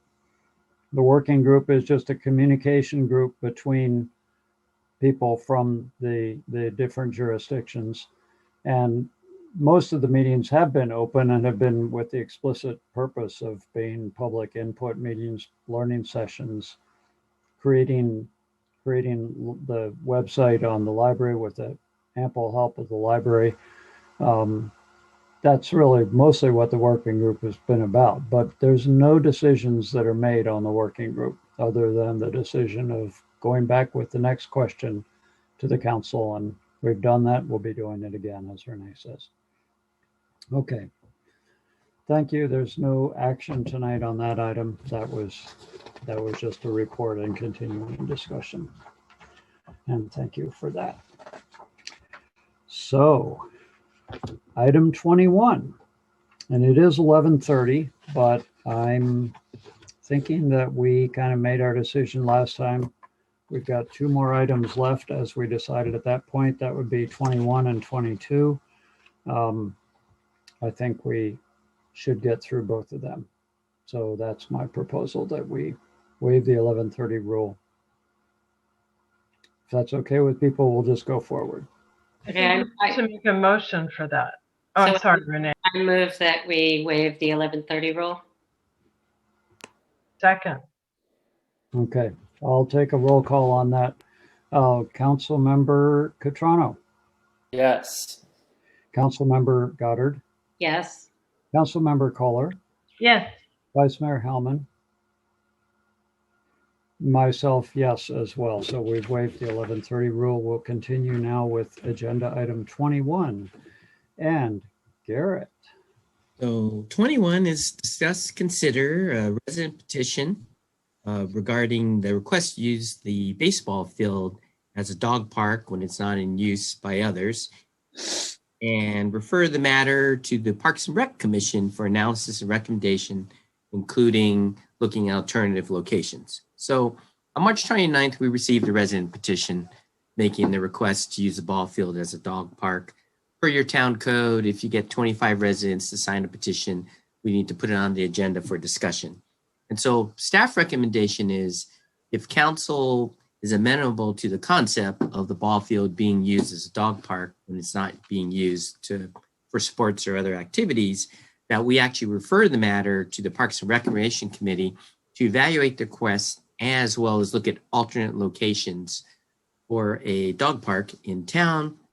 I think I should point out the West Marin Little League does not support the concept of using the ball field as a dog park for various reasons, but we could share those comments with Park, and Park could consider that in their analysis of alternate locations as well as this request for the use of the ball field. And that's pretty much the staff report.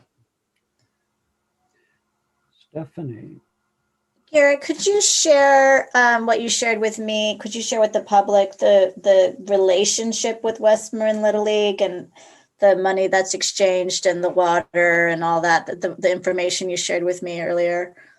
Sure. So Little League, we have an agreement with Little League that they can use the field for obviously practices and games.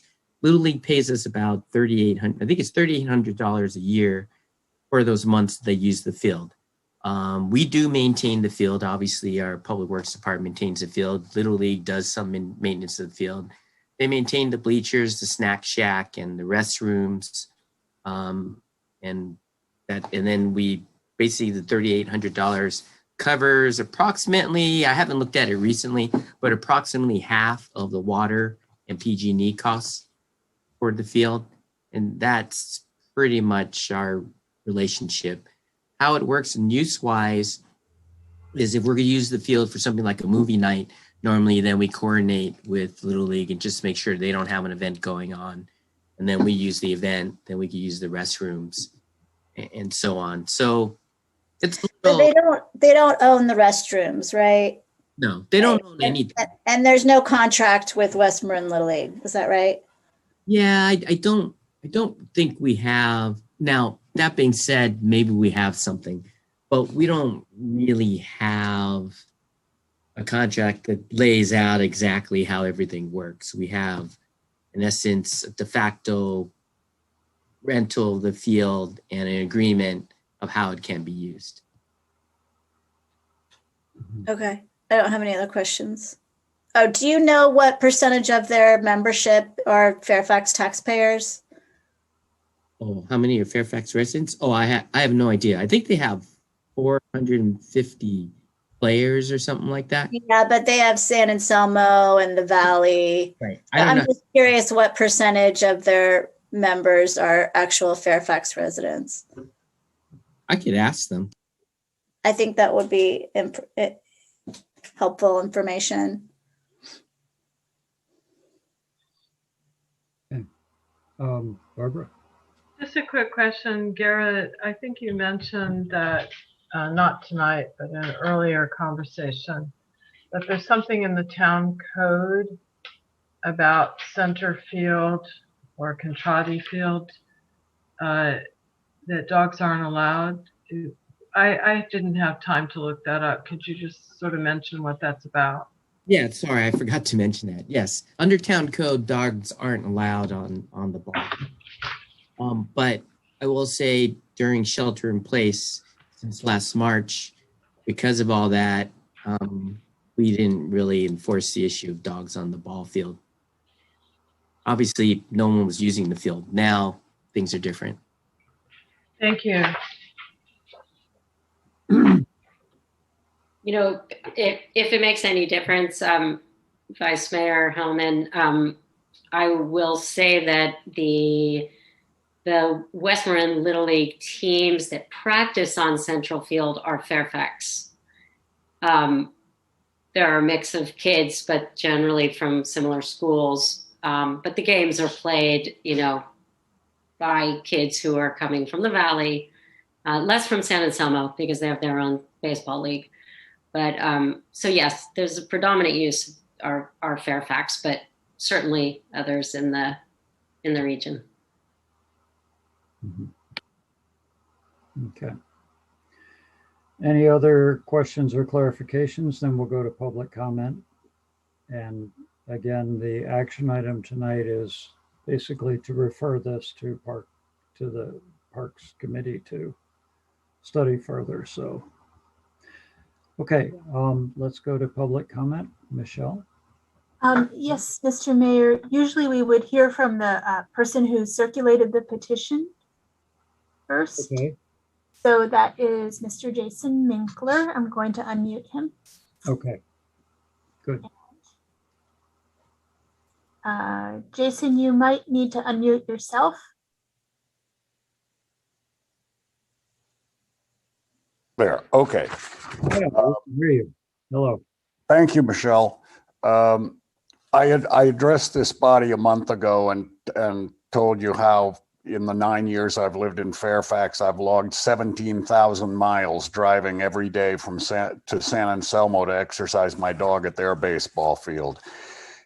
In view of the council's commitment to carbon neutrality and the climate initiative priority, I think all these unnecessary preventable miles should be of deep concern. And I am only one of several people making this daily trek.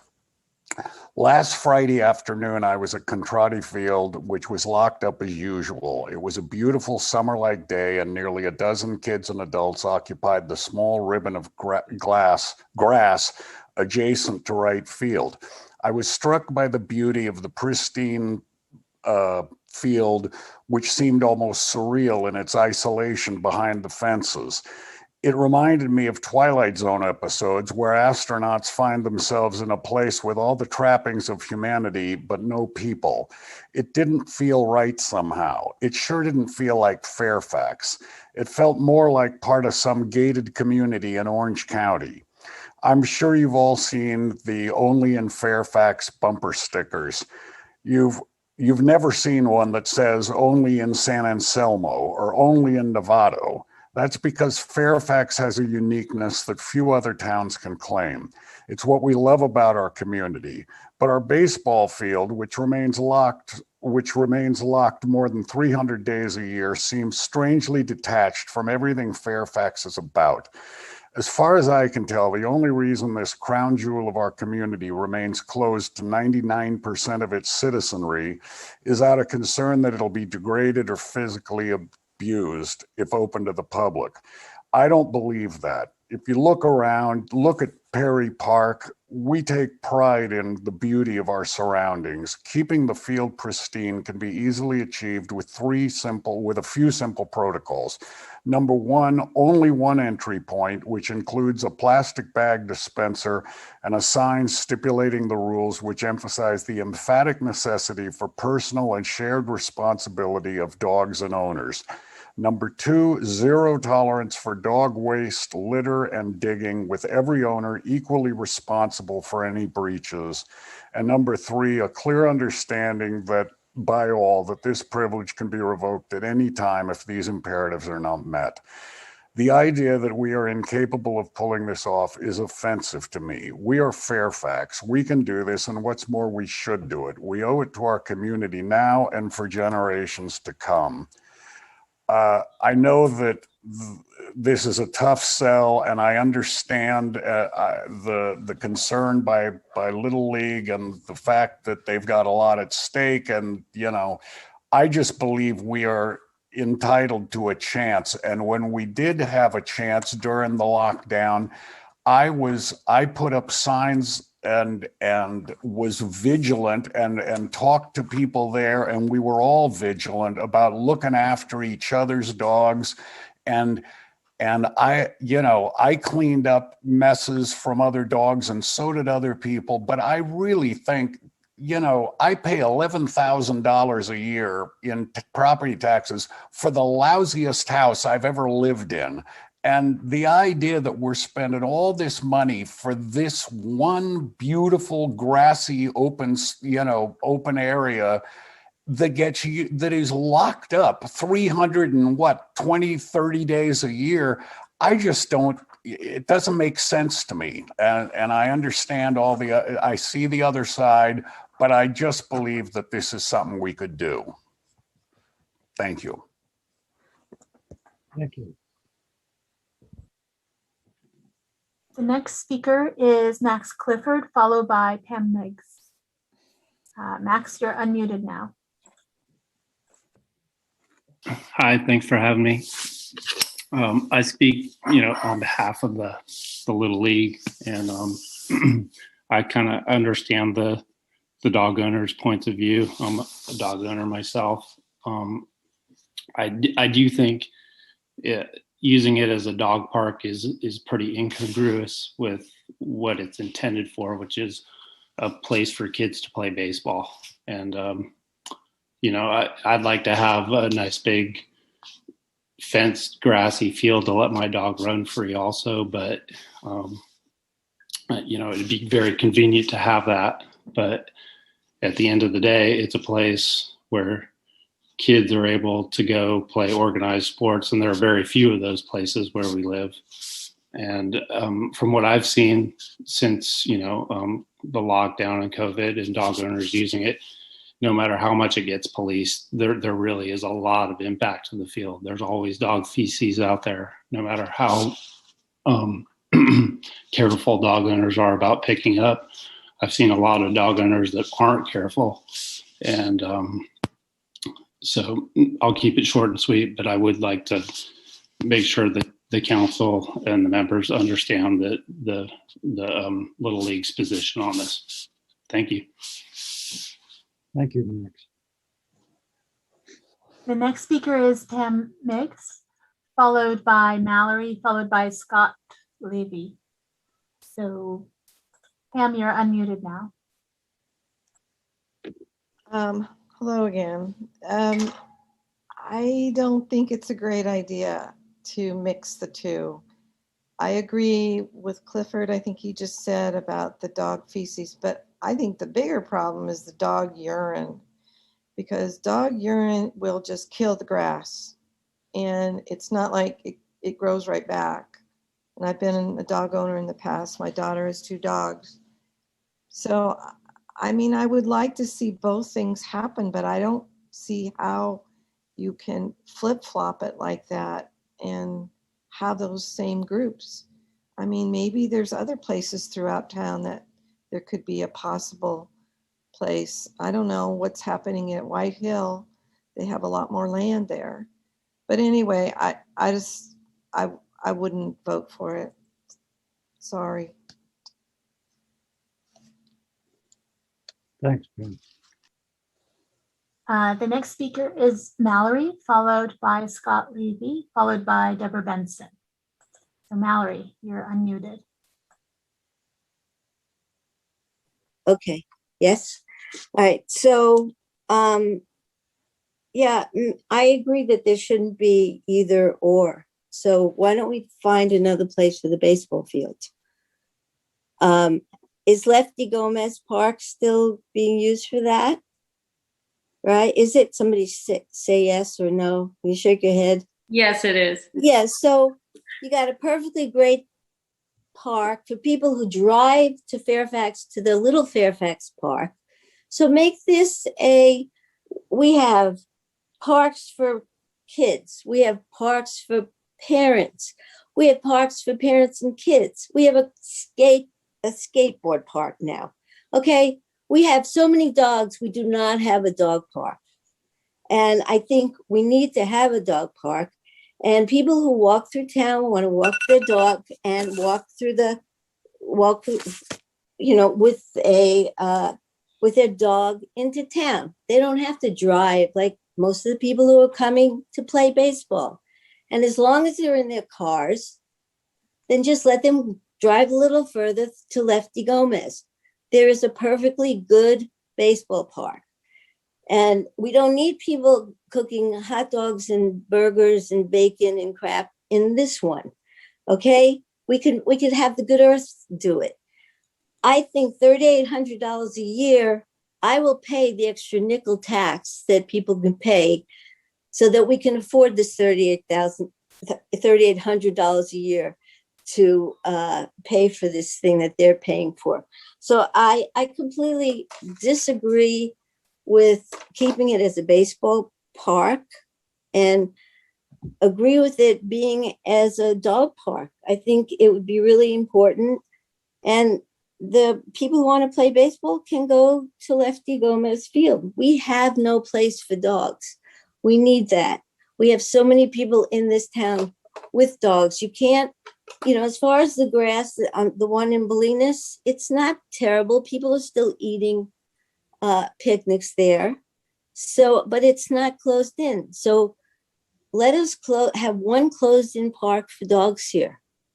And it should be, I think this would be a great piece of land for that. And people can be with their dogs or not be, or be people without dogs can come.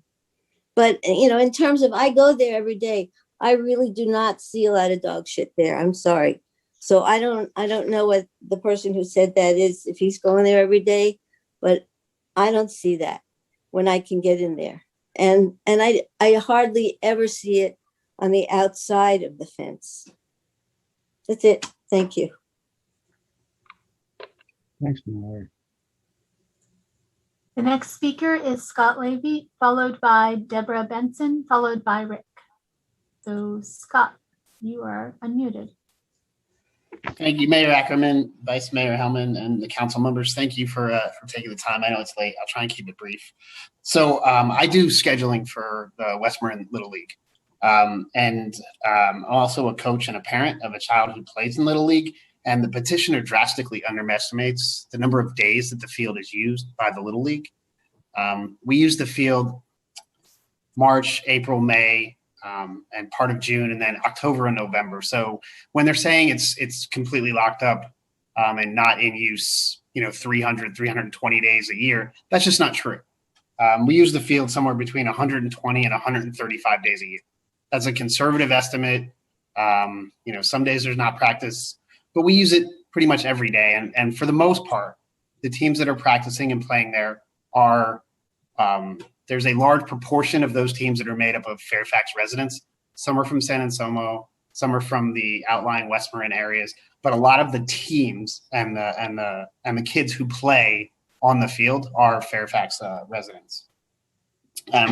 Also, when someone was talking about there's already dog feces on the field, allowing more dogs, regardless of how well you police it, there's no way that everybody picks up everything. And watching a kid go try and catch a fly ball and come up from the ground with dog crap on their uniform is horrible. It's just a horrible experience.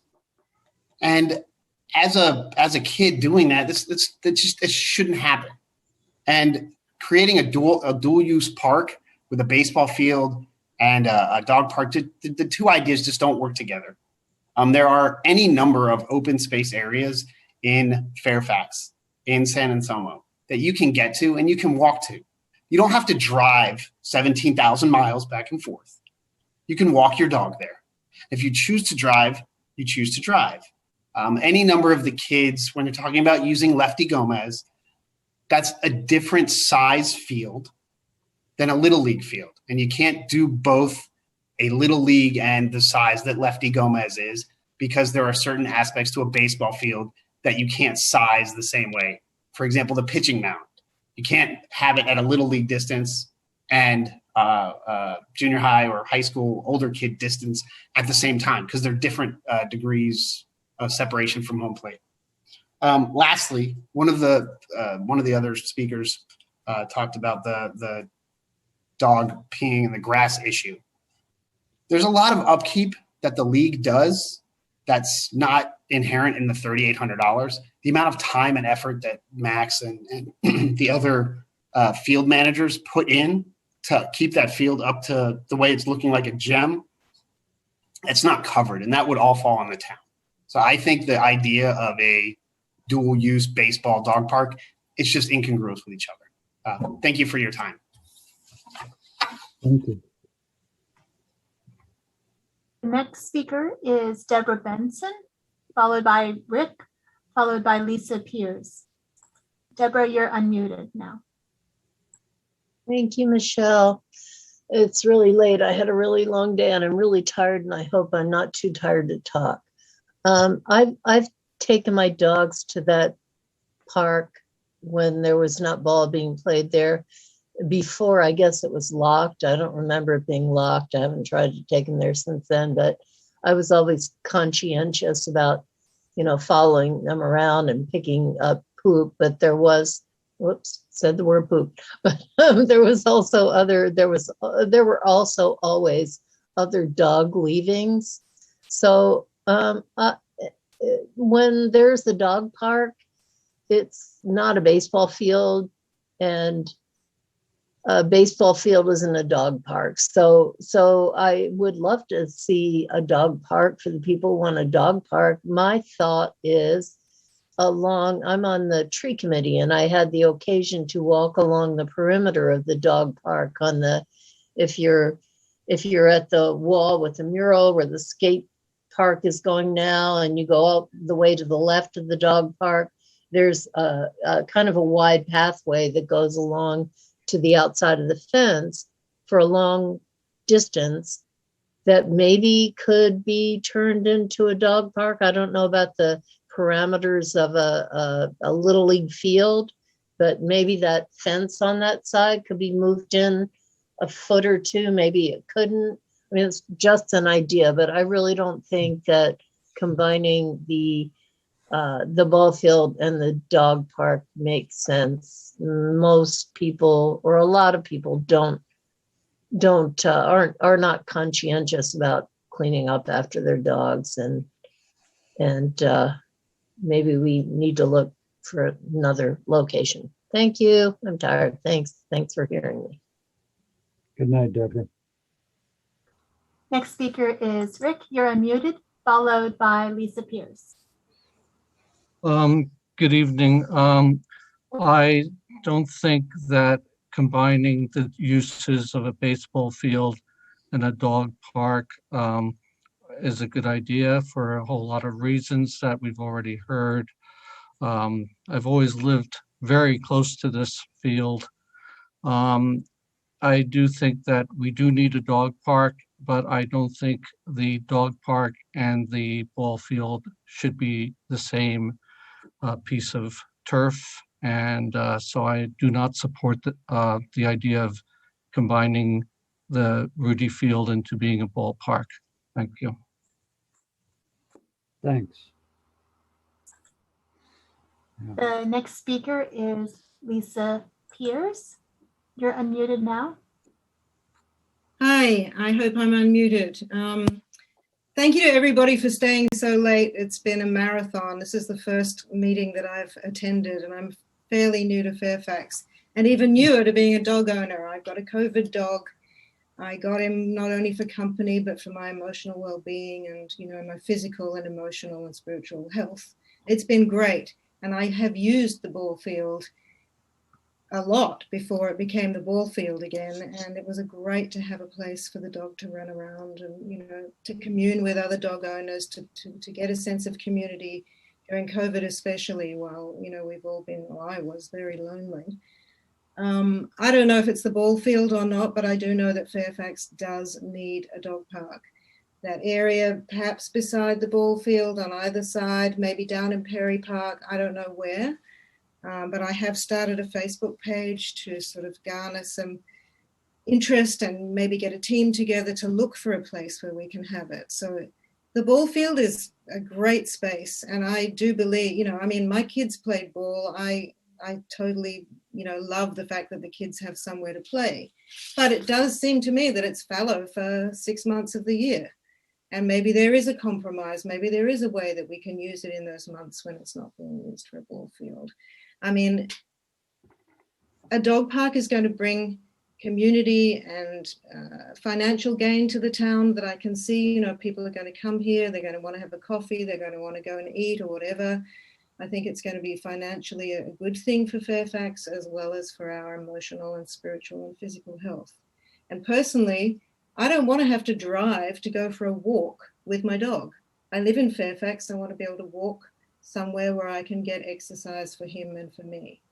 And so I really support the idea of Fairfax having a dog park. And I'm really glad to hear that this petition tonight isn't only just about going to Park and Rec about the ball field, but that it includes looking for alternative venues for some of the year or all of the year or whatever. But I feel very passionate about it, that we do need a space. And I don't know if the statistic's right, but I heard that 60% of people in Fairfax are dog owners. And I certainly see them all the time while I'm walking my dog. And, they need exercise. They need to be able to get off their leash and run around and socialize and all that kind of thing as much as we do. So I really support the idea of there being a space, whether it's the ball field or somewhere close by, but a space that we can walk to. So that's my piece. And thank you so much, everybody, for listening. Appreciate it. Well, thank you, Lisa, and welcome to our late night council meetings. Come back. And the last speaker is Richard Applebaum. You're unmuted. Thank you. Good evening, Council. So I have just a few random thoughts. I'm very sympathetic to the Little League stuff, because everywhere I've ever been where I had a regular park that had been people only and then got converted to dogs, is just, even with the most conscientious dog owners, it's very, very difficult to really keep it clean. It just doesn't feel the same. And so there are some challenges there. I openly admit I'm not a dog owner, and so I'm sympathetic to the folks that are dog owners that are passionate about their pets and would like a space. I've wondered about that space as you start walking in past the school to your park trails. There's a kind of square field over there. I don't know who owns that, or whether that could be fenced and become another location that could be looked at. But I would say this, and I'm sympathetic to the idea that, we're taxpayers and, the ball field belongs to all of us in a sense. And whether it's 120 or 160 or 180 days a year, it's still not the whole year. And so I would say this, were there to be a plan to experiment with a part-time dog aspect to the ball field or any other use of the ball field, I had an idea. When we go up to the lakes, we have to get a day pass, or we have to get a yearly pass from MMWD.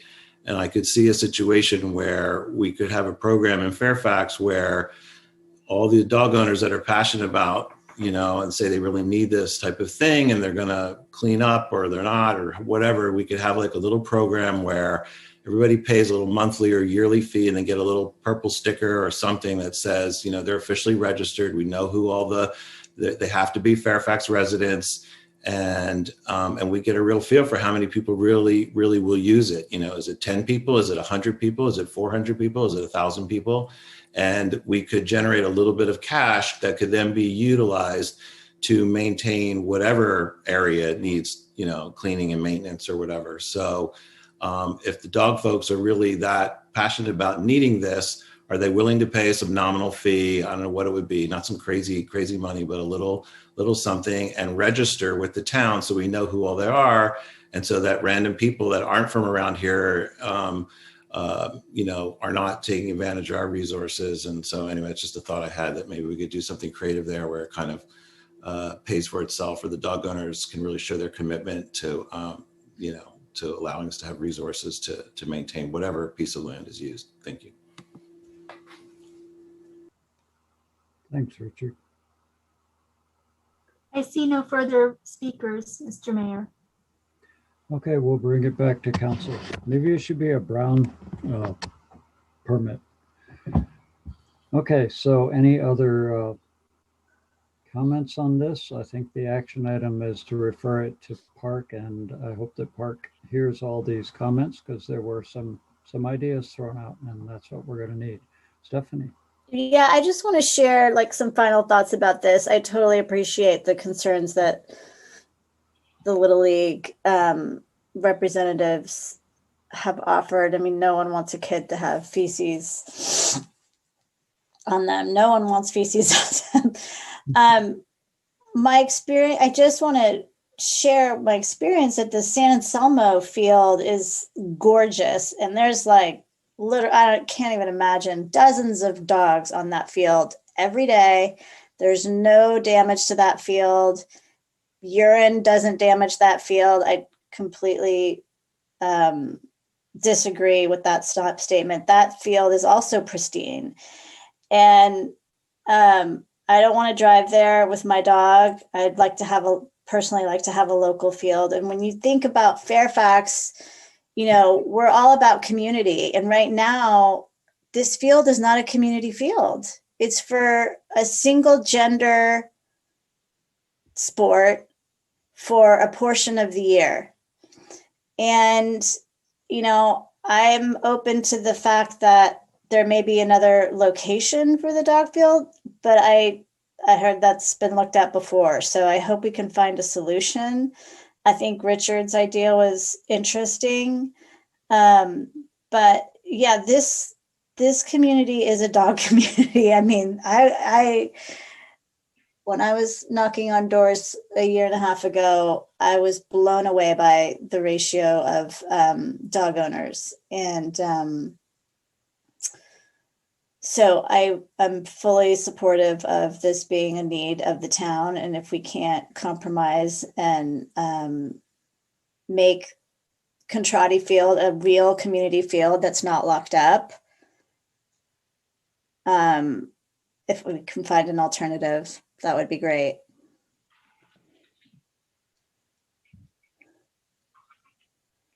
Thanks. Anything else? Barbara? No, other than I've also run into dog owners who would be willing to clean up before games and practices and so forth. So, I mean, I think like Renee says, we could get creative on keeping it clean as well. Mm-hmm. A couple of things. I also think the petitioners could potentially petition the Marin Municipal Water District. The land that Richard was referring to is their land. And I think the difficulty there is there's a neighborhood that gets sort of overrun because of Deer Park there. And also that's where the Fairfax San Anselmo Children's Center is. So we have to be cognizant of that. But I think one of the things I'd like to see is people walking their dogs on leashes to, if there is a dog park, instead of driving everywhere. If we are a walkable town, which we pretty much are, and part of the beauty of having a dog, which I don't have currently, is you get free exercise out of it. But I also want to say one thing that I've talked to the petitioner who led the petition is paying $11,000 a year is not Fairfax taxes. The Fairfax taxes are 200 and something for Measure F, about 150 or so for the pension tax, and something for stormwater runoff.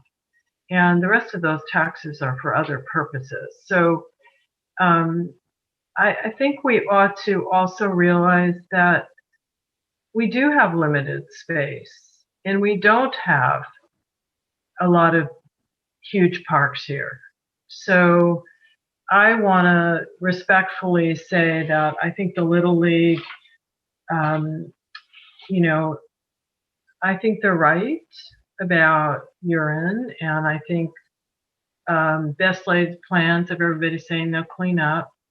There will be a lot of folks that will clean up and others that won't. And I would still remember going to a council meeting sitting next to John Reed, who had walked on feces, sitting next to him. And I thought I might throw up at one point until I finally said, go clean your shoes. So that's just an anecdote. But I want to say that I'm in favor of sending this to Park to look at alternate locations.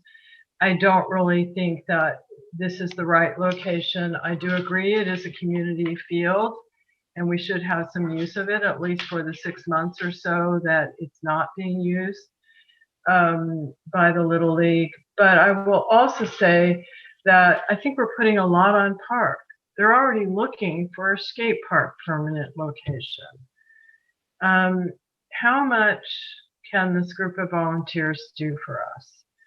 And I'd sort of like us to kind of put on our thinking caps about, yeah, that's a great place, but it can't be the highest priority. Everything we do appears to be our highest priority. And I'm sympathetic. I do not currently have a dog. I have had a dog in the past, but I also know that I live near Loma Alta, and so I could bring a dog there. And a lot of folks I see, I mean, I'm sure the school wouldn't love this, but a lot of folks take their dogs to that sort of raised field right near White Hill. And so I don't know if they're open to that kind of idea, because it is potentially problematic. But I'd also like our petitioners, and I think Lisa, I believe was her name, mentioned that she is talking to a group of folks about maybe looking at other places. So I just think if we send this to Park, let's please not make it their highest priority. They do have other things to do, and they are working on looking at a permanent skate park location. And there's only so many little pieces of this pie that we can split up. Thank you. Thank you, Barbara. Yeah, and I concur. We've also dumped a lot on the planning commission, and yeah, we're all just kind of, there's just a lot going on. Chance. I think Renee, Councilmember Goddard has her hand up. Okay, go ahead. Renee? You don't, Chance? My hand's not up. Oh, Oh, I thought you raised your hand. Okay. okay. Just a few things. First, thank you, and I appreciate the passion coming from the dog owners and the idea of community. I have to say that I kind of grieve the fact that our beautiful Field of Dreams is rather underutilized. I was a Little League mom for a really long time. There's nothing more fabulous than that field, and having that hot dog and watching your kid play baseball. I mean, I can't think of a better thing to do. And it's a huge community space and community gathering place. But what I see for the time that field is not being used that way as the baseball field that it was intended to be. I think if we had Rudy here, he would talk to us a lot about baseball. Is a place that's used for other sort of human activities. We especially have seen what happens when people are able to congregate outdoors or forced to congregate outdoors. And I think ideas came when we first started talking about outdoor spaces. I think it was actually Richard Applebaum talked about dances on that field. Talked about, large yoga classes and music and little gathering spaces for people. And I think that field could be really beautifully utilized by all kinds of the creative folks that have nowhere really to gather in our town, COVID or no COVID.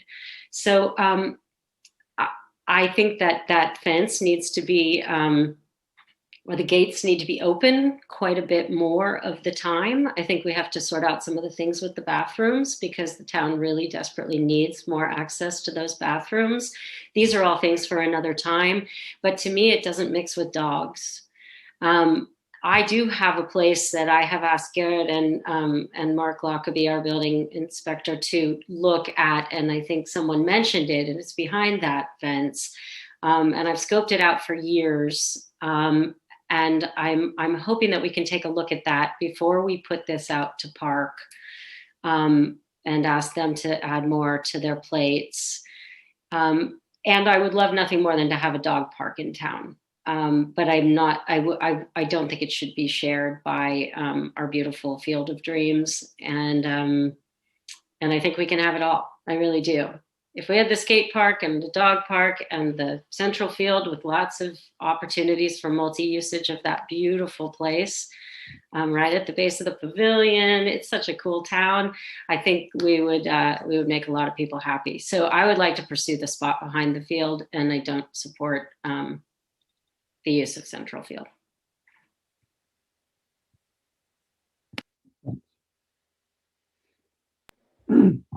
I can speak up too. So I really just want to plus one a lot of what Councilmember Goddard said. I thought that was pretty spot on. Coming from the volunteer board, a lot of the real community cheer that we create in town comes when the volunteer board takes over that field for the picnic. And I've seen people doing ecstatic dance and playing ultimate frisbee and all sorts of stuff in that field. And I think the gates should definitely be open. But yeah, I'm really curious to hear more about your vision, Councilmember Goddard, for the space behind that area for a dog park and what the petitioners' thoughts are on that. But I would love to be part of a sort of a community sit and listen to, with the various stakeholders and try to figure out how we can, as you say, have it all. And I am mindful of straddling our Parks and Rec folks with every long-term landscape analysis of the town for all the different things. But yeah. So I think that's sort of how I'm feeling about it right now, but definitely want to continue to work with the petitioners to figure out how we can realize something special for all the good dogs in town. Okay. Well, I can hardly add anything to that, so I won't. But I agree with, thank you, Renee, and all of you for the comments. And yeah, I look forward to Parks and Rec thinking about this more and definitely looking into some of the other alternatives. And I like the creativity. Let's see what we can come up with. Okay, thank you. I think that finishes this agenda item, and we can move on to the last. Garrett? To be clear, since you didn't take a motion for direction, you're okay with staff going to park, maybe with a focus of looking at that area outside the fence, but having him look at locations, and they obviously could work with petitioners on some of that. So I just want to be clear that that's okay to do. If you need a motion, we could do that. That's what I had understood the direction to be. Yeah. Okay. So a motion would be good, just so we're clear. Okay. Thank you. Yes. Well, okay, I'll make the motion, but let me just suggest a friendly amendment. Is rather than sending it to park at this time, why not just have staff evaluate that spot behind the fence first, rather than sending them on this course of looking at alternate locations, and then have park more fully evaluated. So my motion would be have staff work with Renee on that spot behind the fence, and then send that to park for further analysis. I'll second that. Okay. I'm not seeing Garrett reacting in any terrible way to that. So we have a motion and a second for that direction of staff. Let's go ahead and take a vote. I'll go ahead and take the roll call. So Councilmember Catrano? Aye. And Councilmember Goddard? Yes. Councilmember Kohler? Yes. Vice Mayor Hellman? You're muted, but yeah. Sorry. Yes. Okay, and I will vote for that as well. So there we go. Then can I just? Yeah. Councilmember Goddard, if you could explore if the field, if that fencing could be, if that area could be broadened. I don't know what the size of a little league field needs to be, but is there room to move the fencing to broaden that space that you're looking at? Does that make sense? Yeah. Well, yeah, I mean, if we're going to look at that space, we'll look at all aspects of it. Thank you. for taking that on. Okay, good. So let's take on item 22. So Garrett. Okay, item 22 is authorizing the town manager to increase the agreement with OLAS Performance by $22,707 to provide additional facilitation services for the Racial Equity and Social Justice Committee, ResJ, and its Police Practices and Public Safety Alternative Subcommittee, EPSA. Overall, the contract would be increased by $22,707.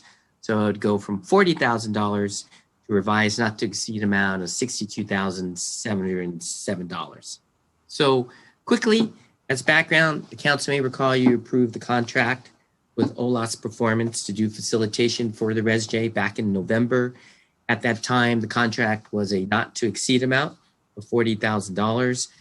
At that time, within the staff report, we did mention that based on a estimate of 20 hours a month, that contract would probably run out in about 6 months. We indicated the goal obviously was to get the ResJ to be self-sufficient in doing its own facilitation. So move forward to now, it's March. When we got the billing for March, we realized that the contract was over budget. Attached to the staff report is a little information on that. So right now, for the services rendered, including the first ResJ in April, total cost is $52,707. We believe the primary reasons for the overrun is that there's facilitation for the PPPSA committee, about 6 meetings, and there was quite a bit of follow-up required with the ResJ members for the months of February and March. So when you combine those, that's probably leads to the 12,000 plus overrun. In terms of overages, I got to say this happens time to time with projects.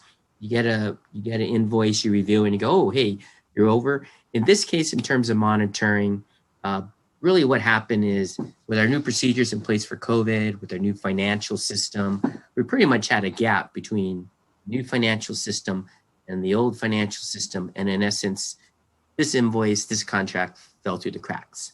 So moving forward, it's not an issue because obviously we know now we're tracking it. Now we've adjusted the billing for OLAS Performance so that they'll have a running total. We'll also do it here. We'll share the bills with the with the 2 council members on the committee. So moving forward, I don't think it's an issue. It's obviously how do we deal with the current situation. So my understanding from the ResJ from the April 1st meeting is that they're recommending the ResJ be allowed to use Ms. Menez as the facilitator. So, but they didn't specifically talk about how long and a budget amount. And then subsequent to that ResJ meeting, I was informed that the ResJ chair indicated that they'd like the ResJ to talk about some budget cap for the facilitator. So with that, staff just added $10,000 that will allow the facilitator to continue her work for a month or 2 for both the ResJ and the police subcommittee. But that being said, in order to do that, council would have to approve that action. So what we see are 2 options to the council. One is you could authorize payment for services rendered and then terminate the agreement. What that would mean is then if you thought you still needed a facilitator for the ResJ, or they thought they still needed one, or the police subcommittee, then, well, you'd have to look for another facilitator. That'd be a different discussion. The other option is you can increase the not to exceed amount to include the costs as of now, which is $52,707, plus $10,000 to allow the ResJ to have a facilitator for at least the next month or 2, and that includes the police subcommittee, and allow them to talk about it to make a recommendation to council to see how they want to proceed. Now, that's the staff report, and I know that the 2 council reps to the ResJ, which is Mayor Ackerman, Vice Mayor Hellman, would like to probably provide their comments to the council related to this item. But with that, that's the staff report, and I'm available for any questions. Yep. Thank you. Well, I am happy to try to give any additional perspective. I think that was a good description. ResJ has indeed taken a lot of facilitation, and I think it's pretty unanimously agreed on ResJ that people like Lisa as facilitator, and she has worked very hard, very dedicated to this. She has put in pro bono hours. It's probably hard to understand for people who haven't worked in a that kind of an environment how it's not the same as working a 40-hour week. The rate of pay sounds really high, but you're only getting paid for the hours that you're working, and so it's just a really different situation. Personally, I think Lisa has done a really good job. She's been very very hardworking and very dedicated, and she has brought ideas out which she's discussed. They're in writing and in the staff report, but she's also discussed them with the ResJ and put some of them into action already as far as how to change her facilitation style to try to move more quickly toward action items on the ResJ and the PPPSA meetings. And that's already borne fruit, I believe. The direction is, as Garrett said, the direction from the beginning was per Lisa to try to get us, get the ResJ to the point where it didn't need a facilitator. And I don't know that has, just to put it simply, taken longer than one might have expected. But this is really delicate work, as one speaker mentioned earlier, one public speaker mentioned earlier. It's not the same as any other committee that we have in town, just as far as the emotional content of what's being discussed, as far as some of the hurt that people come in with, and the different cultures that are trying to work with each other, and just the intensity of the information. And also, I would say the fact that there are a fair number of people on the committee who don't have experience with being on a public committee. And so the whole thing of how you use Robert's Rules of Order and so forth, it's just so many different things that make it take a while for the committee to really gel and to come together. And during COVID is really a hard time to be doing this. So I can tell you that of all the committees that I serve on, ResJ is far and away the one that takes the most of my attention. And Lisa is putting way more attention than that into it. It's just phenomenal. So, and a lot of other people are putting a lot of attention into it. I can only say that this is a big job, and I don't think any of us thought it wasn't going to be a big thing to talk about some of these issues in Fairfax. So I would support what the staff report suggests, which is that we obviously pay what we have already spent and then add another 10,000 to it, and that would be the cap at this point. And that gives us time essentially to be able to have another ResJ meeting and talk about it further. We did talk about it on the last ResJ meeting, which Stephanie wasn't able to attend because of an emergency that happened in her family.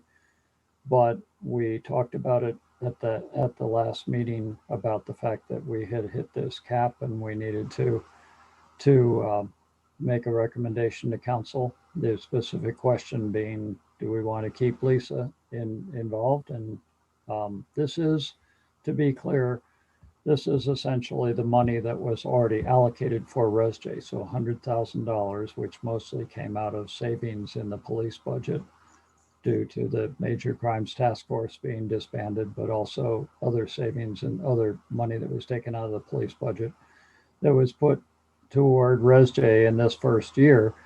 That money is where this is coming from. So there's, as it says in the staff report, there's no immediate fiscal impact on the town because this money has already been allocated. So this is essentially ResJ's decision of how to use that money. It's a tough decision because ResJ wants to do more things than they have done yet, like maybe do surveys, maybe have speakers. reach out to the community. Hasn't been decided yet what else to do, but ResJ is not comfortable with spending all of their money. And I can't tell them what more money might be forthcoming. I certainly can't promise anything. So this is a question for ResJ, but the answer that came back was, without us having talked about a specific dollar amount, the answer seemed pretty unanimous that yes, we don't want to just turn Lisa loose at this point. We need to keep using her as much as we can afford for a little while longer and figure out next. So this seems to be the compromise that says, let's give it at least a month so that we have the chance to discuss what we're going to do next. And then we might just be back to you, or we might, who knows what'll happen, but that discussion will be ResJ's. So that's the best I can do as a report. So is that what we're doing? We're reporting right now, or are we going to go to public? Because I have comments, but I'm just not sure what. Garrett ended his report by saying that you and I, Oh, okay. Could maybe say what our perspectives were. Yeah, I think that was really, really good, Bruce. I appreciate what you just shared, and I'm 99% in alignment with you on that. I don't recall speaking with the committee about, we provided transparency on the contract of 40,000, but we did not get any red flags at that point that we were hitting that. And that was in the March meeting. I feel very uncomfortable. I mean, it was my suggestion to pay the 11 has somehow come to 12.7 now. I don't know how that happened. So that's a question I have, but it was my notion to say we have to go back to the committee to get input before we spend any deeper into the 100,000. We absolutely need to hear from the committee on that. But we also committed very early on, once we, inherited this $100,000, we said, at least I did, out loud, that no, we're not going to use all of this on facilitation. Heck no, we have lots of things we want to do. And so, we need to have that discussion. We haven't had a budget planning. We're just into goal setting right now. I mean, there's just a lot of work. One of the things that I think, there's a couple of things that I think we could be using the funding on. And if we go with option 2, we're looking at 60,000 of the 100 spent, right? And so that leaves 40,000 left, less than that really, right? I'm seeing not to exceed 62. So that's a concern to me. I think we could be funding mental health pilots in collaboration with the other townships. That, the mental health services is not 24/7 right now.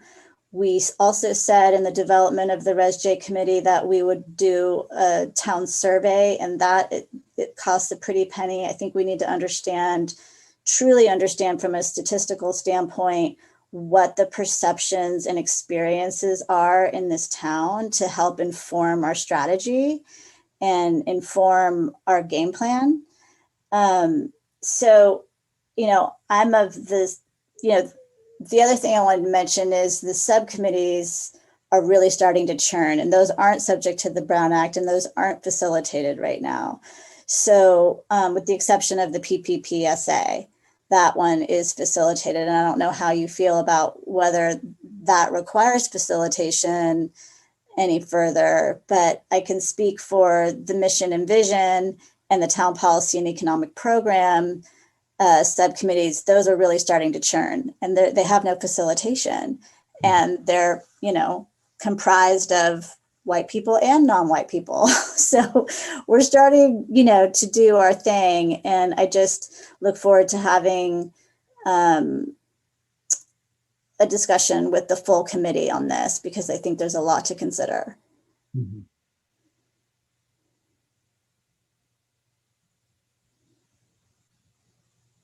So Dennis, for just to answer your question about the PPPSA, if it was a question, and I serve on the PPPSA, it is a unique committee by council direction. So it came from council to make the PPPSA not even, it's a weird committee, weird subcommittee in that we're limited to less than a quorum, but yet at the same time, we are limited with all of the same rules that the full committee is limited by. We Yeah. on Zoom, we're recorded, we have to follow the agenda postings and so forth, just like the full committee, and yet we're a subcommittee. So that's, I believe that came out of council just because it's very important committee and it's very important to the townspeople. And so it's But do you think it needs facilitation the way it's going right now? facilitation. We have a meeting tomorrow night and it's not on the agenda to make a decision about this. So we can't make a decision about it. But what I will do is just bring this up to people on the PPPSA to be thinking about this so that when we have the next ResJ meeting, the PPPSA may have some thoughts to offer the ResJ about whether it needs to continue to have facilitation. I would say just make it part of the ResJ's discussion, which certainly will be on the agenda for the next ResJ meeting to talk about where we're going with facilitation. So I'll raise this to the PPPSA tomorrow night to be thinking about this as a subcommittee as well, because that should be part of that decision. That may be one approach is to, as far as just trying to cut the costs going forward. Yeah, Renee. Yeah, I have a question. So we're being asked to choose between one of two options. And it sounds to me like, from what I can ascertain, that the ResJ itself is saying that it's important to the ResJ to continue with the facilitation. And so what I'm hearing from you guys is that, well, we need to talk with the ResJ to see where they want to go in terms of facilitation. And you need to talk then with the PPPSA when it can be agendized to see if they need facilitation. But what I'm speaking of, excuse me, is if we allocate an extra 10,000 above what's already been spent tonight, then that's what I was talking about. Is that allows us to still have Lisa as a facilitator as we. So that was where I was going. So what I'm hearing is, it would not be wise to say, well, that's it. We'll pay you what the overage was, and we thank you for your service. Just to get through this transition to decide how you're going to go forward without a facilitator is going to take another month of facilitation. So it seems that's what me, number 2 is. Right. So that's I'm just wanting to clarify that it doesn't seem as though, given all that's been put into this, that to do some kind of a cut here makes much sense. So I would like to hear members of the ResJ if they're going to speak tonight, or others. And then it seems obvious to me that we would need to do option B so that we have made the best of our investment and we have the best chance of launching you all without a facilitator to really accomplish some of these goals. Well, when we're getting into discussion, but yeah, I agree. I think option B is the only way to go at this point for that reason. It would just be a really sudden cutoff to say, all right, wait a minute.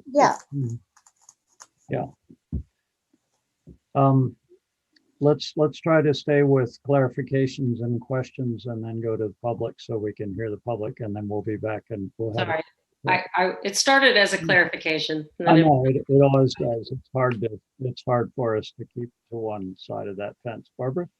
Just one clarification. So since the burn rate has been about $10,000 a month, is your plan when you go back to the ResJ to really focus in on,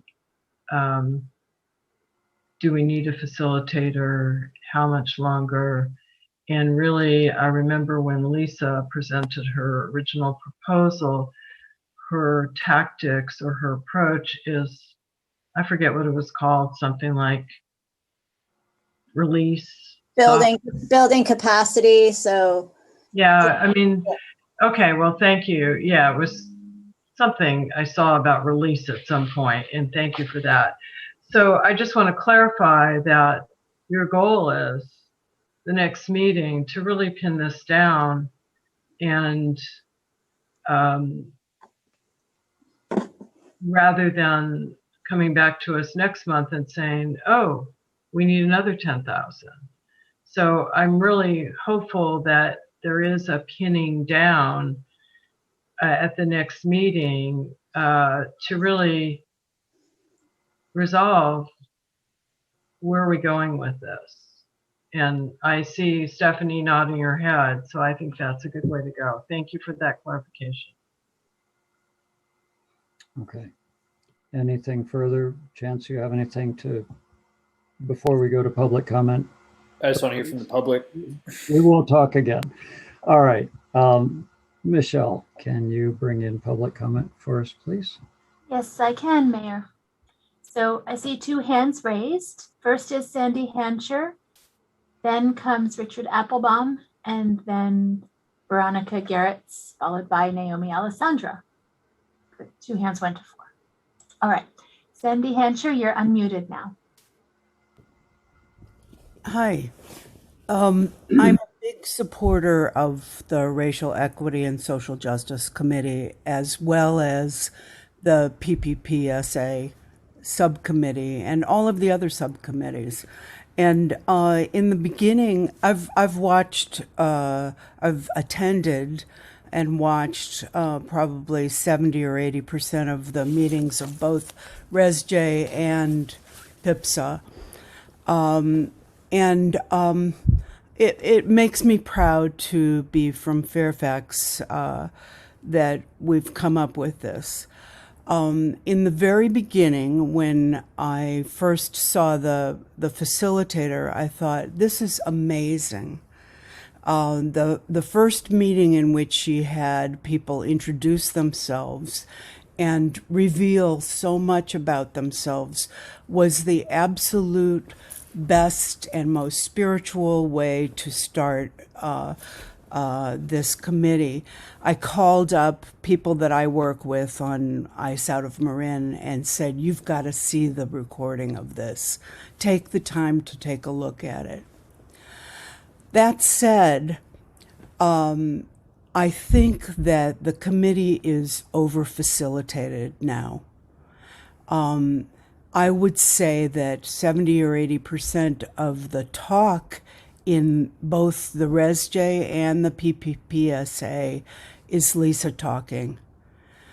The members of this committee were very carefully vetted and selected for their leadership abilities and for their anti-racist activities.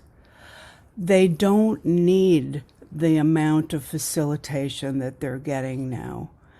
And it's paternalistic from my point of view. I think that they're very capable of doing this on their own. And it's been 6 months, and I would like to see a lot more be accomplished. From what in the meetings, the very last few minutes of the meetings are the subcommittee reports. And the subcommittees seem to be doing incredibly good work. That's what 90% of these meetings should be about.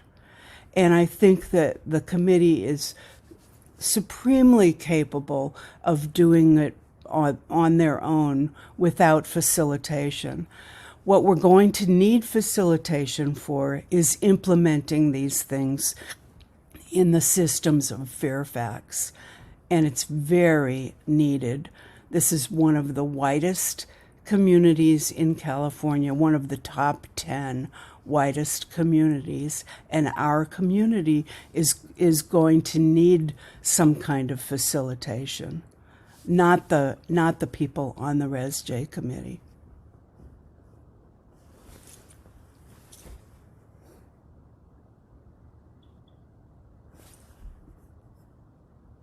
Thank you, Sandy. I appreciate those comments. Okay, thank you. The next speaker is Richard Applebaum, followed by Veronica Garretts. Richard, you're unmuted. Thank you.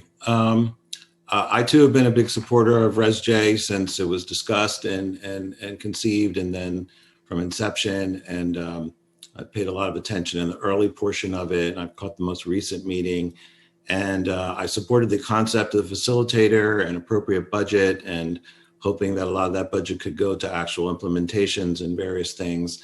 And I think.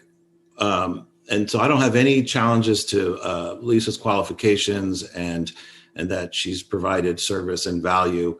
My concern is a little bit about the process, that we got into a situation where there was a contract agreed for $40,000, and then it feels to me that the facilitator was self-managing.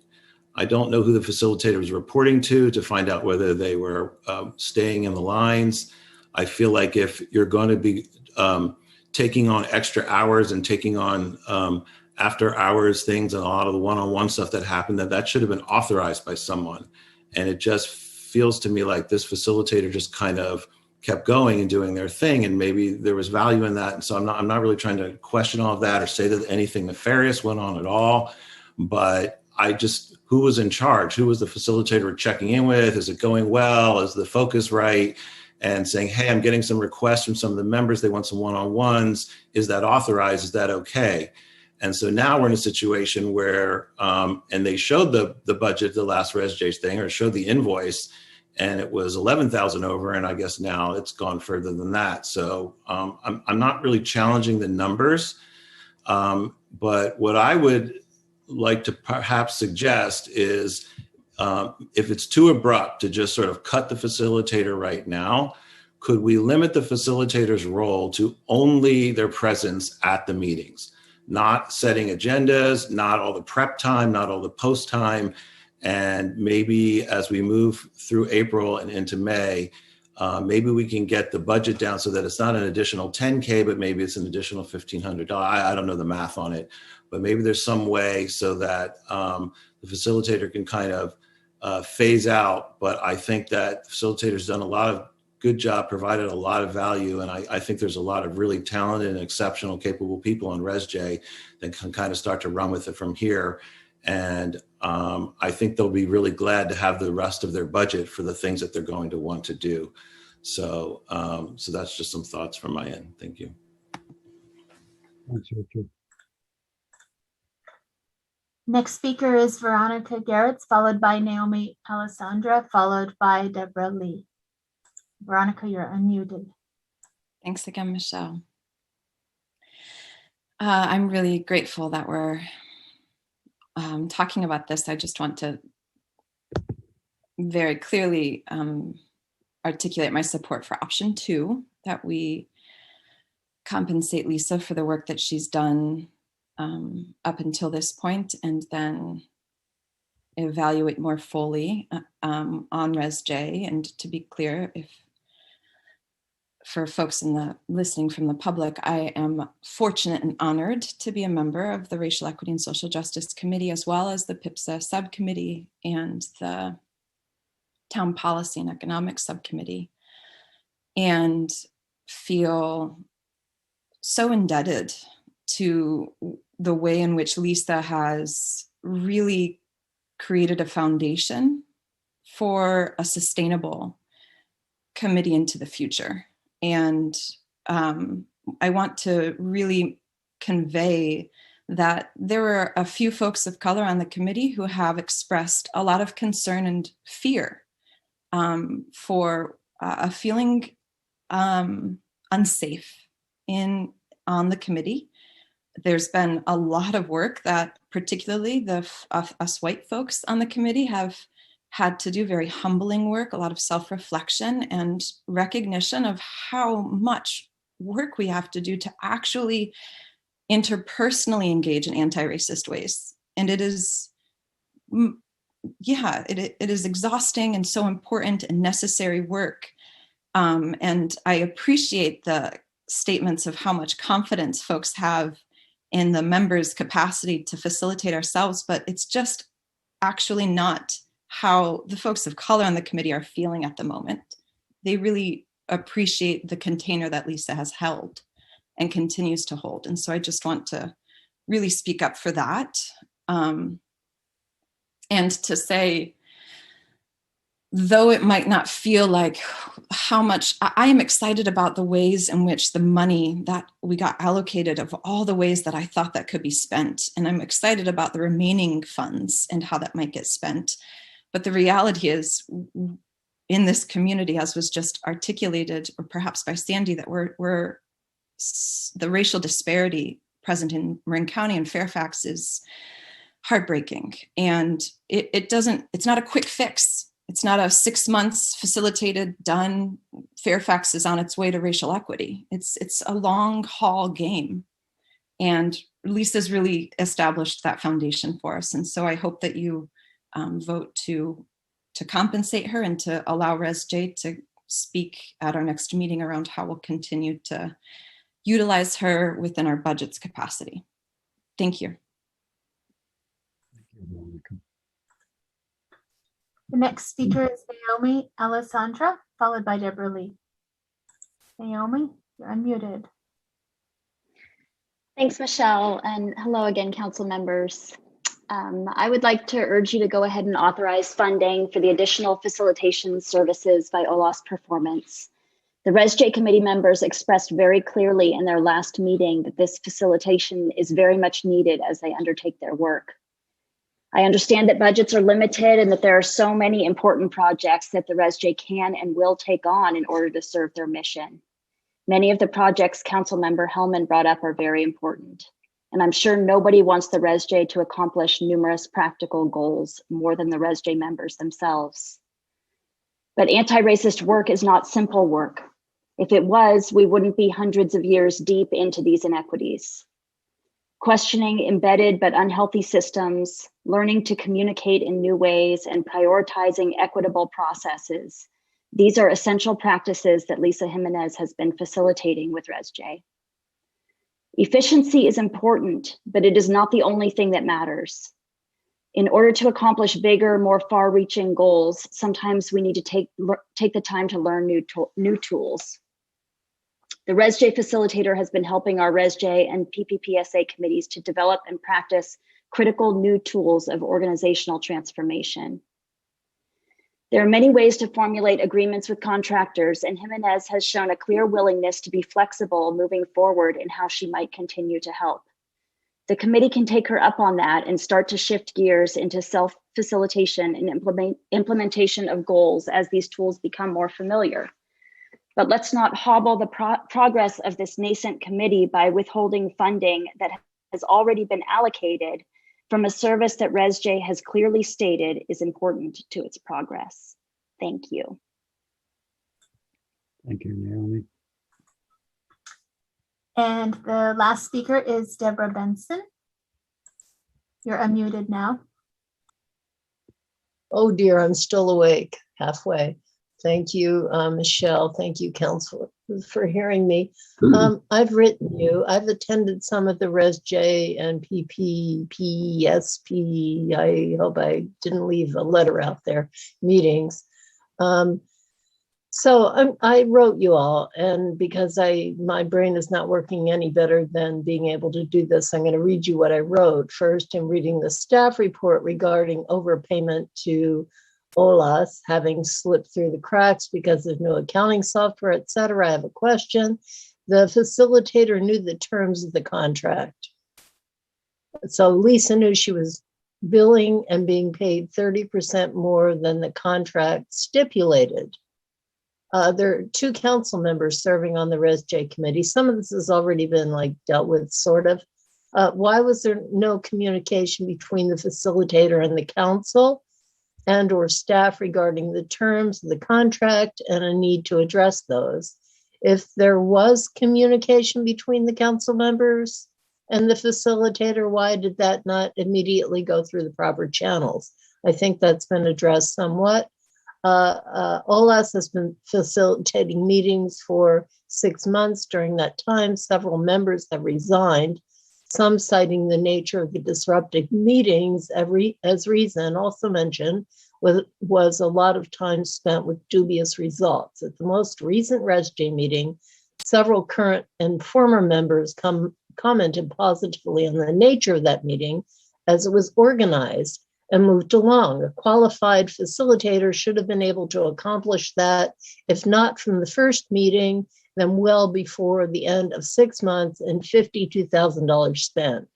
ResJ and its subcommittee are the only committees in the town with a budget and a facilitator who is paid to guide the members to the point of running the meetings on their own, with 2 council members attending. At the most recent ResJ meeting, a chair was chosen to take over the role of Council Member Hellman. I saw a newly appointed chair attempt to perform as chair by calling on a member to speak. During a pause created by the chair to take a note, the facilitator jumped in to take over the role and called on the next raised hand, and so it went. I would suggest that the committee members attend another town committee meeting of their choice to see how it's done. That there's now a chair who seems capable. It's been a really 6-month expensive learning curve, and I say leave it at that. Do not renew the contract. And my last comment is, what's been accomplished? What has the committee brought before the council in its advisory role? And I guess I end up with more time, so thank you all and have a good night. Good night. Another hand has come up. Mark Bell, you are unmuted now. Following up the comments that I did in open time, as I said, I watched this meeting. You started with what, 15 members? You've had at least 5 quit.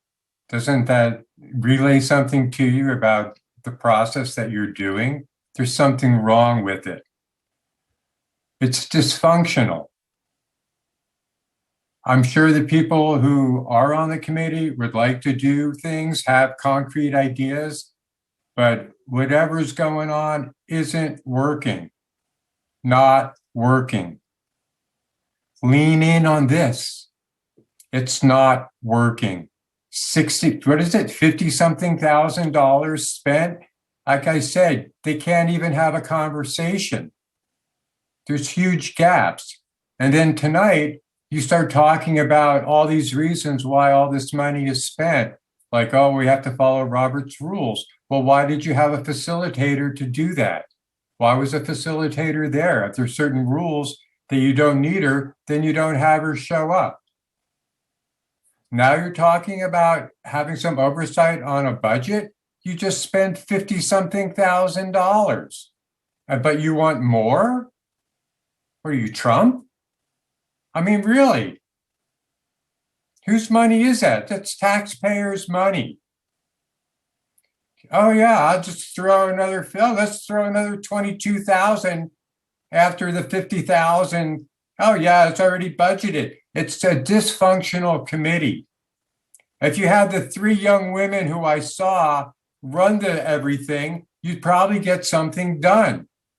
But no, that's not what's happening. One of the members who quit said, name me 5 things that we've done in 6 months. Nobody could even mention one. It's not that hard to talk to people. Yeah, there are going to be issues, but you have alpha personalities, and given the opportunity, those alpha personalities can lead. Other people will fit in. Young people who are going to school usually end up having to work in groups. They're used to working in groups. They're used to getting things done.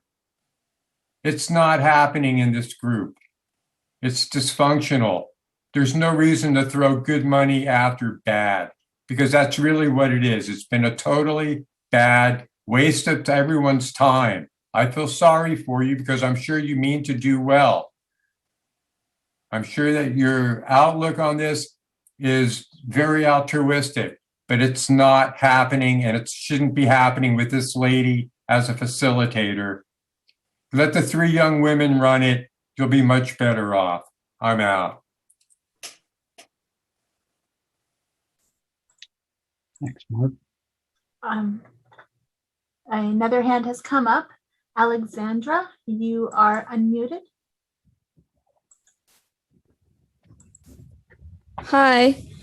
Um, so I guess I want to support option 2, I believe it is, for keeping Lisa for at least another $10,000. The reason would be so that we can have guidance as we start the transition process to allowing ResJ members to facilitate our meetings. I don't think that it would be useful for us to just get rid of her right now. I think it'd be beneficial for us to have her guidance as we transition so that we can ask questions when needed. And I also want to say that for the money that the 10,000 that we're talking about is not money that we're asking to be added to our budget. It's money that's in our budget. So I feel like that language should be clarified, that the money, we're not asking to be given any extra money. The money's in our budget right now. And if we don't use it to add to Lisa's contract, we will use it in another way.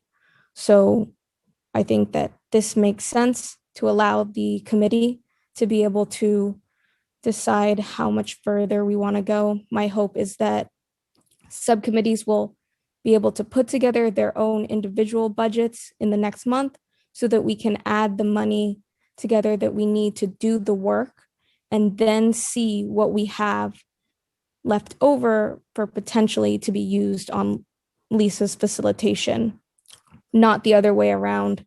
I don't want this committee to use the budget solely on facilitation. It would be really unfortunate for us to use the entire budget and then not have money to do the work that we set out to do. So, yeah, thank you. Thank you, Alexandra. I see no more hands.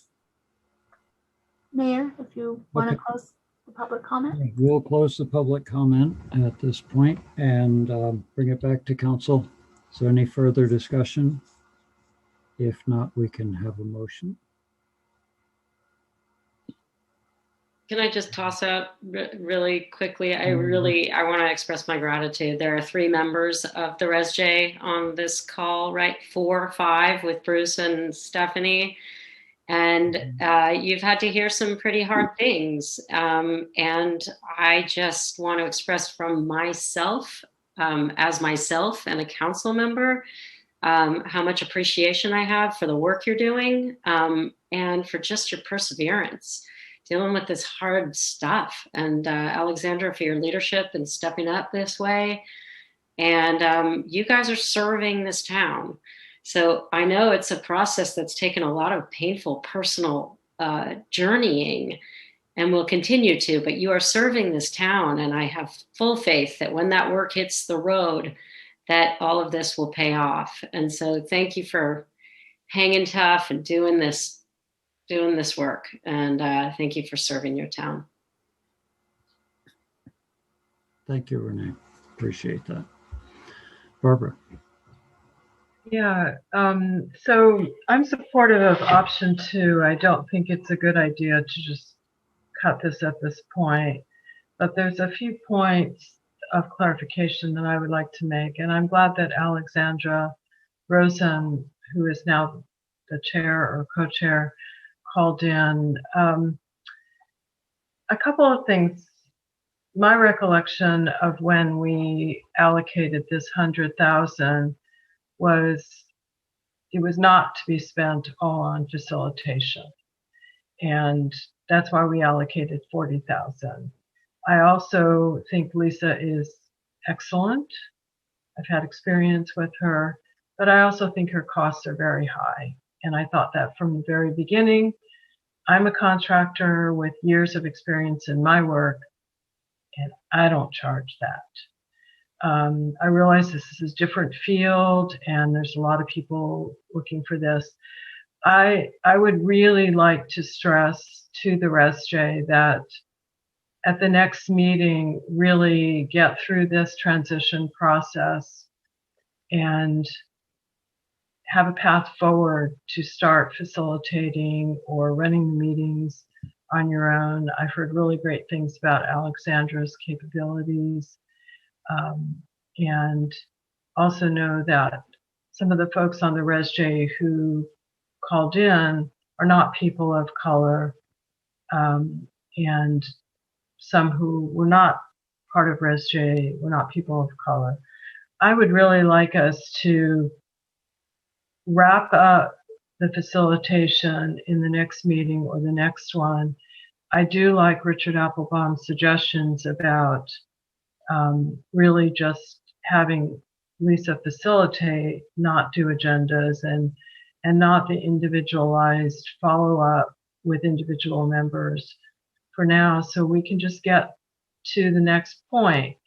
And I really do think, I'm not sure where the ResJ is going as far as the things they want to do, but and while I think this work is really important, I don't think there should be an expectation that this council is going to be able to allocate another 50,000 on top of the 100,000 or another 100,000 for this work.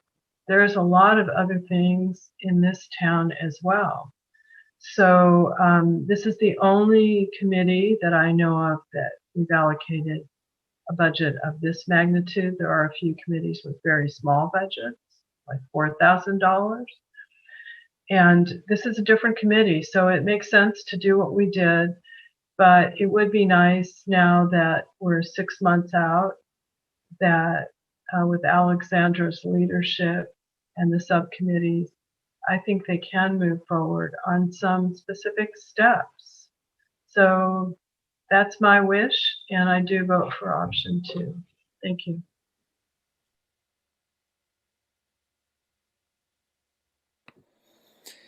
Yeah, if I could chime in real quick too, and good morning to everyone. Now that it's 1 a.m. I just want to echo those sentiments around being so grateful and thankful for the ResJ members on our council, as well as those that have called in tonight and who've done a lot of really hard work over the last 5 to 6 months. And I routinely watch the recordings, and the last meeting was phenomenal, I thought, especially the end. I think the amount of money that has been put into getting us to this point, I think the training that has been done and the preparatory work that we've done as a town to get this committee off the ground it's really hard to quantify. It's hard to capture it, and I think we'll see the dividends being paid forward in the months and years ahead as these projects come out. But it's like climate change, like climate justice. I think some of these big systemic issues are so huge, but there's some of the most important investments we can make in each other and in our community. And so I'm really grateful for Lisa and all the work she's done to date, and how far everyone has come on that committee, just watching it through the recordings and seeing how comfortable people were with creating space for understanding and listening and thinking about things that, we operate with so many blinders and unconscious biases, throughout our lives. And so this is a really transformative committee and a transformative moment for Fairfax. And so I'm excited to see what happens as the committee takes this next step, and under Alex's leadership and the leadership of everybody, and figures out how to move forward. And really excited. And of course, I'm supportive of option B, and definitely trust my colleagues on the council bringing that forward too. So thank you all.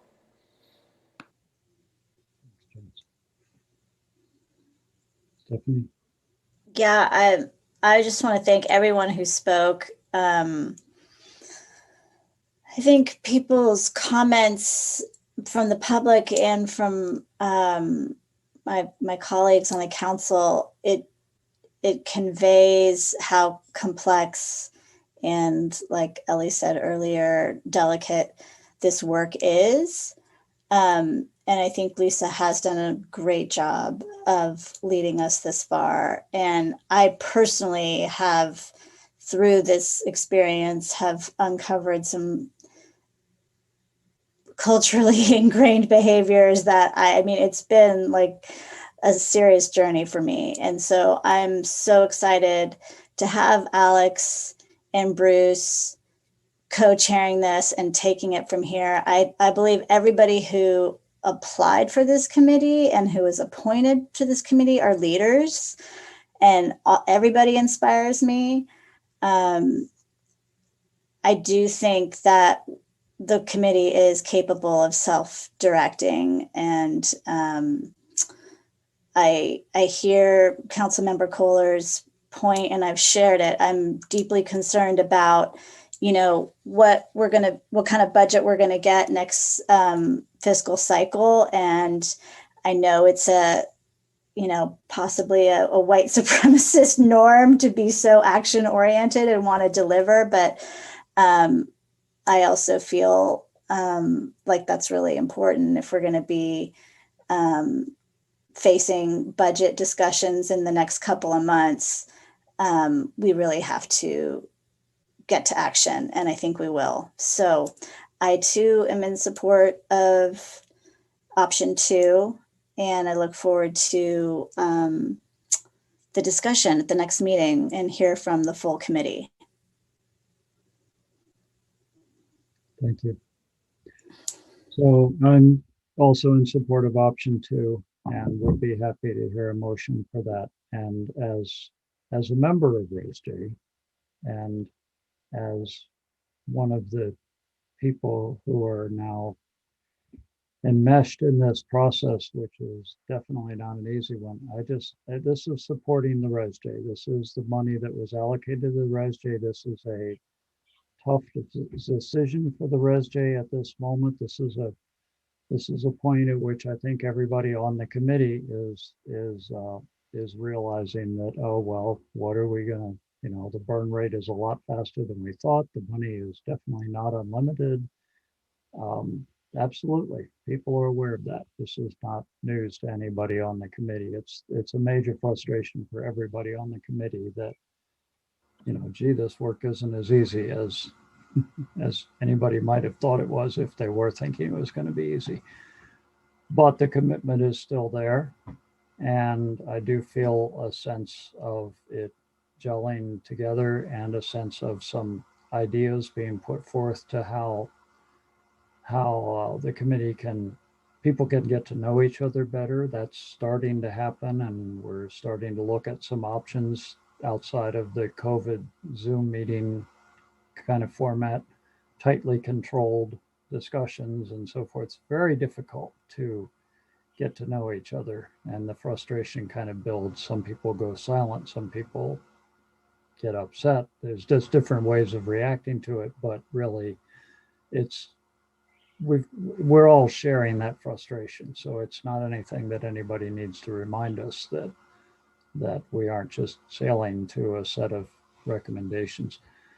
But anyway, thank you on behalf of the Res J for your support. And yes, I think option 2 is the way to go. And we will. So could I make the motion? Please do. I'd like to make a motion to authorize the town manager to increase the agreement with OLA's performance by $22,707 to provide additional facilitation services for the Racial Equity and Social Justice Committee and the Police Practices and Public Safety Alternatives Subcommittee. The overall contract will increase by $22,707 from $40,000 to revised not to exceed amount of $62,707. Second. Motion Kohler, second Catrano, and if you would take the roll call vote, Michelle, please. Yes, I'd be happy to. Councilmember Goddard. Yes. Oh, yes. Yes. This is a vote. And you are still here. Councilmember Kohler. Yes. Councilmember Cutrano. Yes. Vice Mayor Hellman, Yes. and Mayor Ackerman. Yes. Motion passes. Thank you. And we have decided earlier, I believe, to continue item number 23 to a future meeting. It may not even be the next meeting. So with that, where are we on the agenda? We have the, there's listed on the agenda, as there is nearly every month now, item 24, a public hearing that is also continued.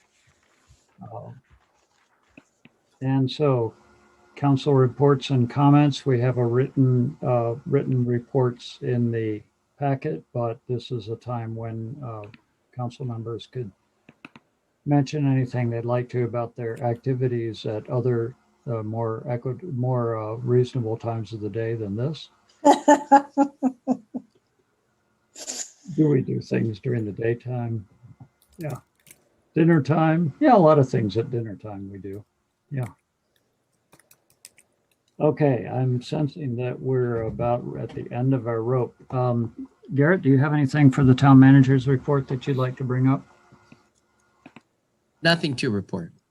Okay, and future agenda items that any council members want to put out right now while we're in public? Okay, with that, I believe, but yeah, Stephanie. Actually, I just wanted to, because I wasn't present, I had to leave at midnight that meeting. What meeting was that? The February meeting, when Chance raised the Elliott Preserve, and I wasn't present to vote. And we've since decided it needs does it need 3 votes? The Cascade Canyon Open Preserve Bridges effort.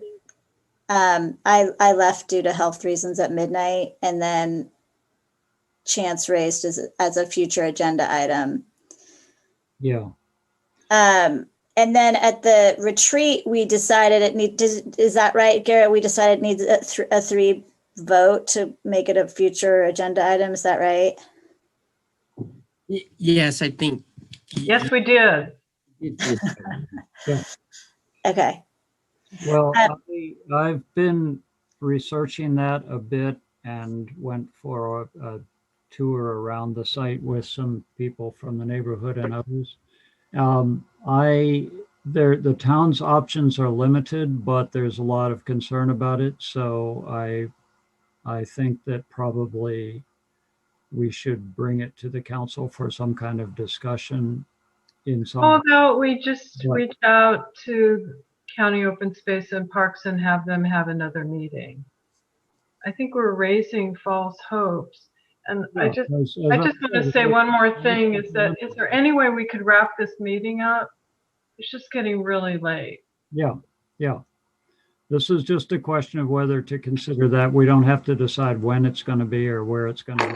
I'm just saying I agree that it wouldn't be a bad idea to talk about it, just because there's a lot of public interest in it. Do you want to see, Mayor, excuse me, do you want to see if you have support from 3 council members to bring that?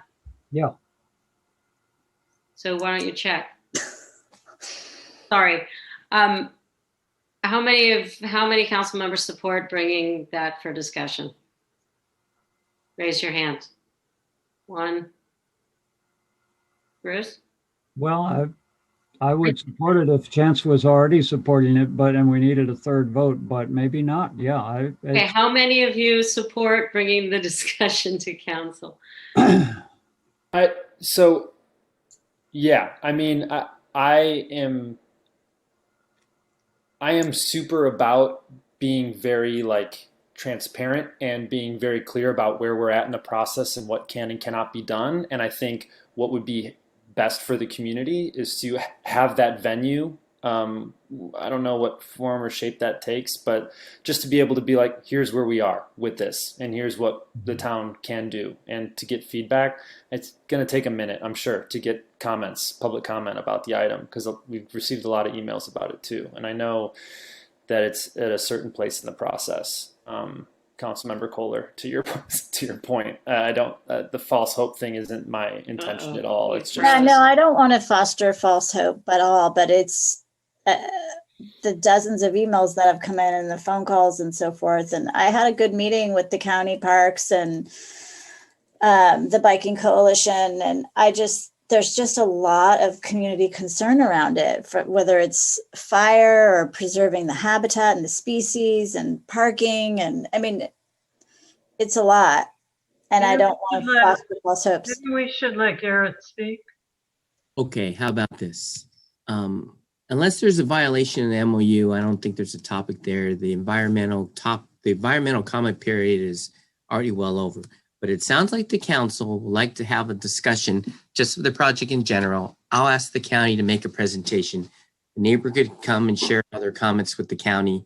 That's what it sounds like 3 of you'd like to do. We can do that. I'm not too sure when that could happen, but yeah, I don't know if you want to do it on the 21st. I don't even know if the county. Oh, let's please not do it on the 21st. Okay. I mean, come on. Can we for once be reasonable about what we try to pack into these agendas? Yeah, I don't think it needs to be, I mean, look, they've already said they're not going to break ground on this thing till next year. So I don't think it needs to be the 21st. To be determined. Okay, I got it. Okay. All right. Thank you. So we have 3. That wasn't clear, Bruce? You become third. But I'm really clear that as far as raising hopes, the council has already signed off on this. It's moving. There are some things that we can give input to and some ideas. And I just feel like we probably need to talk about them in public. And I don't know how to talk about them in public except at a council meeting. So here we are, but it's not really sort of a big council action like we're going to change the bridge. Right. It's not happening. All it's going to be is just some ideas and a chance for people to speak. And I think it's a great idea, as Garrett brought up, to invite the county to come and listen. Yeah, I think it's perfect. Input. Thank you. I've kind of promised people that we would take this seriously, take their concerns seriously, and let's take their concerns seriously. But I hope it doesn't take forever. And I hope that, Chance, when you said it'll take a minute to get the comment, I hope that's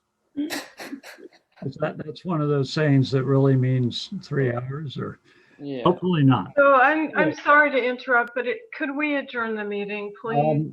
It's 8:30. We will now adjourn, and we've got in memory of 2 people, the beloved Jimmy Fish Bob Garrity, who passed away recently, and Jacqueline Lucio Girangelli. Girangelli, and can I just add one thing? So Jackie Girangelli is Mike Girangelli's aunt. She was well loved in this community. So everybody loved Jimmy Garrity, but I also don't want to forget Jackie Girangelli, who longtime member of this community and well loved, as is her family. May I read something very brief that was in the IJ today about Jimmy? It says he was one of the few white guys in the canal. He said he stood tall and advocated for the community we belong to. I appreciate him as a friend and as a white man who struggled for many immigrants' rights. And he claims that he held politicians' feet to the fire behind his camera. On his social media profiles, Garrity listed himself as a janitor at the Political Waste Management Incorporated. I totally love that. That's a great one. Rest in peace. Okay. All right. Thank you. All right. Good night. Good night.